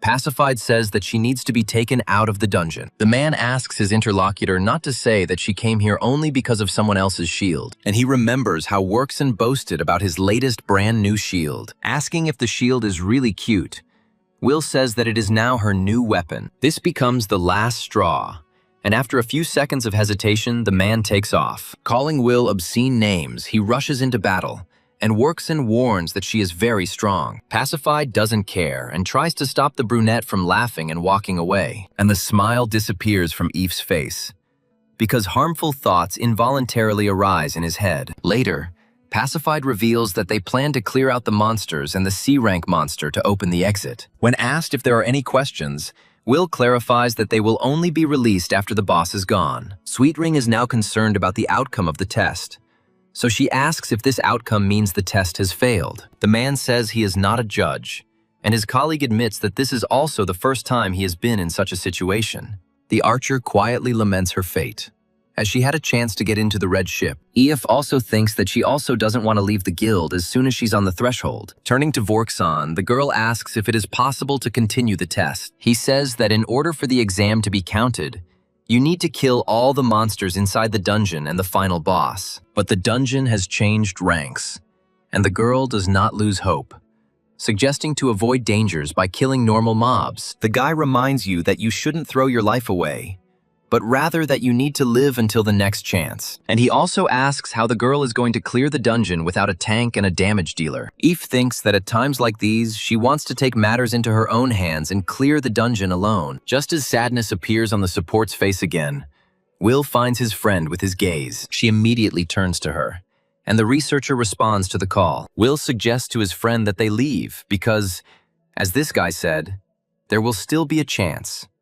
Eve is surprised by this because her interlocutor knows about her situation, knows that she even fails interviews. Emotions take over, and the girl accuses Will of being here only for fun, and because of her, the dungeon rank has increased. The brunette doesn't take offense, continuing to encourage her friend and asking her not to be so serious. Eve shouts down the speaker, declaring that she will never get another chance. The support asks why they are trying to persuade her to leave when she says that this is her last chance. Will asks the girl not to get upset, saying that she said that because it was difficult for her due to a serious injury. The brunette continues, saying that her interlocutor should value her life because she only has one.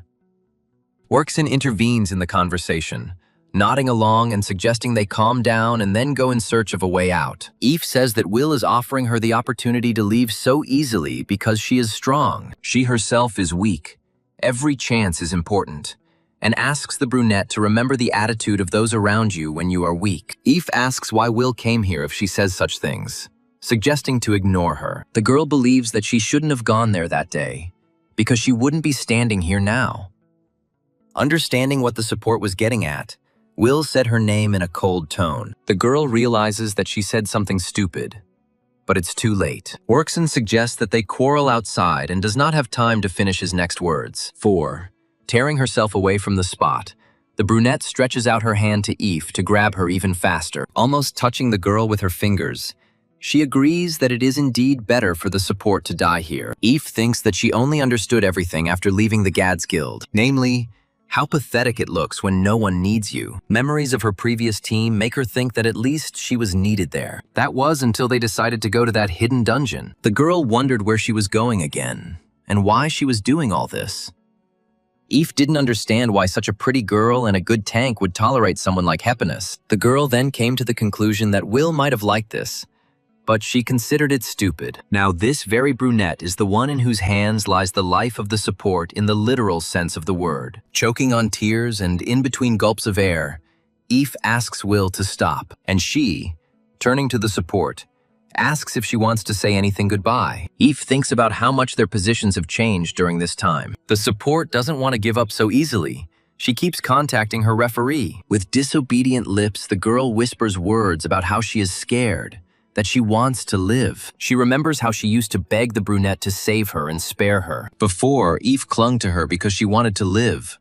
But now, she has other thoughts. Now the support believes that she should have accepted her fate and died that day. Will hesitates for only a moment before agreeing with her, saying that she knows best. Even through her tears, Eve sees all too clearly how someone else's fist is approaching her. She closes her eyes tightly to try to minimize the pain at least a little. However, she doesn't follow suit, and instead the girl hears the sound of a pistol being released from safety, and then a familiar voice asks researcher Will Good to calm down. Pacified reminds us that they came here to save lives, not to take them. He offers to satisfy his bloodlust outside after he completes his mission. The blonde admires her partner's cruelty, but agrees that the mission is indeed important. There is a sound like an explosion, and Soder notices that here he is. She suggests opening the exit first, since they are located close to the boss's lair. Will still holds Eve, but her confidence is not as strong as before. The support's eyes widen as she realizes the grip on her neck is loosening, and when the brunette finally lets go of her and gets up,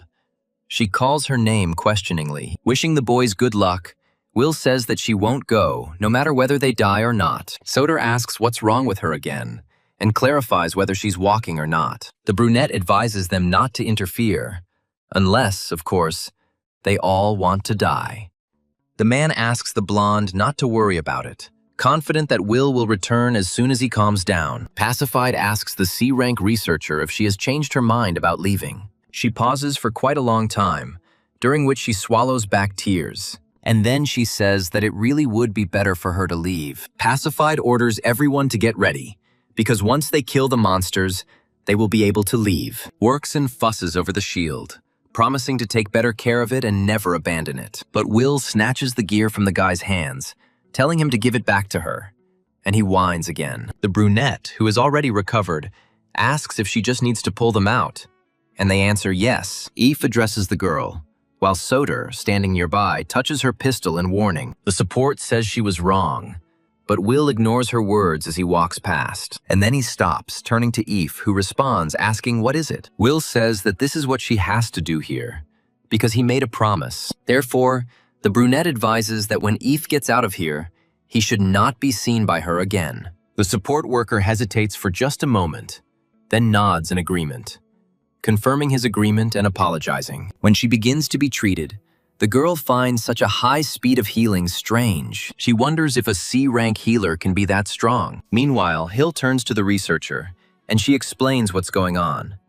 The girl asks what happened, believing that it did not look like an ordinary fight between two friends. Eve says that it's all because she's a loser and blames others for it, and also apologizes for making the situation difficult. The interlocutor assumes that others share the support position, but she herself does not understand anything else, namely, Why Eve does not believe her friend's words, and also does not believe in her own strength. But it's all good because everyone here has been through it.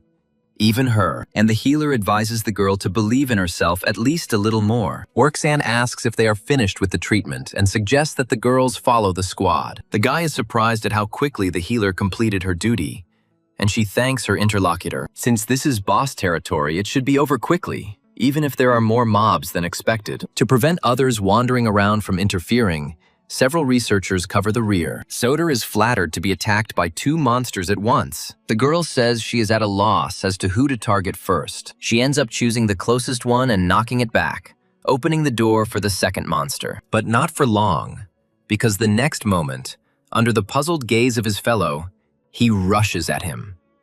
Biting into soft flesh, the serpent evokes a brutal cry of pain from the wounded. The blonde praises the monster, finding that he fights well. Having finished its work, the creature makes a long sound, and Soder asks if he expects praise. Agreeing to these conditions, the girl jumps towards her newfound pet, and, cutting off his head with one precise movement, he calls him a good boy. Returning to pacify, the girl asks if he is finished.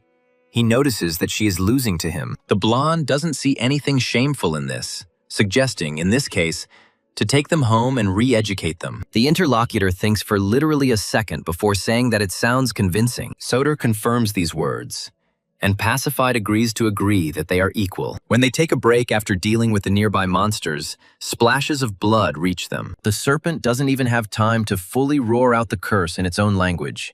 It is drowned out by a gurgling sound. His fellow creature suffers a similar fate, and he doesn't even have time to understand how it happened. Amidst all this bloody ball, a brunette circles, skillfully dodging. And Soder says that no matter which way you look at it, she doesn't look like a tank. When Will finishes his work, parts and limbs of corpses still fall to the ground. She thinks that she acted strangely because she thinks that she should have killed Eve. The girl can't figure out why she couldn't do it. With a heart-rending cry, the serpent rises on its tail, showing its superiority. But Will is not frightened by this maneuver.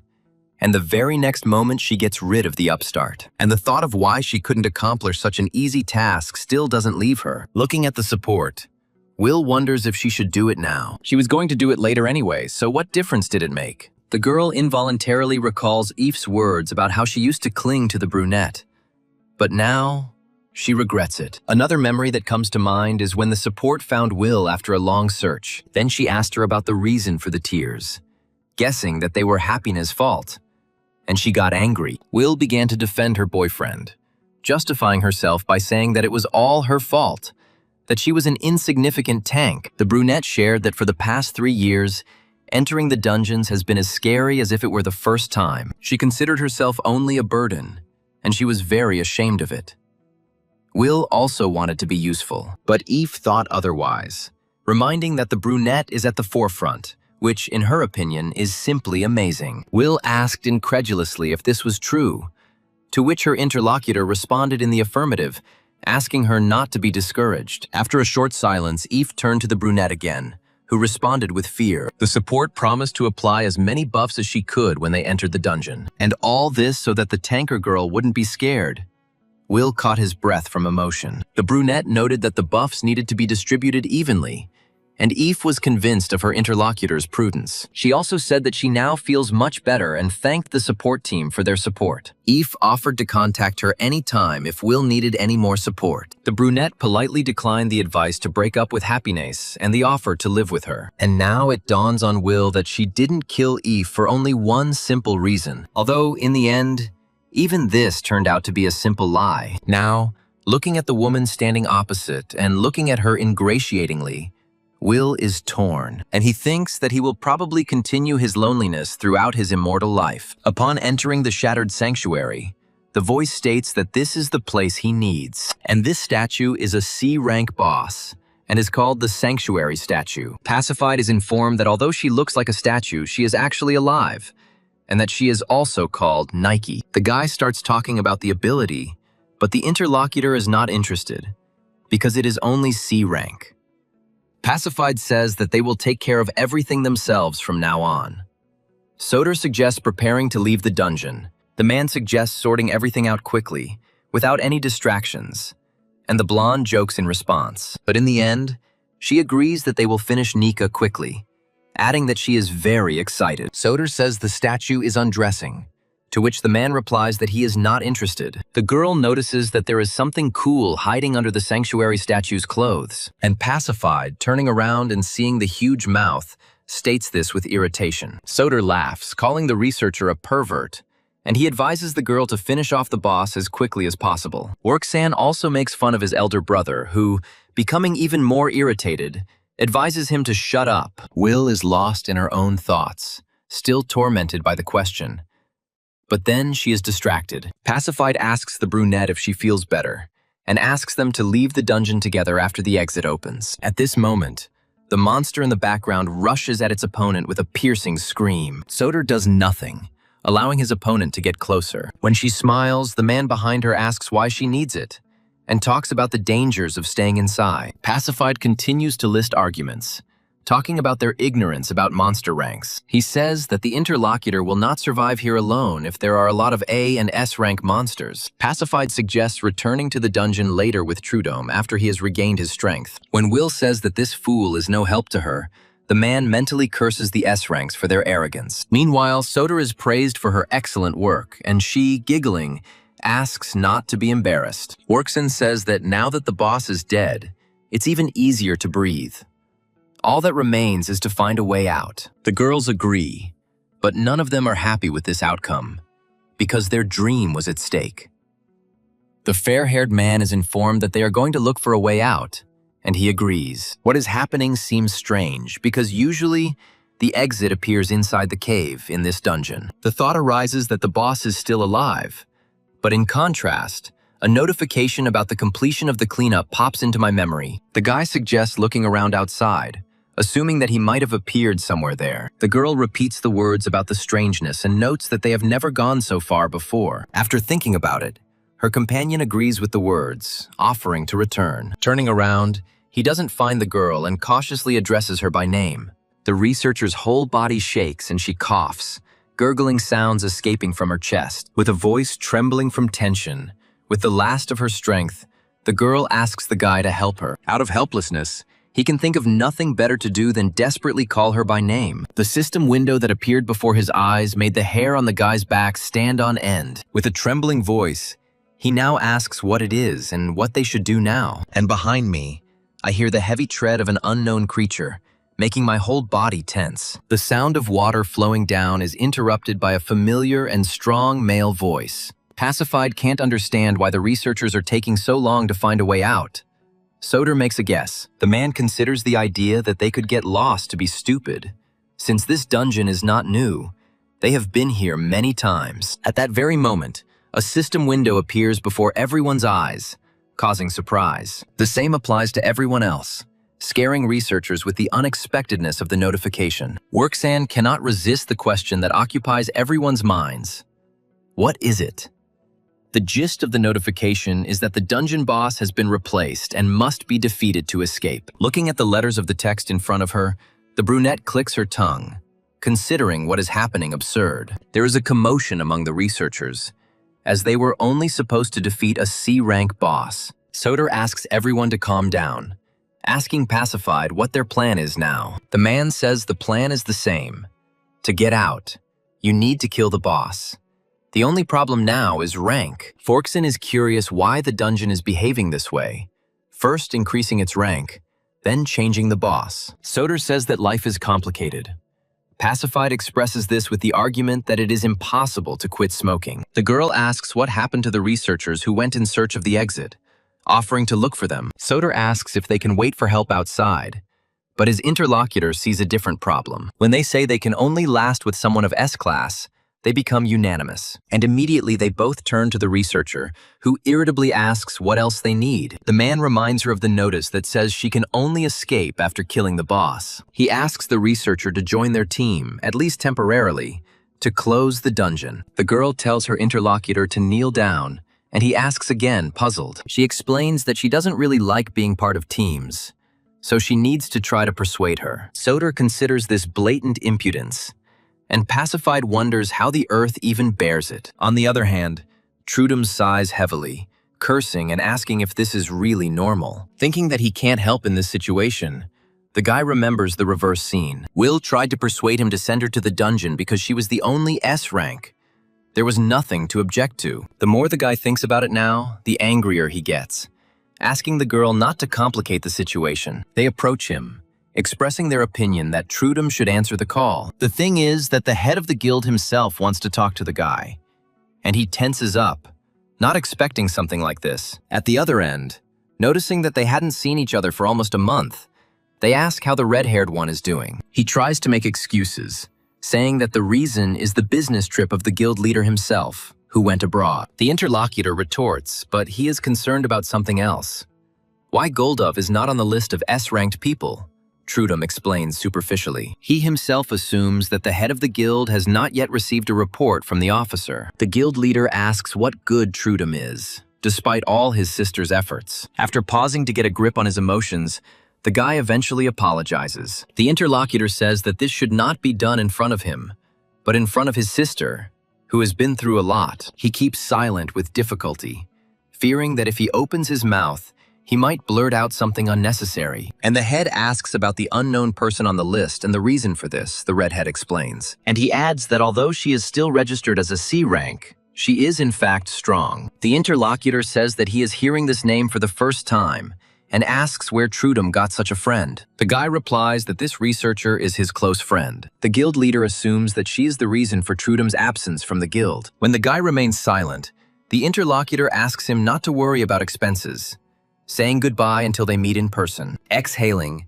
Trudum admits that he unbearably dislikes all this talk. They ask him what's wrong, and the redhead denies it, saying that matters with the rescue operation are much more important. The interlocutor reports that the Lotus and Golden Heart guilds have notified of their intention to send assistance. Having heard the name of the first guild, the guy cannot resist swearing at its leader. There is speculation that the big guilds have started to stir because the dungeon has changed ranks. The head of the Red Ship orders to find out everything about a girl named Will Good.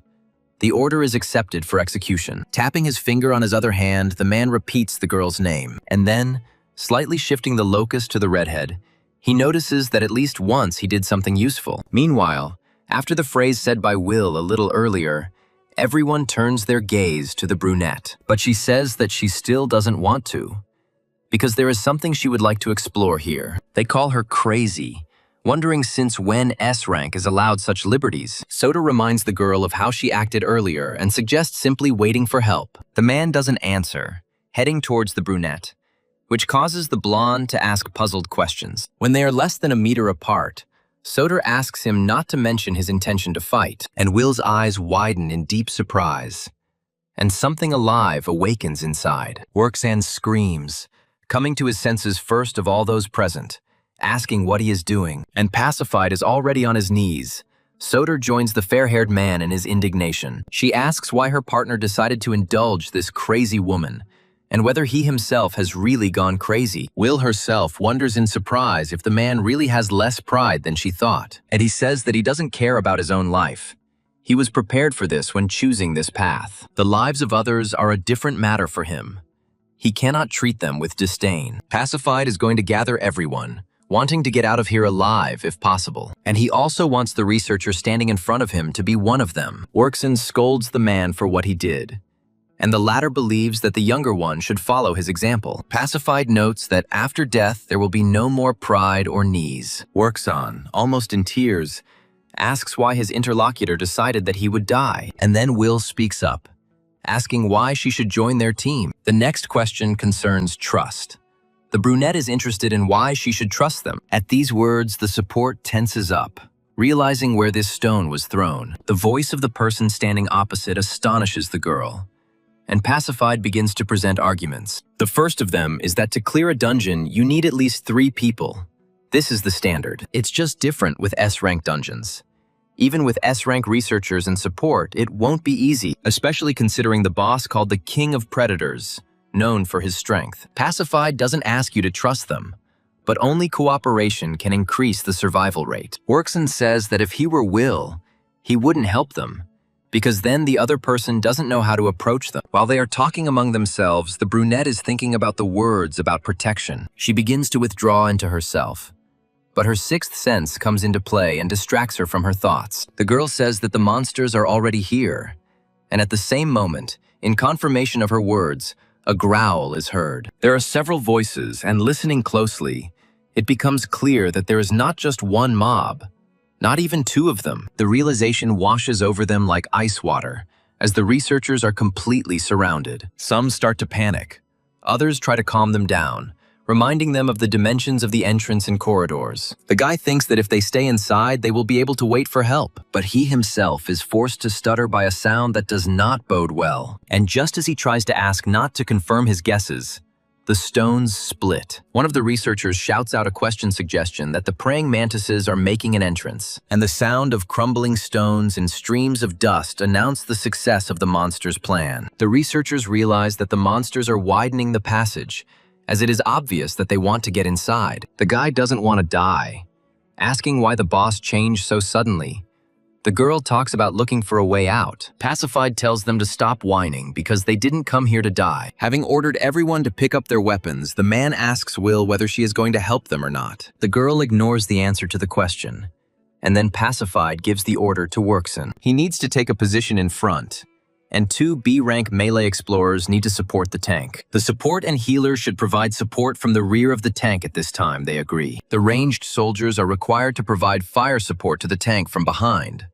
Soder shares weapons. Pacified instructs the last one to protect the support and healer in the middle, but to be ready for a tank swap. Worksan must use aggression and focus the monsters on himself, while the man himself will deal with the monsters. They are still protected from behind, so the chance of attacking them from behind is minimal now. Pacified tells you to focus on support and survival, fighting until the very end. He himself concentrates, ordering himself to cast aside fear, setting an example for others. The monsters peer into the clouds of dust, trying to spot their prey, but suddenly they become puzzled, beginning to sense something very unusual ahead. And soon, a humanoid creature flies out of the darkness towards them, its eyes gleaming ominously, and the mantis loses its front leg, emitting a loud, grinding cry. Pacified looks at the creature, casting a writhing shadow in the clouds of dust, dumbfounded. And from the darkness and the stones continuing to fall from the collapsed walls, a familiar voice is heard. And Will says that Pacified is on his knees.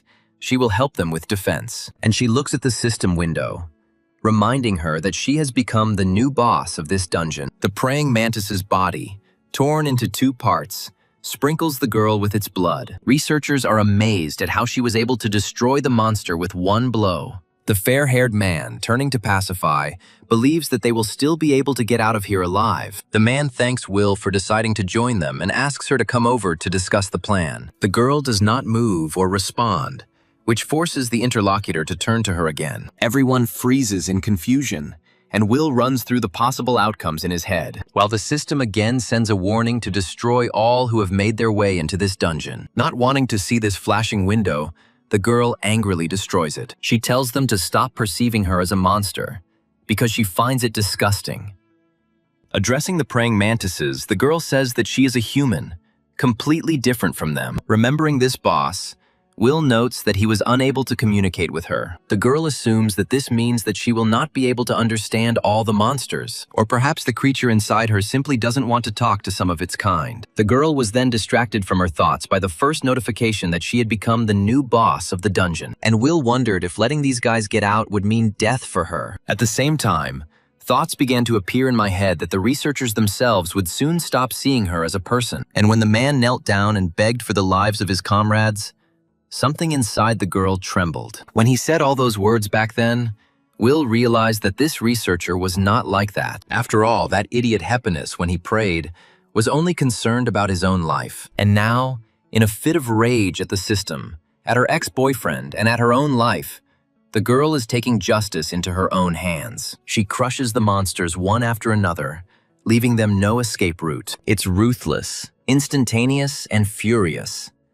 But at the same time, Will realizes that something is wrong. The girl doesn't understand what's wrong with these monsters and why they don't fight back. Will asks these creatures not to say that they think she is on their side. The system again reminds the girl of her current position, and the mantises begin to say something. Will asks them what they are mumbling about, adding that the mobs are annoying her with it. But in fact, the girl doesn't care about this.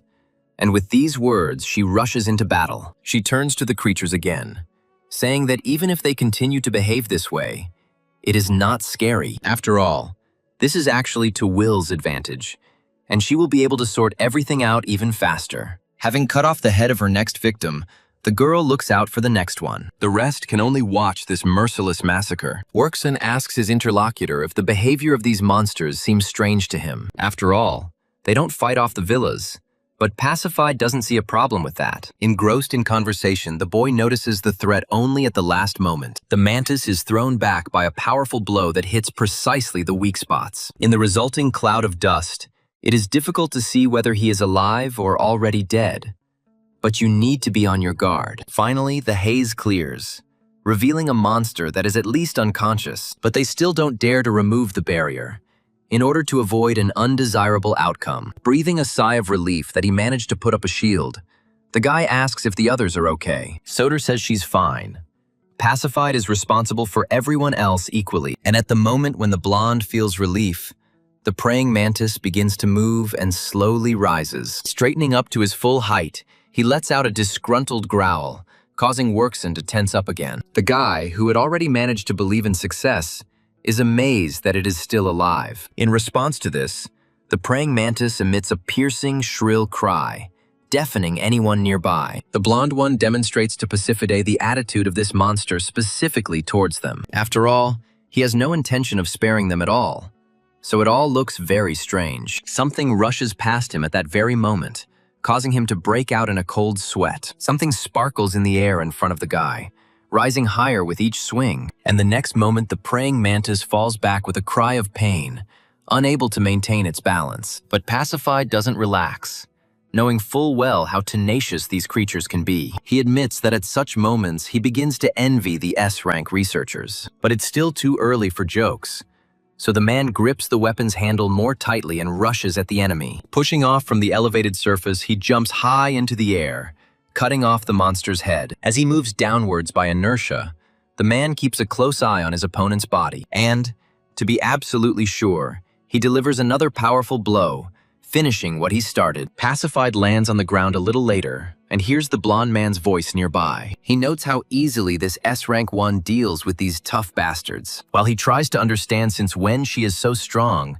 the mantises make a puzzled, questioning sound. Noticing a group of researchers, the creatures take off from their place, rushing towards them. Workson shouts, rhetorically asking why this whole crowd is running straight towards them. Pacified asks Soder how many monsters she can turn into allies, and she replies that no more than 7. The duration will be about 10 minutes, but the man says that 3 will be enough. He asks the girl not to waste mana, and she agrees, already beginning to carry out the order given to her. Literally a moment later, several of her bullets end up in the heads of the praying mantises. Others approach their relatives, making questioning sounds. In response, such people receive an aggressive cry, and, under the control of Soder, they rush at their former comrades. Those who didn't expect a knife in the back don't even have time to defend themselves, and a battle between their own begins, filling the surroundings with the sounds of screams of pain and misunderstanding. The blonde gives the order to get rid of the wounded beetles.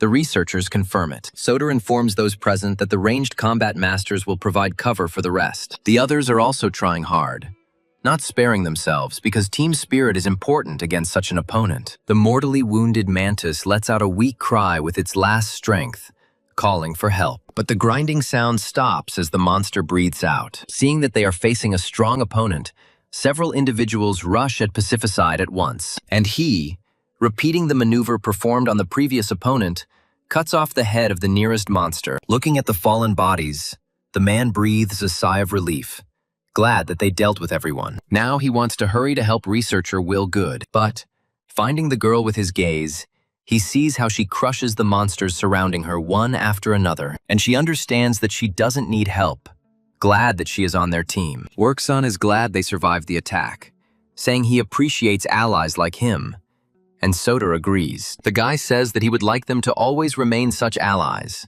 The girl agrees. Her gaze becomes surprised when something happens that has never happened before. The allies turn and leave, causing the girl to ask a question full of incomprehension. Turning to Soder, the fair-haired man says that he really doesn't like what he sees now. He starts talking about Will, but stops short, interrupting himself with the words that this cannot be. Hearing an angry roar, clearly directed in her direction, the brunette turns around in surprise. Seeing the approaching praying mantises, she understands that they are clearly coming for her soul. Will is amazed that the others did not fight her, but these ones are attacking her, and this lifts the girl's spirits. She says that she is finally happy.